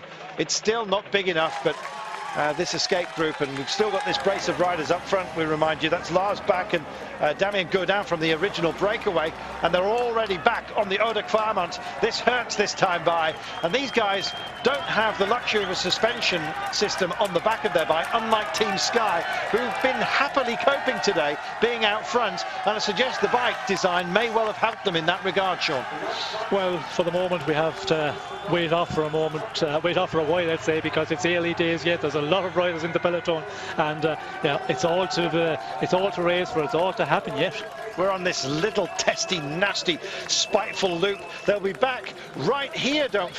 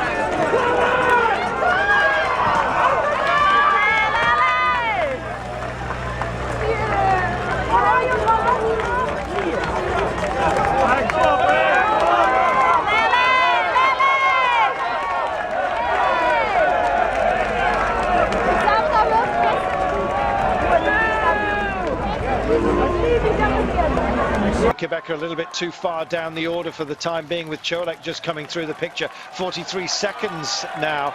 Derbyshire, a big roll of the dice for him early on. Who's being tempted to follow on? Well, John Degenkolb was minded to just engage a little bit of acceleration and leave his teammates behind. So it is the strong, quick men who are starting to come to the fore, and maybe this is going to nullify those who would have been perhaps hopeful of being in a breakaway. We'll see how it shells out. So, Sean, we've got the Kwaremont, we've got the Paterberg. We're going to see all this again. It's going to be déjà vu all over again. That joke phrase, it'll be no laughing matter later on, will it? This is the serious end of the day. Yes, it is getting to the serious part of the racing. With 55 kilometers to go, you know, everybody is concentrating now on, you know, what's happening at this moment and what's coming up, and it all depends on how you're feeling. If you're feeling good here, it's still a long ways out for the big favourites to, you know, try and push on here. But if you're feeling good, well then, you know, that is a great for the morale. But if you're starting to struggle and you're you know, hanging to stay in there, well then you start asking yourself questions. Jens Debusschere with the Belgian tricolour. Not suggesting it's about him today, but it's certainly a great place to be up the road. Lars Bak and Godin are up here. So Debusschere has got a man to bridge over to. That's Lars Bak in that little duo up front. And look at the way it's just starting to settle itself down. Terpstra is not going to hang around. I saw Stibar a little bit earlier on as well, just thinking about getting himself into a decent position. You don't want to overprotect yourself at a moment such as this. And Paolini's come away from his traditional place further down the order. Just spotted Stibar, by the way, in the main body of it. But Debusschere is a powerful man to have up the road. A very, very useful man to bridge over to if he's your team. Yes, well, it's always good to have a teammate up the road, and Debusschere, he knows that opportunity there to get out of the peloton, because we've seen him in the past in the semi-classics. He's there, but he's not, just good enough to match the big riders, the big favourites in this race, and a good move by him. Groups split and spat all over the road at the moment, as you can see. There's our duo up front, and it's a long view. It's also a painful one. If they dare look back, they're going to feel aggrieved. Only 39 seconds is what they've got. It's all kicking off behind. Out of the saddle, Lampert, Debusschere and Kimolai, and there's others bridging over, and Degenkolb is aware and wise to the problem, and he's within that little group that have just distanced the main pack. Actually, it's a piece of elastic that still has stretched but hasn't actually snapped for the time being.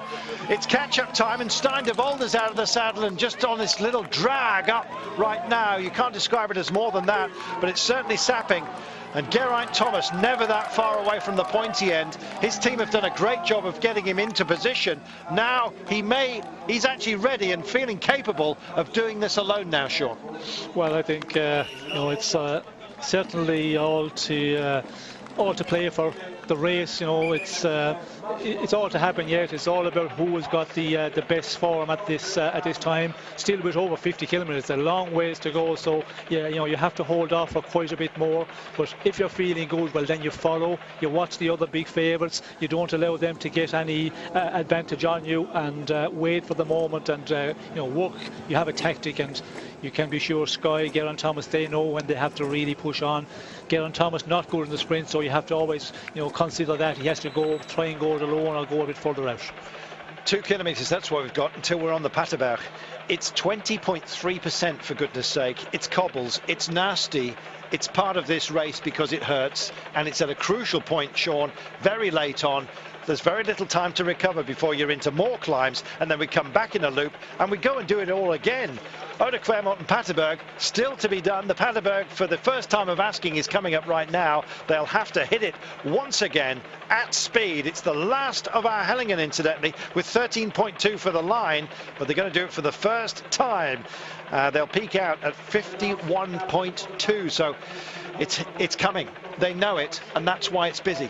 Yes, well, the Paterberg is a one which it's a real important part of the route today. The 52 kilometers to go. The steepness of the climb is always a danger, because there's riders maybe not able to make it if they...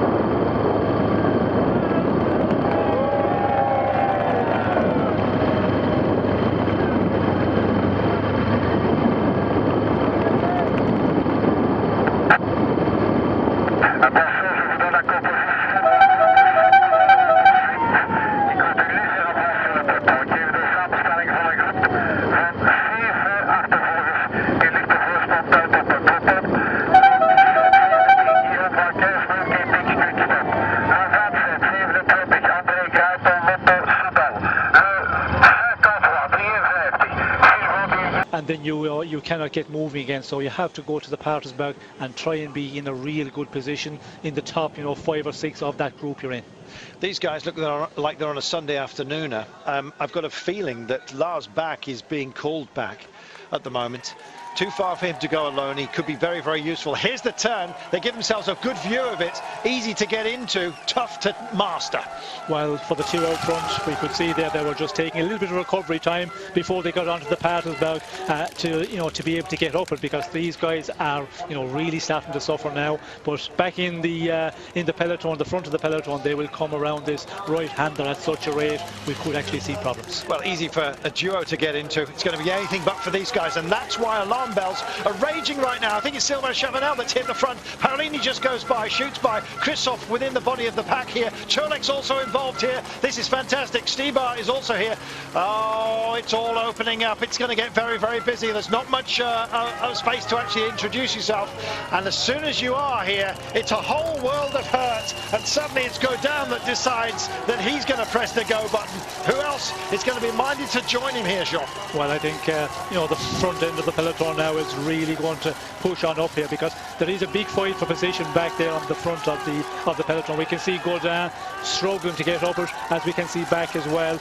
And the advantage they had 30 plus seconds there, a couple of 100 meters ago, and now it's just melted down totally. Well, as we can, Chavanel is just leading a little bit off the front of the peloton. Yes, he is. It's the sort of distance that he's not afraid of going from, and with the punchy terrain that we've got, it draws out attacks. This was not supposed to be a peaceful lead-in, anything but. It's been built for a crescendo, and the cobbles are just about to finish right now, at least on this section. Plenty more of this still to come. In fact, this very, very part of the course will be dealt with as Chavanel just tempos himself in. Degenkolb is not that far away either. There is Peter Sagan. He just nudges almost into the cameras as he takes that turn and gets on with it. Wow, what a race we've got. It's almost just starting now, Sean. Yes, well, it's really starting to heat up, and we can see the amount of riders we still have got there, and not any major gaps here. Continuous slow riders, and unless they can keep going, race very, very fast up front, there will be a lot of riders will make it back in and will form a very, very big group with 50 kilometers to go. And that's the consequences of the weather conditions today. As we mentioned, as I forecasted, we could have a lot of riders in the final. It might be a huge bunch at the end. It might be something completely different. If you write a script on this one, you'll be tearing it up for sure. With 50 kilometers to go, we're going to take ourselves a break, and then we're going to be back. The Kvermont and the Paterberg have been dealt with. We're going to do it all again. In the meantime, we've got 3 other climbs before we get there.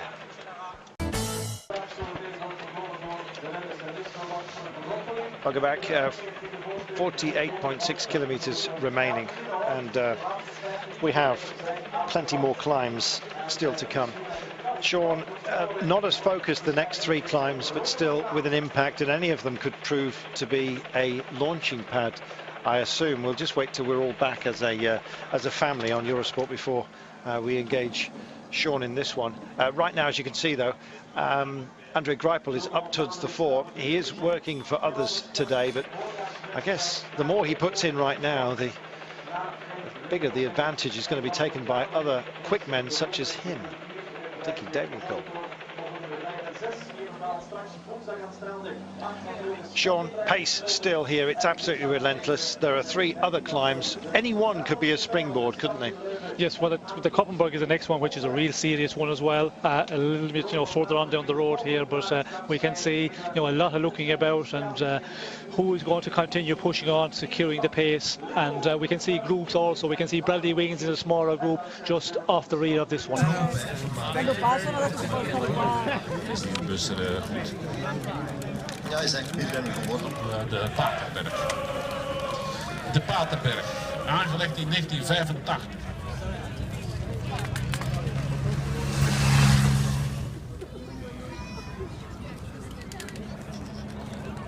Talking about at the top of the show, where you can actually come to an absolute standstill. It's 22%, but maximum gradient over the full reach of 600 meters of cobbles, we remind you, is 11.6. Many famous pictures have been taken here. Riders usually look absolutely the end of their tether. Today, we've got a sense of freshness about the pack due to the weather conditions. but nonetheless, it's very important to take this well and not get trapped, Sean, and you can be. Yes, well, very important that you get your position right going on to the Koppenberg because of the gradient, and you know, we can see a very, very big group still here, and more riders coming back in. We can see that group of Bradley Wiggins joining up with the main part of the peloton, but you have got to be in the front here, and as we heard there from Bonin, you know, it's a very, very steep one. Normally it'd be much more aggressive at this point. We can see here there's a big slowdown in the peloton, very much grouped together, so that will give a bit of recovery time, but you can be guaranteed when they get close to the Koppenberg there will be a big sprint to get to the bottom of it. Oh yes, and it comes in about 2k's time, so there's going to be a bit of a drag race right now. I think it possibly suits just about... Oh look, you had to reach out and go. Well, if you're going to choose a man, why not this man? Andre Greipel. He's big in terms of explosivity. With 46.2 kilometres to go, he's already done well over 200 kilometres. Who said that he didn't have, that his tank is usually empty beyond the 200? Well, I'm probably guilty of that myself. But the weather today has allowed some of the quicker men, some of the very quick, strong men, such as Greipel, to have their fun. And he's having a joke with us right now. I don't think it's going to be about him. I think this is part of the team softening up of everybody else. But he's going to be in a very, very safe place by the time he gets to this hellish Helligan of the Koppenberg. Yes, well, it's the best place to be out in front because Greipel, you know, he'd not be the best to get up these real steep ones because you can see, you know, a big, powerful, heavy guy. If you can get onto it with a couple of 100 metres in advantage, that's, you know, a great position to be in, and that is his tactic. Get over the Koppenberg, and then if there's a battle between the, you know, the bigger riders, well, then he's already out in front. You've been caught out on this one, Sean, and had to dismount and push or carry. Yes, well, I've been many of the time I have had to walk it. It's a one, if you ride and when it's wet, there's only maybe 6 or 8 riders who manage to make it because somebody slow up and then they start losing traction and down you go. And I had that problem a number of times, not getting into the right position. But today it will be very dry, so I expect a lot more riders to be able to make it on their bikes. Andre Greipel has got the honour of taking it ahead of this lot, and you can see the speed that they are manoeuvring into. They're getting into sensible order though, about 2 wide to make the turn and onto it. But Andre Greipel wants to carry as much momentum as he can into the climb. Even just psychologically that can be a bonus. Well, it's always an advantage when you can, you know, make your own way up the climb. You can, you know, pick your line. When you're in a big group, it's not going to be the case, and we will see a lot of, you know, chopping and changing from the riders. But also, you must remember, you have to make that effort. And Greipel, he was, you know, in a good position where it was a big slowdown, but back in peloton is starting to push on again. Will he have enough of an advantage to make it over the Koppenberg? Stein de Volder is up towards the pointy end. So we've got a couple down wide around on the outside. Get yourselves up, get yourselves sorted out, and do it rather quickly. And oh goodness me, it's not a place you want to be on the deck. Matteo Trentin for Ethics Quickstep found himself there. The wisdom of Andre Greipel showing itself. It's writ large right now, and this is Sepp van Mark's boys as well, in the waspish yellow and black coming to the fore. Geraint Thomas is there, he's got Stella with him as well, and they're starting to grind into the climb. Also Paolini's here. This was a piece of insurance by Greipel. He wanted a goodly distance because he didn't want to basically go backwards within the pack. He's going to get caught on this climb because this is not his thing. That was a great piece of wisdom by him, and Paolini's looking strong as well. His ginger beard writ large within this front group of 10. It's a grind, Sean. It's designed.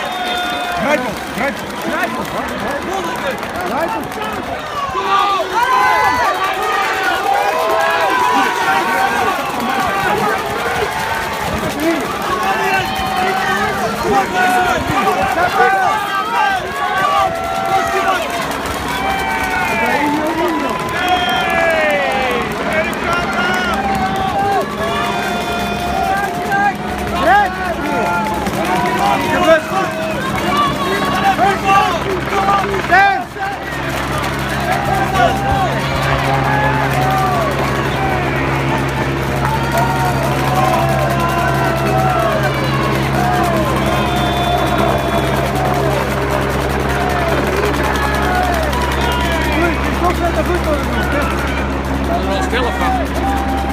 Zullen we er al stil van? Maar zag Kristoff niet?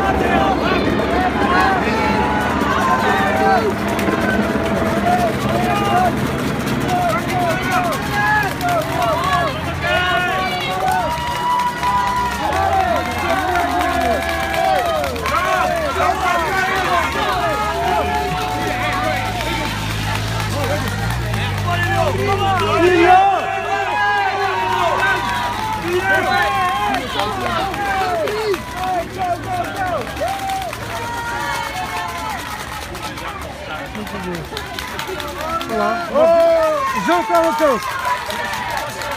Zo kan het ook.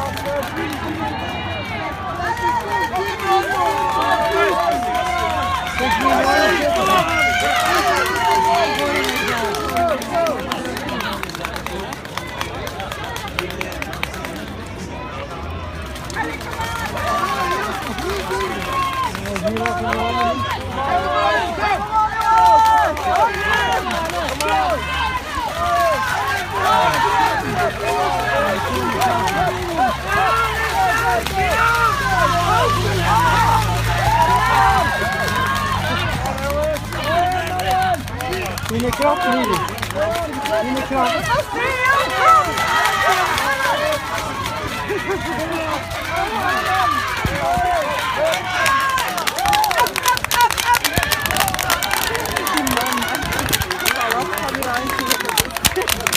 As well in the last number of weeks, we could see them, really being that much better, maybe 2 or 3, 5% better today. Mariborostraat is coming up, and that will be a pavé section. This is that crash that happened just on the turn in, and in fact it was just a lone rider, possibly a puncture, that took others out. Big compression point as well, so they've sort of widened the approach to that to help people to funnel in, but it did nothing more than just concentrate the angst, I'm afraid, and this crash did not help at all. The lucky got through, Sean. Yes, well, that's what you need. You need just a little bit of luck, and that was, very close to the front of the that group. And depending on where you are, what line you're taking, if you're taking, the outer line, well, then the riders that were there, the ones who were just behind the rider that slided out, there was no way through, and down you go. Wow, take a breath time. We're going to take our last commercial break. They're coming to a pavé section. It's not a climb, it's the Mariborostraat, so it'll be wearing, however, because it's reasonably long. Then we will be climbing again at the Steen Bigdreis, and then it is the run-in, 2 smaller climbs before we get again to the Oude Quermont and the Paterberg yet again. You heard that right.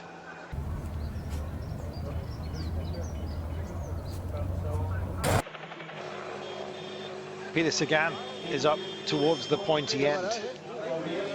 Let everybody else be afraid. Well, we used to say that a lot, but we've started to have a little bit of a lack of certainty as far as Peter Sagan is concerned. He takes on his drinks bottle, takes it cleanly.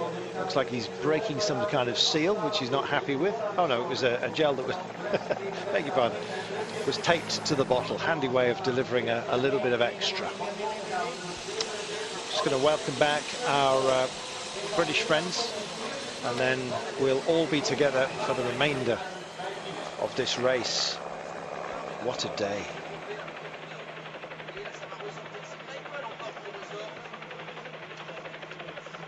That Russian champion? It's going to happen again.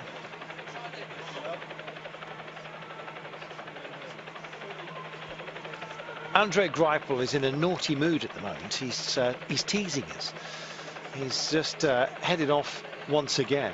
Peter Sagan sailed through the last of the feed zones, as you can see, because it's just too busy to take anything after this. You'll still be able to get hold of a bottle, but it's difficult to take. Sagan is up here, and we were just saying once he gets engaged, then everybody be worried. But, well, that's a phrase that we haven't used for a while. Andre Greipel just tagging on to Sylvain Chabanel here, and this is a diamond duo right now, but who's going to be minded to bridge over? There's a group of about 40 riders, as you can see. It does include many of the favourites just behind, including Geraint Thomas, and I guess it's Lutsenko who's at the head of the race who's decided to squirrel off, and it's Chavanel. Boom, basic. Cool.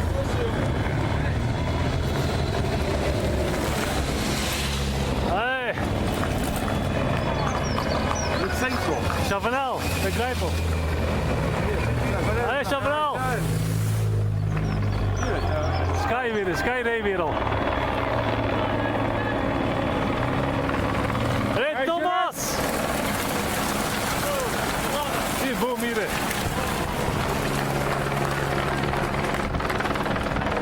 Champion, and he's got all kinds of problems, and I think it might be a full bike change. It's gear issues, no puncture, so he's on somebody else's bike, and that's always an uncomfortable thing to take, Sean.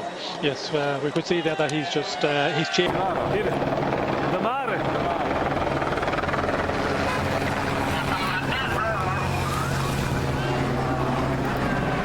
Wat zijn we er? Hey, Johan.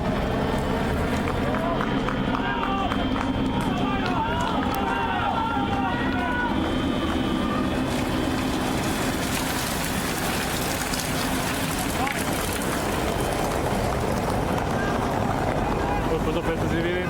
Roodstad.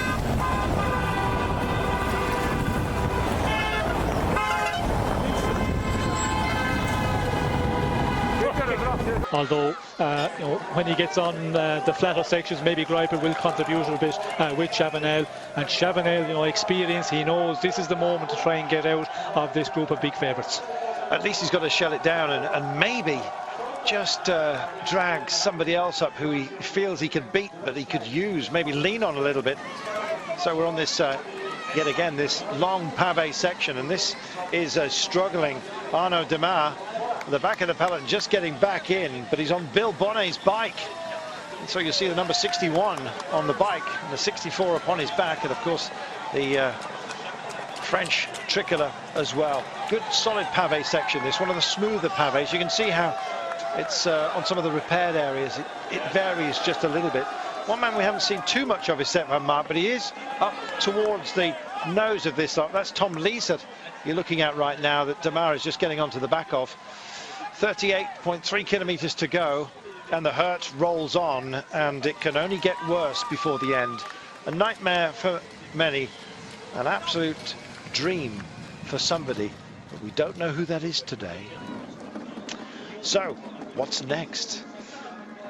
Well, looking at the pack right now, and they make another little turn. They come thick and fast right now. The Steenbig Dries is 700 meters long, 5.3% and 6.7 as a maximum, so nothing too testy. The Tyenberg will come with in about 2 kilometers time. A little bit less than that, in fact, when it says 36.8, and that maxes out at 15.8%. It's 500 meters of cobbles, and it's a launch pad, and Tom Bonen's had some fun there in the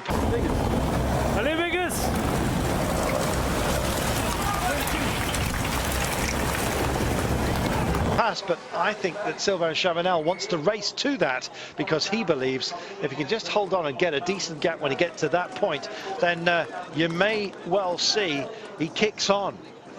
We speculate because nothing is known today. Unusually, Sean, it's normally bad weather that throws a spanner into the mix, but today we've drawn so many more riders into contention because of the... Hier de Bakker. Allee, Bart.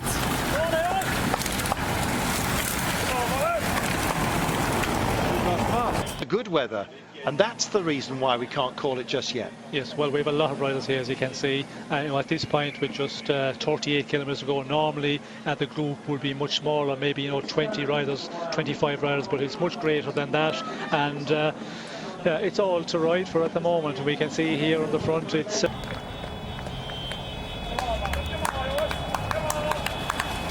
Hey.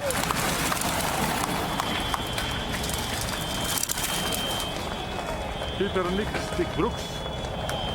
IJzer was erbij, hè?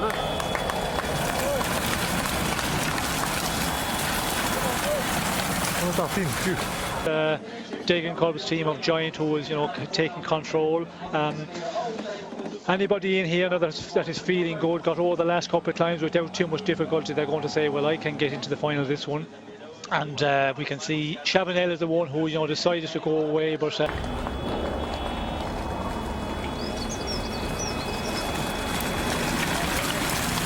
Here.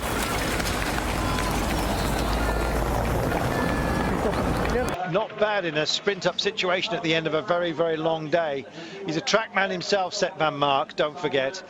And he came into today as one of the out-and-out favourites. Degenkolb not so. He's about 12 to 1 at the top of the day, with the best odds you could have got. But right now, Degenkolb's looking very handy. Hey, James. Weukelen. Hier, de zekerst.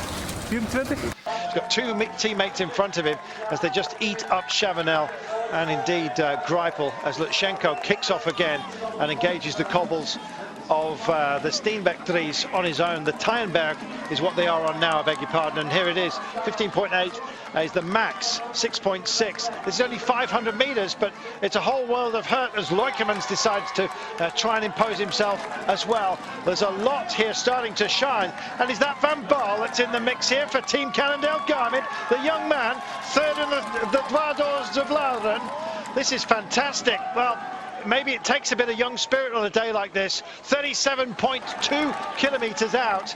What have they got? A lot of hurt right now is the answer, just for now.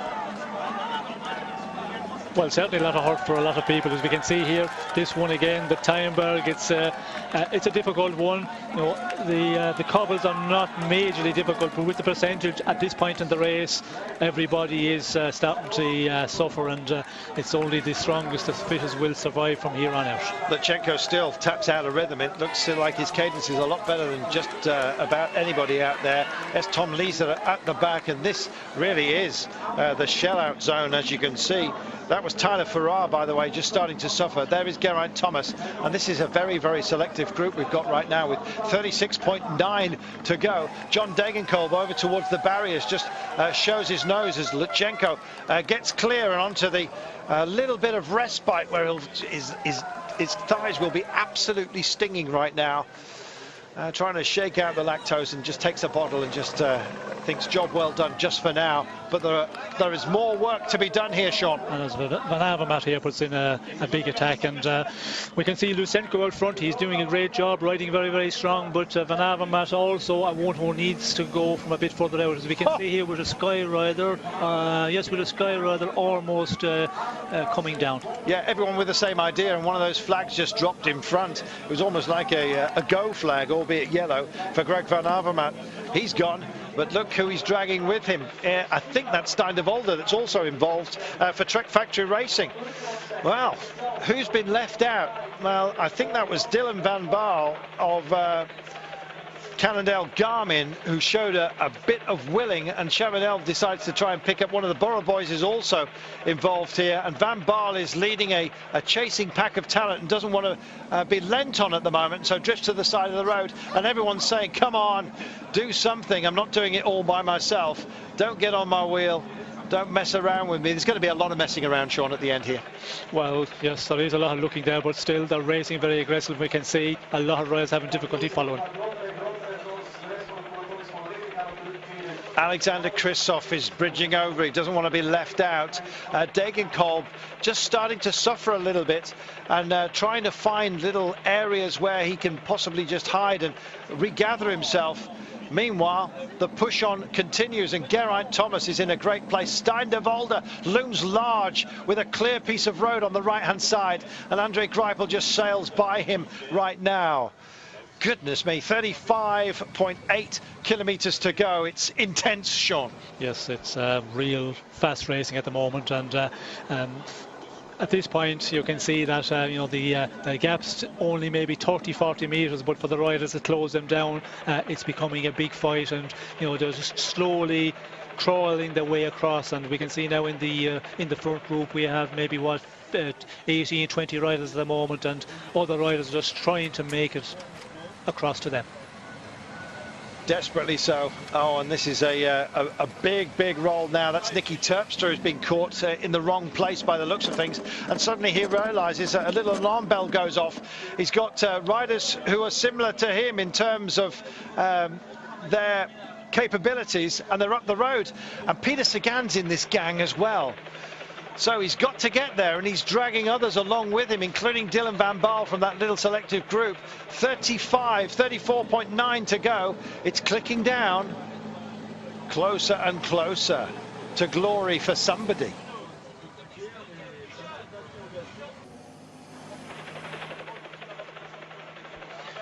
There we are, the part that really kills you. Any one of these climbs today would have taken out most club riders. These guys have just taken so much hurt today. Jack Bauer also involved for Team Cannondale-Garmin. I think Dylan van Baarle still within the pack. 33.7 kilometers left of today's race. They've done 230. It's unbelievable the amount of hurt that these guys are capable of taking. I'm just full of admiration for them, Sean. It's been a fascinating day, and it's not over by a long chalk, this. No, not over at all. With just 33.3 kilometers to go, we can see, still riders want to go in the attack. Van Avermaet is being aggressive in the last number of kilometers. He knows that if he stays around with the better sprint as well, then in the actuals, if it comes down to a sprint, he's not going to make a great performance here. We can see Astana as well. They are attacking. We see their last boom very much on the front, so he's still in there. We see also from Lothar Sudal, Jürgen Roland, which is very much in the front, but with Sky they have two men in there. We can see Luke Rowe and of course Geraint Thomas are very much in the front, but they are being looked at there, and I think a lot of the riders are saying, well, leave Sky, leave Luke Rowe, chase down these breakaways. It's Oliveira, by the way, the Portuguese champion of Lampre Marina, that's just on the front with 32.7 kilometers to go in front of this trio. But this now feels very much like the selection, does it not? Behind we have a group of about 25 riders by my reckoning, possibly a little bit less than that. But what talent they've got on board. They've got a chance, Sean, of making this stick in terms of that being the select group. If they start looking at each other, though, they'll welcome others to the party. Well, I think what we have on our screen at the moment are three leaders out in front, and that chasing group of big favourites. It looks like that's where the winner is going to come from. Haven't seen any pictures from just off the rear of this group of big favourites, but it's going to be difficult if you're already in difficulty getting dropped. We can see the cars are in between already, so it looks like a winner is going to come from possibly this three-man breakaway. Van Avermaet in a really good position, but again we can see Sky are the ones who are securing the pace back in the main peloton. Lubchenko, Avermaet and Oliveira being chased down by these guys. It's easy to be lent on a day such as this. Andre Greipel, open-mouthed, very rarely looks like that, except when he's in a full-on sprint situation. Stein de Volder is in this gang. Geraint Thomas is here as well. We've talked about Greg van Avermaet. I think Marcus Burghardt and Daniel Oss are also here. So they've got lots of different cards to play. I wouldn't be surprised if Daniel Oss turns out to be the chosen man for Lotto today. For BMC, I beg your pardon. We'll see. Greg van Avermaet up the road. 31.3 kilometres. And not that far enough to make a difference. And it's Lotto that are doing the chase down right now, and it's coming once again from Andre Greipel. He's really sacrificed himself today. He did get back in. There's Stibar as well. So Stibar, the Czech champion. You see the white, red and blue.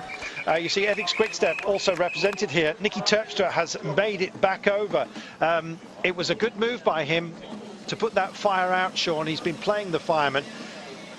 Tell you who's been reasonably quiet is Peter Sagan today. Well, I think there's a lot of riders in here who have been pretty quiet up to this moment, but there's a lot of time still to get aggressive, and with the terrain we have out there, if you're feeling good, if you're on your best form, well, then you can cause a lot of problems in the climbs to come. Henrik Hausler's also up here. I heard some of you squealing from I Am Cycling.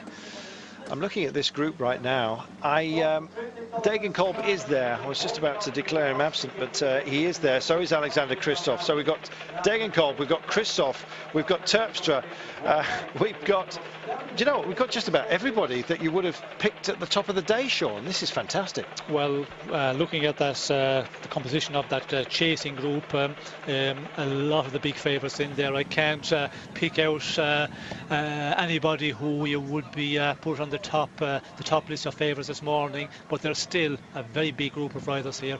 There is what 25 to 30 riders in this group all the time, with 29.9 to go.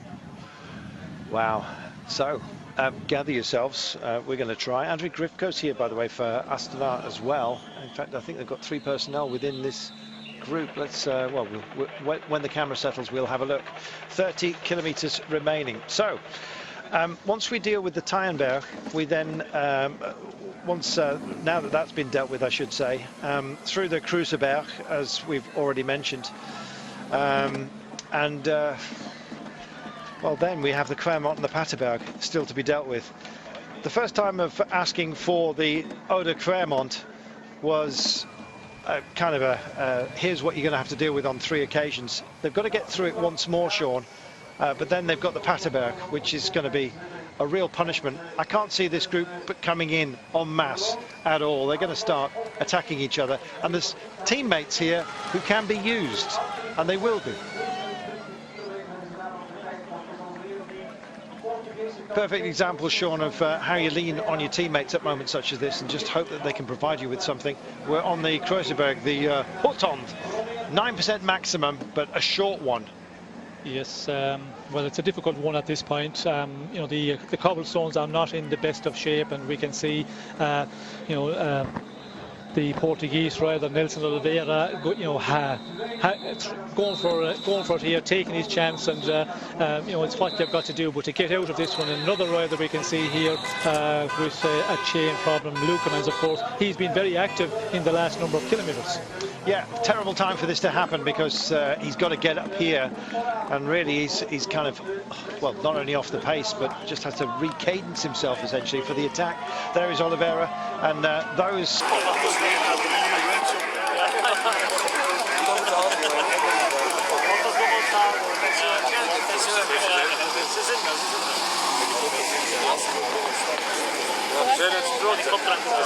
Ze zijn in het strot.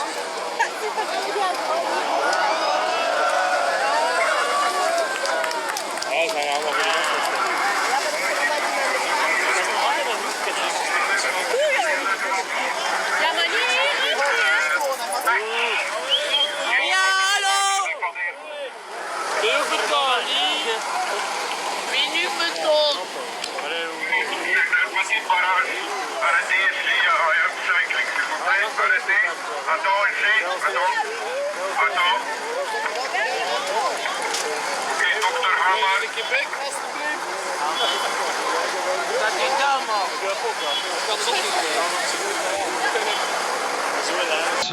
He's working, I believe, for Pippo Pozzato. I think he's still within this group.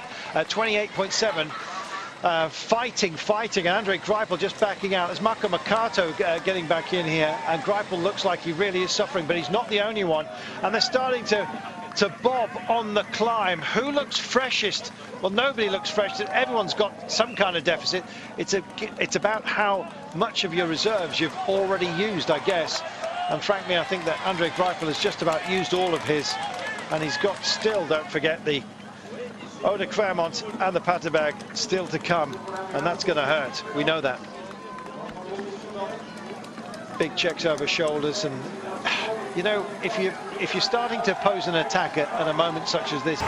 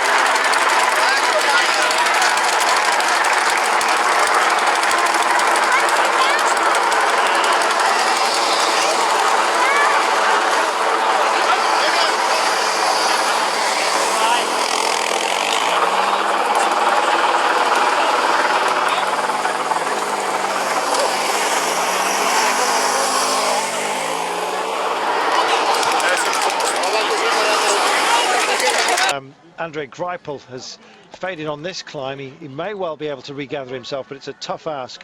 Oliveira is just constantly punching everybody at the moment. He clearly feels good. He was very good in Depana as well. Ethics quick step, marshalling, just bridging over to him. And Alexander Kristoff, a man who's been on stunning form. Well, don't bet against him, Sean, on a day such as this, as a motorcycle cuts between a gap.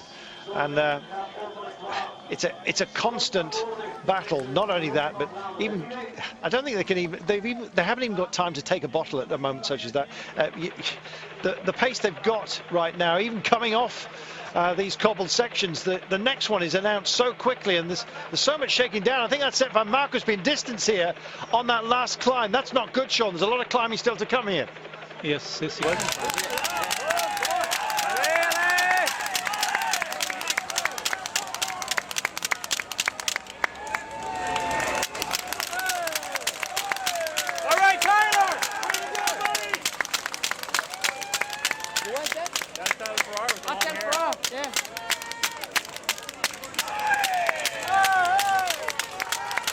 Because that group of big favourites, a very big group, there's somebody going to try and attack out of that one.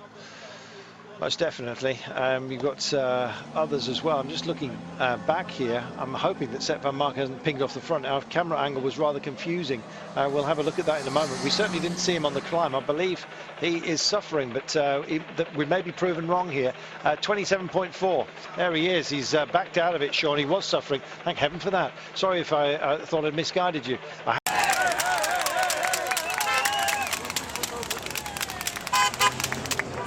This is going to be a deficit when he gets to the next climbs, and they're coming. Yes, well, you have to ask yourself the reason why was he not in this group of big favourites. If he had a mechanical problem, maybe we did not see it. Okay, you know, you can't allow that. But if he was suffering on the last climb, the Kreuzberg, then it's really going to hit on the next climbs. As we can see out front, Nicky Terpstra starting to push on. Not surprising. Anybody with numbers here, Ethics quick step, you could read that tactic that they were going to try and use the men because they have the manpower, and that's what they're doing at the moment. Nicky Terpstra was always going to have to go long, especially in this kind of company. He's not going to be able to deal with the powerful men. Sepp van Mark is showing the power right now. It must have been a mechanical, Sean, because he's got a lot of energy left in him. Is he going to take a bottle? Can he possibly? Head goes down. He just wants to get back in.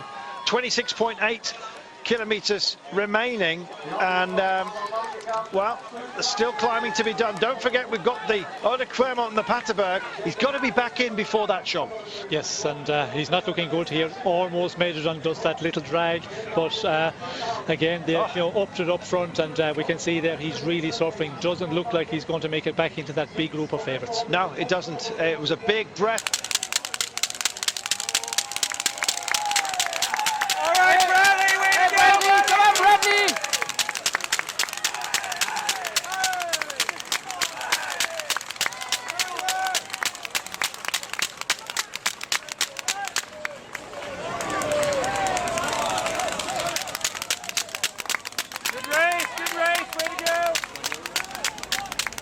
Almost turn the tap down, if you like. Meanwhile, opening it right up is Terpstra and Kristoff. What a pairing this is. Well, Alexander Kristoff is the man that Terpstra does not want with him, and he's going to have to beg him to help out.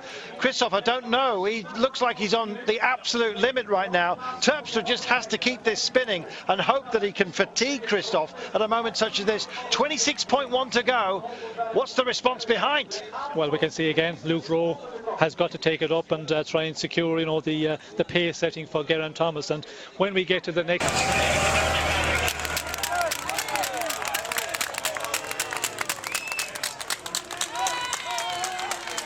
Thomas has to attack. If the two out front, you know, gel well together, and we can see Kristoff is actually, you know, starting to share the pace with the pacing on the front with Nicky Terpstra. So these two now, you know, if they can pull out an advantage, well then when we get to the next climb, the quarter mount, the big favourites, if we have the two out in front, they have to go on the attack. Well, the camera searching for them and finally finds them just at the back of these camera bikes, and they're all taking the pictures. And right now they could be writing headlines. Terpstra just goes to the front, tucking in behind him. Alexander Kristoff, runner-up in Milan-San Remo, don't forget. Degenkolb had the beating of him that day. Degenkolb looks a bit second-hand today, at least so far. Andre Greipel constantly refinding himself, but he's got the big challenge still to come. They're not panicking just for the time being. Saul Stein de Volder just drift out and have a look.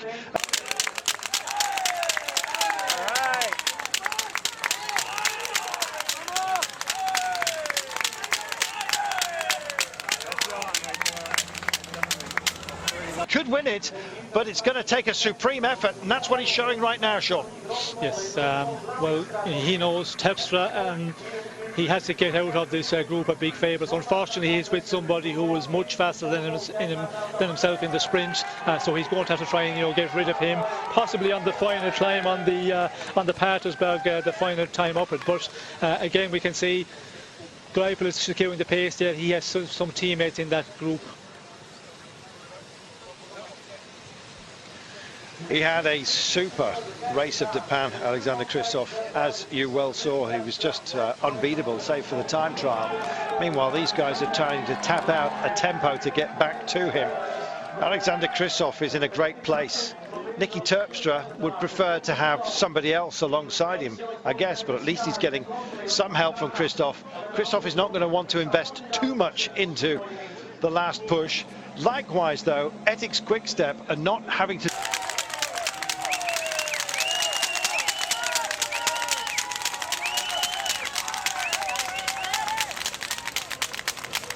Sky, and of course onto Lotto Soudal at the moment. Lotto Soudal with Jürgen Rollins in here. The French champion is in this group you're looking at right now. Well, it's time to ask themselves some questions, Sean, and I guess it's the first and foremost, who's going to stop these guys right now? The kilometers are clicking down, and these guys are capable of going over these next climbs. Was it a wise launch point is the big question. It's looking good. Well, it's looking very good, and they are working well out in front. We can see back in the chasing group, not too many riders want to secure the pace. I think it's only Sky and Lotto, and they only have two riders, so it's just 2 against 2, and these 2 men out front, Kristoff and Terpstra, they seems to be very, very strong. Greipel is certainly almost at the end of his energies here. He's going to disappear very quickly when we come to the next climb. There we are. Steva is in this group. So is Bohm Lutsenko, who we saw was looking extremely lively. Van Avermaet will be disappointed. Likewise, Burkert. Danny Os, you've got to say so as well. Elmig is here. Puzzato, we said that Oliveira would be working for his team principal, as he is. Jens Kerkelaer, Degenkolb's in the mix as well. Some big names. Rowe, Thomas, Sagan. Oh, there we are. Well, the young man who would have preferred a wet day, not part of it. Dylan van Baal just fading off the back of this group, I'm afraid. 22.1 kilometers remaining, 29 seconds. Sean, they're extending the gap, and I suggest that these guys, nobody really wants to take up the chase because partially they've 2 of the teams have got players up the road. Here we are. Katusha don't want to play this game. And likewise, neither do Ethics Quickstep. They're going to let these boys have their fun as far as those 2 teams are concerned. And the other teams are feeling, well, a little bit bullied, to be honest. Well, I think it's Astana who have a number of riders in that chasing group of favourites. They have taken it at the front now and going to push on. If you can hold it at that 30 seconds maximum, then you can rectify that on the next climbs. And I mean Geraint Thomas and the other big favourites if you're really feeling good. But if it grows out 40 seconds plus, then it can be a difficult one. But again, we can see there's still a lot of movement in that group of chasers, so it's going to hang around if they continue on walking like that after 30 seconds. Well, it's gone from it's ebbed slowly second by second out to half a minute right now, and they've got to be very, very careful. Meanwhile, the camera just pans back, and that is Zet van Maar, rank favourite at the top of the day. And Sean, I'm afraid it's not going to be his day by the looks of things. No, well, we could see that quite a bit further back the road when he tried to make it across into the group of big favourites. He got very close on that little drag, and then immediately over the top somebody up the pace, and it's so difficult to close it down on your own. And the question is, if he was suffering already, if he got lost contact in the earlier climb, well, then that's normal. The question is, did he have a mechanical problem? It doesn't look like he had, because we would have seen it, as he's one of the big favourites, so not on a good day. So the Ode Quermont is coming up for the third time of asking, and the second time over the Patersberg as well. These guys know it. 28 seconds now. Andre Greipel surely must be absolutely at the end of his reserves, but I guess you could say the same thing for just about everybody. Stein de Volders here. I wonder if he's thinking about a podium place. You see his white shoulders just on the left-hand side of your screen, so right-hand side of the road. They make this little technical around the factory zone as they start heading back and into town. It's the last time of asking for the Ode Quermont. Some big questions will be asked, Sean, and not least, who's going to take on these guys? Doesn't seem like a lot on a normal day. 29 seconds with 19 kilometres to go. You wouldn't give a breakaway the candle, but right now they've got a superb chance, and they're holding it because they are so talented. Peter Sagan within this group as well, and there's some shoulders as they start to fight for position. They want to have the best, cleanest approach right now. They know they don't want to get, even in a small bunch such as this, caught behind. No, a lot of movement we could see there. Riders leaning on each other, a lot of pushing, and it's not surprising because we're coming to the Ode Quermont. It's going to be more than ever vital to be in a good position, and with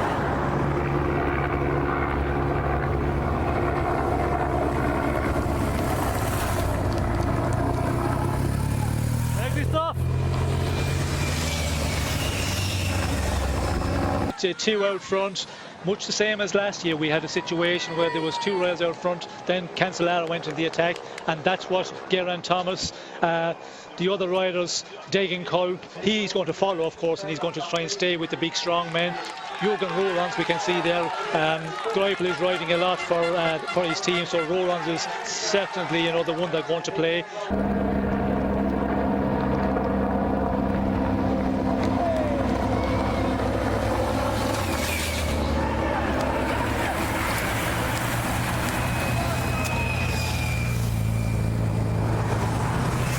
And we can see BMC, they still have a lot of riders there, at least 3 riders in this chasing group. Degan Kolb was called for help. He's gone up to the front. Stibo's not going to do anything for Etis.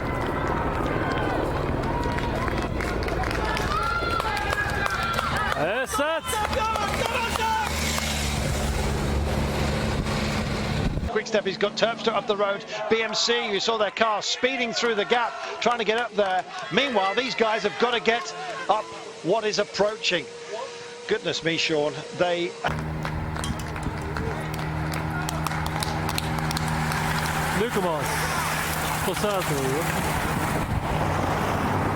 have had so much to deal with today. Right now, they've got to deal with each other. Well, yes, it's all about calculating your effort in the earlier part of the climb here, and when you're out in front, you always try and leave the other rider do a little bit more pulling on the front. But we can see here back in peloton, they're starting to up the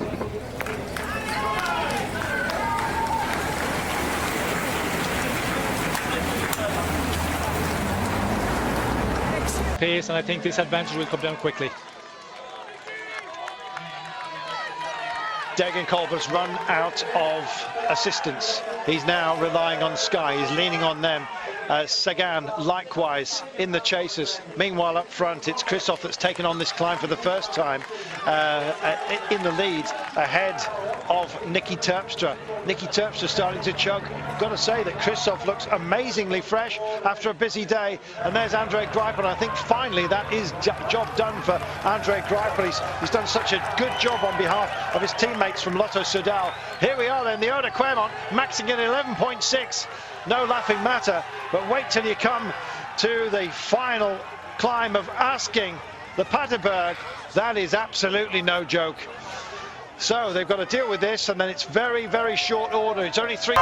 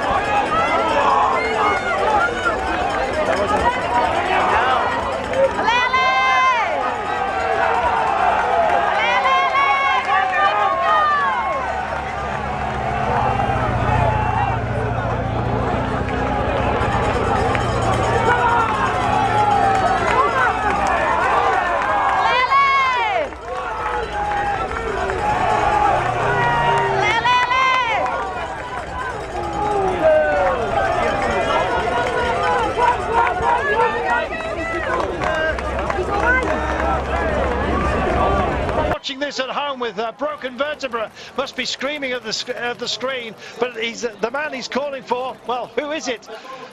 It's probably Stein de Volder further back down the order. 17.7 kilometres, 16 seconds now, back to G2, and it is G in 2 at the moment. Group 2, that is. Oh, it's hard work, and you can see this is Nicky Turk.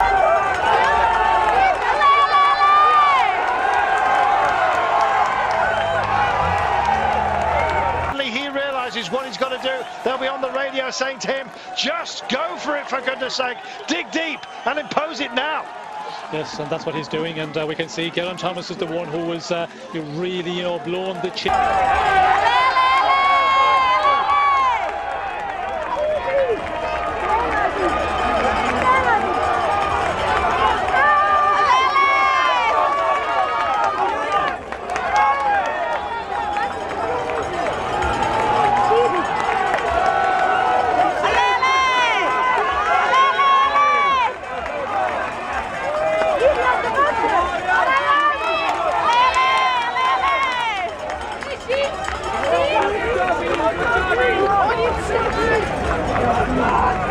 Follow Geraint Thomas, and much the same situation as we had in last year's race. 2 out front, and now we've got the chasers, and Stieber in a real good position because he's not going to contribute anything with Geraint Thomas with his teammate out front. Well, psychologically this is going to be a huge anchor for Geraint Thomas. He's got to just put the blinkers on and go for it. He's done it before, Sean, with great success this season. Yes, well, he's done it, and he has got the form, but he has to continue on.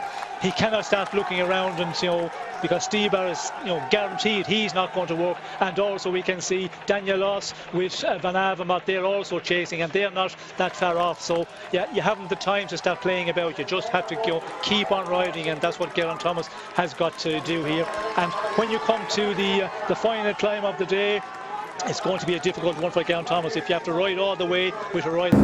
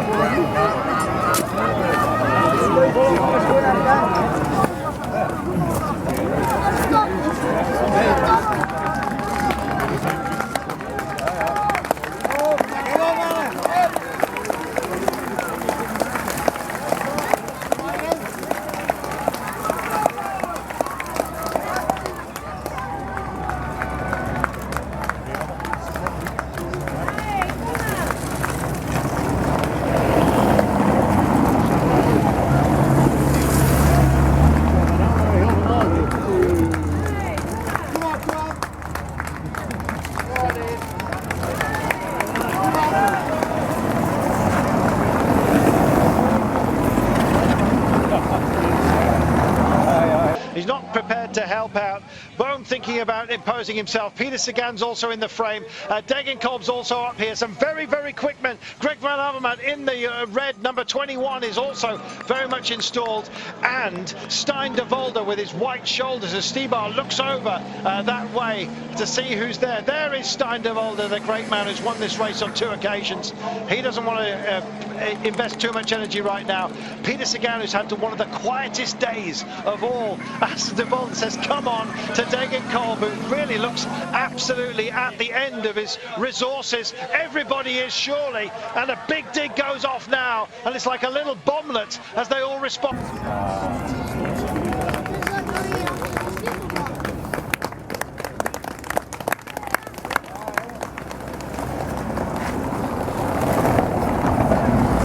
Seconds, 2 or 2 leaders, but we can see Quick Step, Stibar, marking him immediately there. They're just blocking really. He's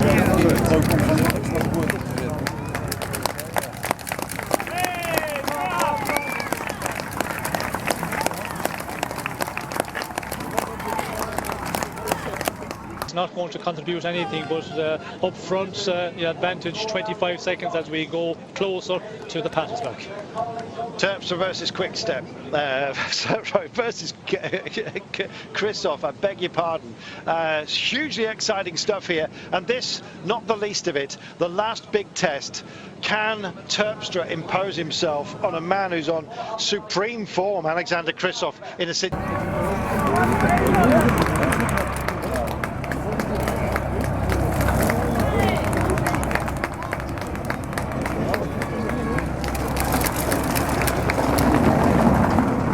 Situation such as this? Well, it's difficult to see Terpstra matching Kristoff in the sprint, and Kristoff looks very, very powerful unless they can produce something on the final climb. If Terpstra can produce, a real strong performance up the Patersberg and get rid of Terpstra, because he's capable of time trialing to the finish. But again, it looks like that Kristoff is on.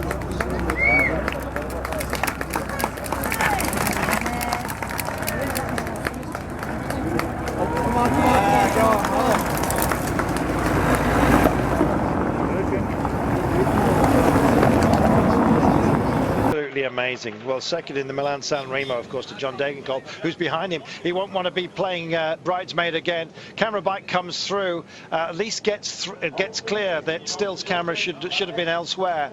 It's a long, sinuous road. You can get it wrong at any time. Let's just hope these guys at least take on the Patersberg cleanly. Don't punk.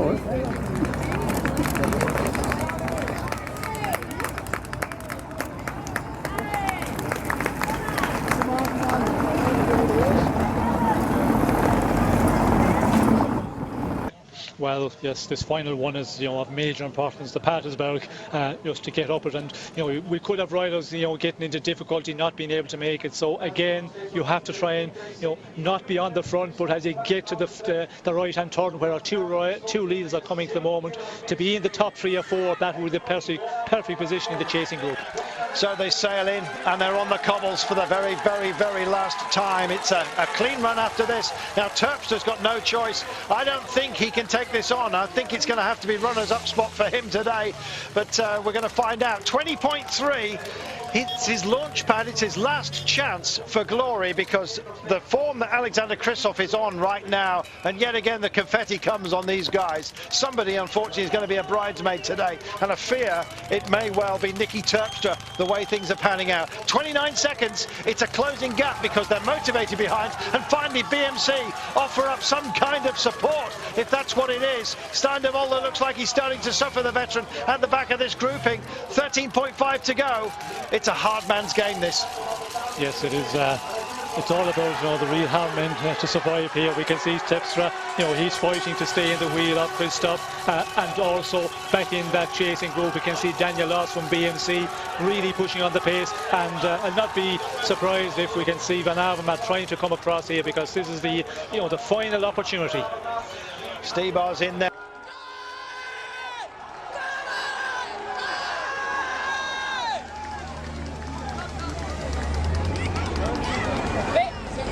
As well, and this is where he's going to try and go for it. He's just picked it up, and Terpstra's kicking off. The crowd have got big screens here. They know what's going on. Oh, look at this! What a grind that is! Yes, by Van Avermaet, he's just grinding away from Stebar. Geraint Thomas, just taking it up here. Taking it up.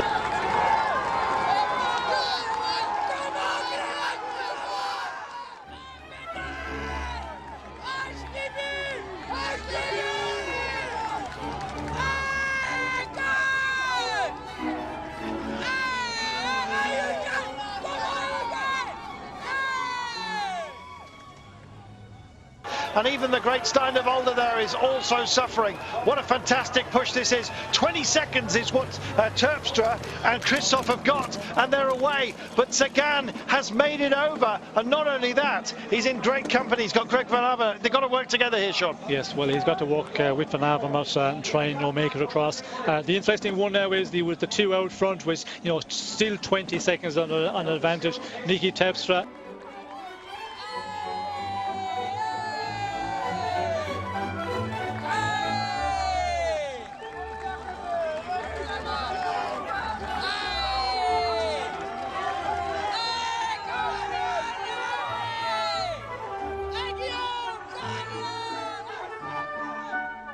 The riding in the final, and in that case we should see the two chasers here, Van Avermaet and Sagan, joining up. But 16 seconds, unless they pull well together, they're not going to make it across easily.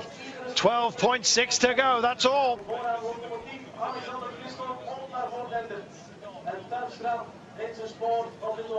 Terpstra versus Kristoff.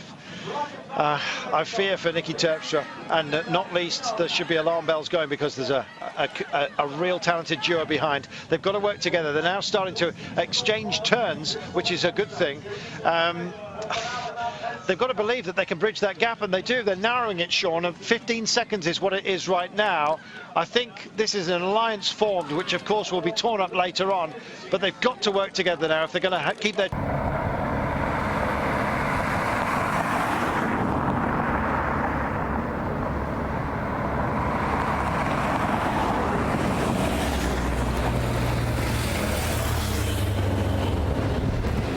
Alexander!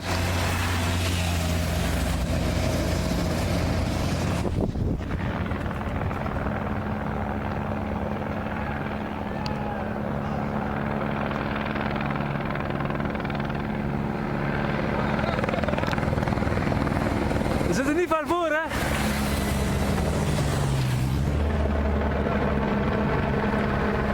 Regiment!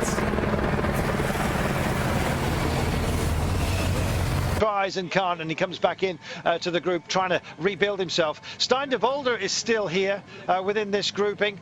Likewise is Pippo Pozzato as well.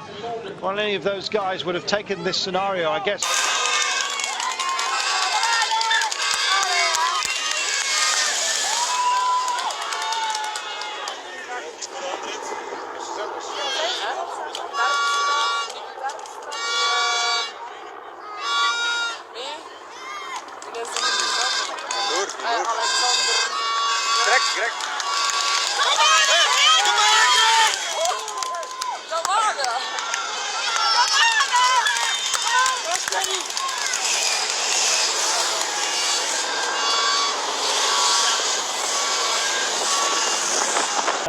It's 18 seconds, our two leaders, they will have to continue on riding as they have been, but it's certainly not all over for anybody yet.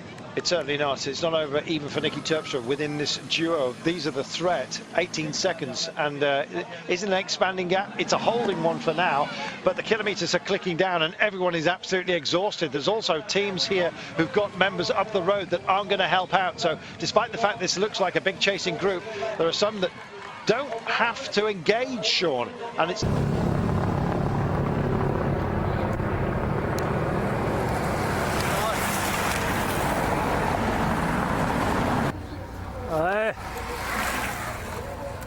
advantage if you have a teammate out front and you can sit on this group and just get carried along, and that is the case. We can see with BMC they have a man backing this group because Van Avermaet is just out in front, and of course Ethics Quickstep, they were playing that game for quite a while, but we still have Stuyvar in this group. 9.6 kilometres to go. It's 18 seconds. It's clicking down very, very gently. What's Peter Sagan got? He's had a team that is in flux, I think it's fair to say. Bjarne Riis has been cast aside. There's been all kinds of criticism of his performance from the manager.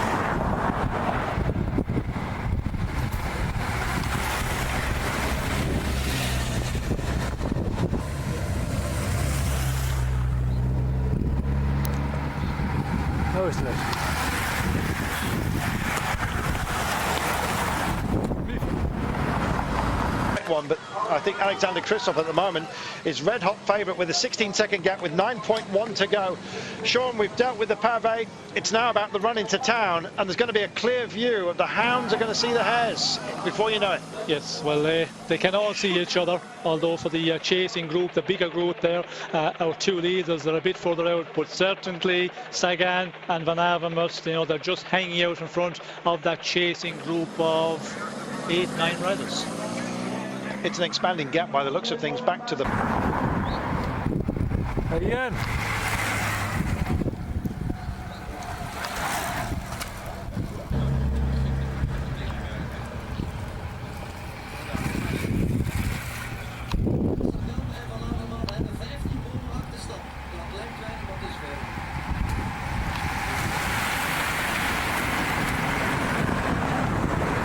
There it is, it's holding station. About 6 seconds further back. These guys have got a 15 seconds advantage over Van Avermaet and Sagan. 8.6 to go. Wow, they won't be thinking about pain at the moment because I think the adrenaline is probably just blanketing that. As far as the sprint finish is concerned, however, they will be thinking about strategy. What on earth can Nicky Terpstra do to win this, Sean? Well, it's a difficult situation when you're with such a great sprinter. Even if you just get a little bit of an easier ride in the final kilometre, and the advantage is going to be very important as we go into the final 3-4 kilometres. Our two leaders, if they have still that 27 seconds, 30 seconds advantage, well then they can afford to play about a bit.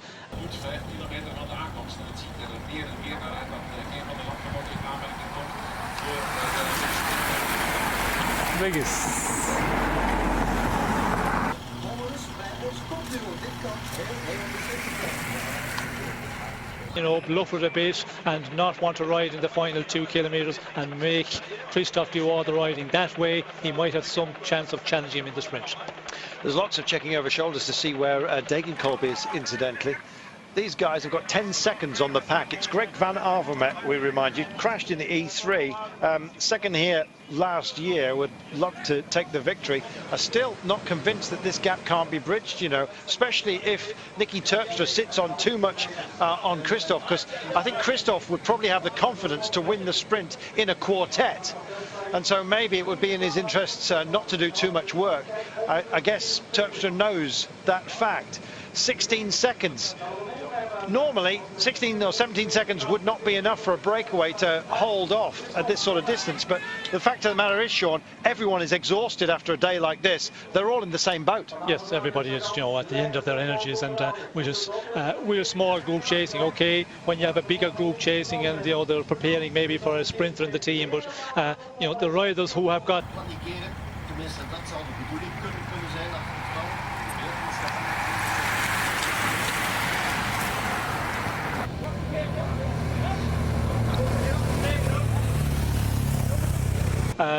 Lotto Soudal, they seem to have 2 riders, Rolands and Benoit, and they're just following for the moment and waiting to see if this gap is going to come down.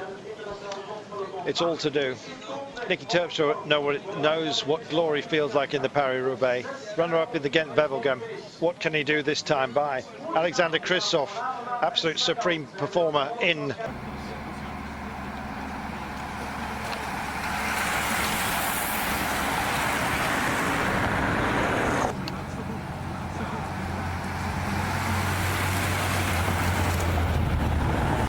course, to John Degenkolb. Well, these guys have tasted glory before, Sean. It just makes you more hungry for yet more, does it not? Well, as they say, when you win a big one, a monument, it's a bit easier to win another one. Both of them have done that. Milan-San Remo winner Kristoff, Paris-Roubaix, Niki Terpstra. But again, you know, you have to look at what a rider is capable of doing. And when you're with a rider like Kristoff, who is so rapid in the sprint, well, then you have to start thinking, what tactic can I use to try and beat this guy? It's all rocking and rolling behind, and Stijn de Volder has picked a man to go with right now. It's Stibar sets off in hot pursuit. These guys are starting to look at each other. John Degenkolb looks like he's been found out today. It would all have to come back together in dramatic fashion if he was to make it. Jurgen Rollins is kind of tagging along for the ride. Will there be a Belgian on the podium?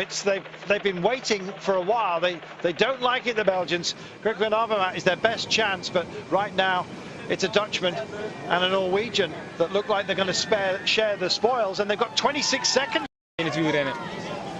Maar goed, we hebben hier wel te maken met de klassieker. En als Terpstra gelooft in zijn eigen kansen, waarom niet? Ja, en eerlijk is eerlijk. Van Avermaet and Sagan still trying to do their best, but I think they're not as strong as our two leaders.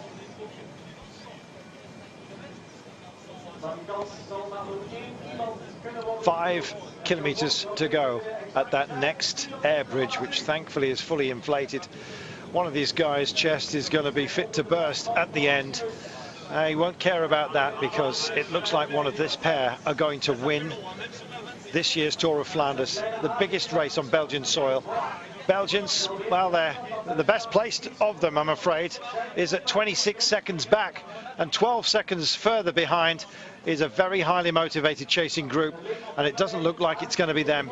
They haven't got the legs, Sean, by the looks of things, to close down on two highly motivated monument winners up front. No, they haven't got the power to close it down. We can see there, you know, they are struggling to, you know, ease into the advantage.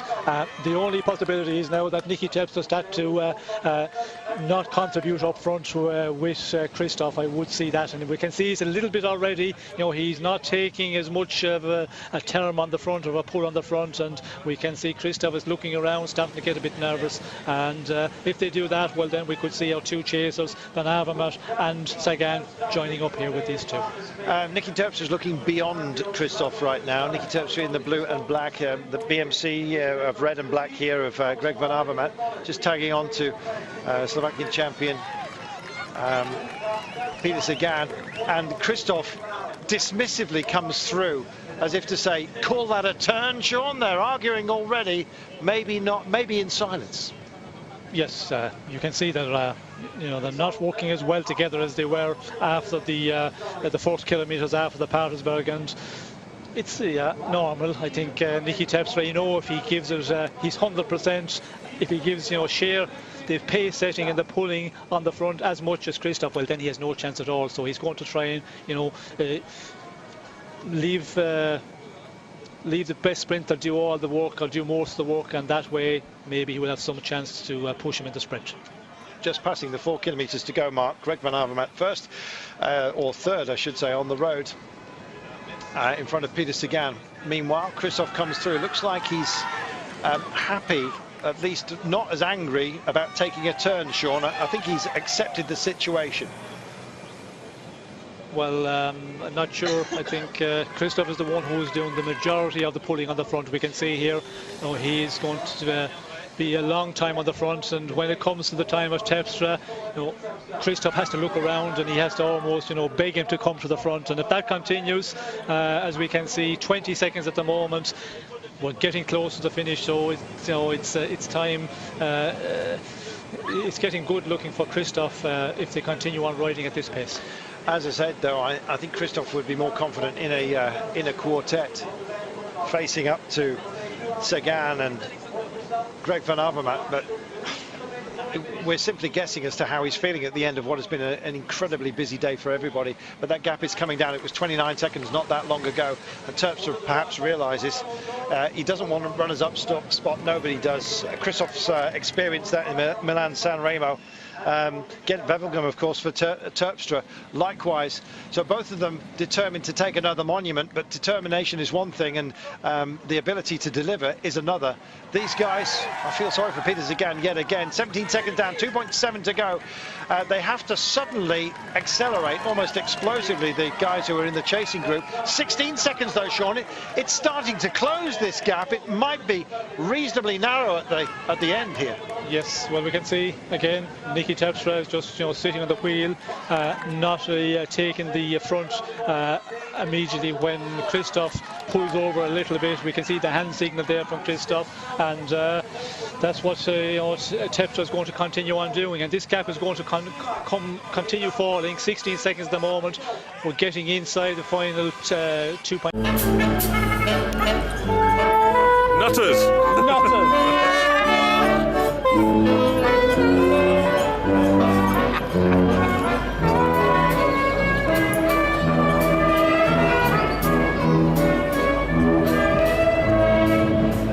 5 kilometres. Lars Bohm is off the back of that chasing group, as you can see, which is the main body of favourites that have made it this far into the race. And here we go. This is Alexander Kristoff. We're used to saying his name at the moment. He's been on supreme form, Sean. In Japan, he was quite simply outstanding, and that just shows you never count your chickens, for goodness sake. Stijn van den Berg on the deck. Yes, I think a lot of riders like on the limit, very, very tired. Let's just touch the rider in front of him. Degenkolb actually touched the wheel, and yeah, just smashes straight into the side of him. And yes, when you're at base, everybody is just on the limit, and your reflexes are very, very poor. 1.8 kilometres to go. Nicky Terpstra's got to try and mug Alexander Kristoff, and that is an extraordinarily difficult thing to do. There's not many around, Sean, at the moment, at the end of a day, who would favour being in this position that Nicky Terpstra finds himself in right now. No, certainly not a good position for Terpstra to be in, but the end of a race, 260 plus kilometres, it's all about how much you have left in the end, and we've seen it in the past, the better sprinters that you would expect, to win the sprint comfortably, get into difficulty, but has Terpstra got, that much that he can challenge Kristoff?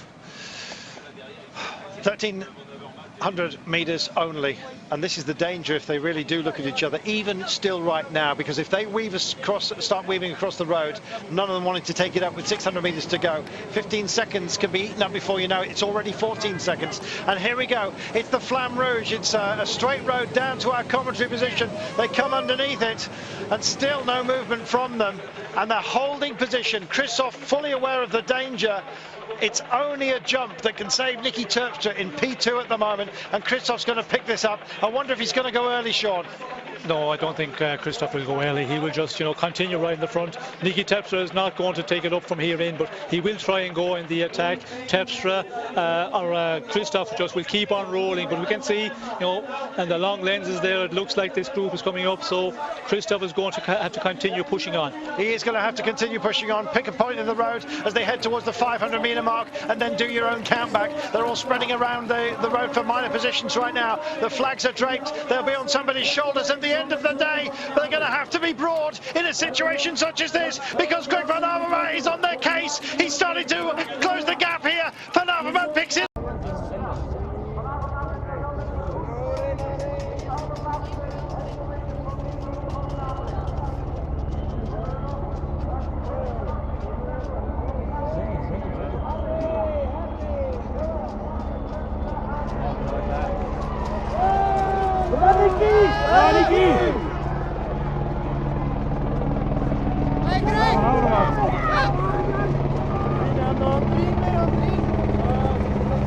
From Nicky Terpstra, cool as a cucumber, is Alexander Kristoff. He's not going yet. He's not going, but he's going to be tempted into action. He has to be. Terpstra's going to take him before you know it. Greg Van Avermaet's closing the gap. Peter Sagan's got nowhere to go. Oh, and Terpstra tries to go for it right now. What's he got? He tries.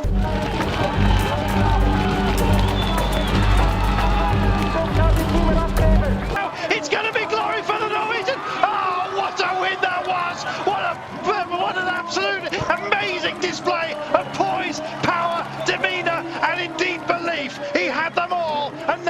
taken the big one here in Belgium. What a performance that was. What a performance that was.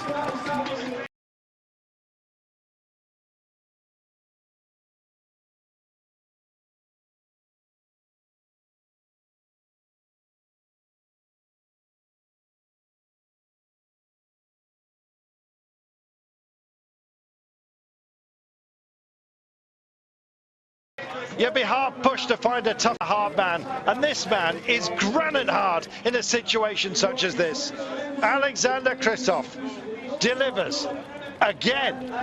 Yes, well, what a performance, you know, to be just there in the final, and he was, you know, as strong as Terpstra, and, you know, normal, we would see Terpstra trying to, you know, trying to play the game of making Kristoff do all the work, but still too strong. Degenkov sprinting and showing what might have been perhaps at the end of the line. Well, the clouds have gathered, but it was a storm that was kicked up by this guy. What an amazing performer Alexander Kristoff is constantly proving to be. He's our winner, and a worthy one to boot. What a day, Sean. It's always exhausting. At least they had the weather, and it played into Kristoff's hands, did it not? Well, I think he was, you know, one of the strongest men in the final with Nicky Terpstra. He was, you know, able to match Terpstra's attack, and in the end, for a sprinter, he was, you know, contributing as much in the earlier part after coming over the Patersburg, and then of course Terpstra started, you know, to play the game where, you know, he was making Kristoff do the work, and that is normal for a sprinter. Going on behind, and Peter Sagan again at the end of a long day, just not having that extra ounce. No, Van Avermaet just riding away from in the final couple of 100 metres, and that shows that Sagan, you know, not at his best, because there was a place there on the podium, but Van Avermaet just a little bit too strong in the final couple of 100 metres. Well, they continue to race in. This is Andre Greipel looking for UCI World points, don't forget, apart from anything else. And we'll take the line right now. Credit to him, actually. We've questioned his ability over the longer distances, but he was a great man to have out there, was he not? Well, a great performance by Greipel, because he was going in the attack, I think.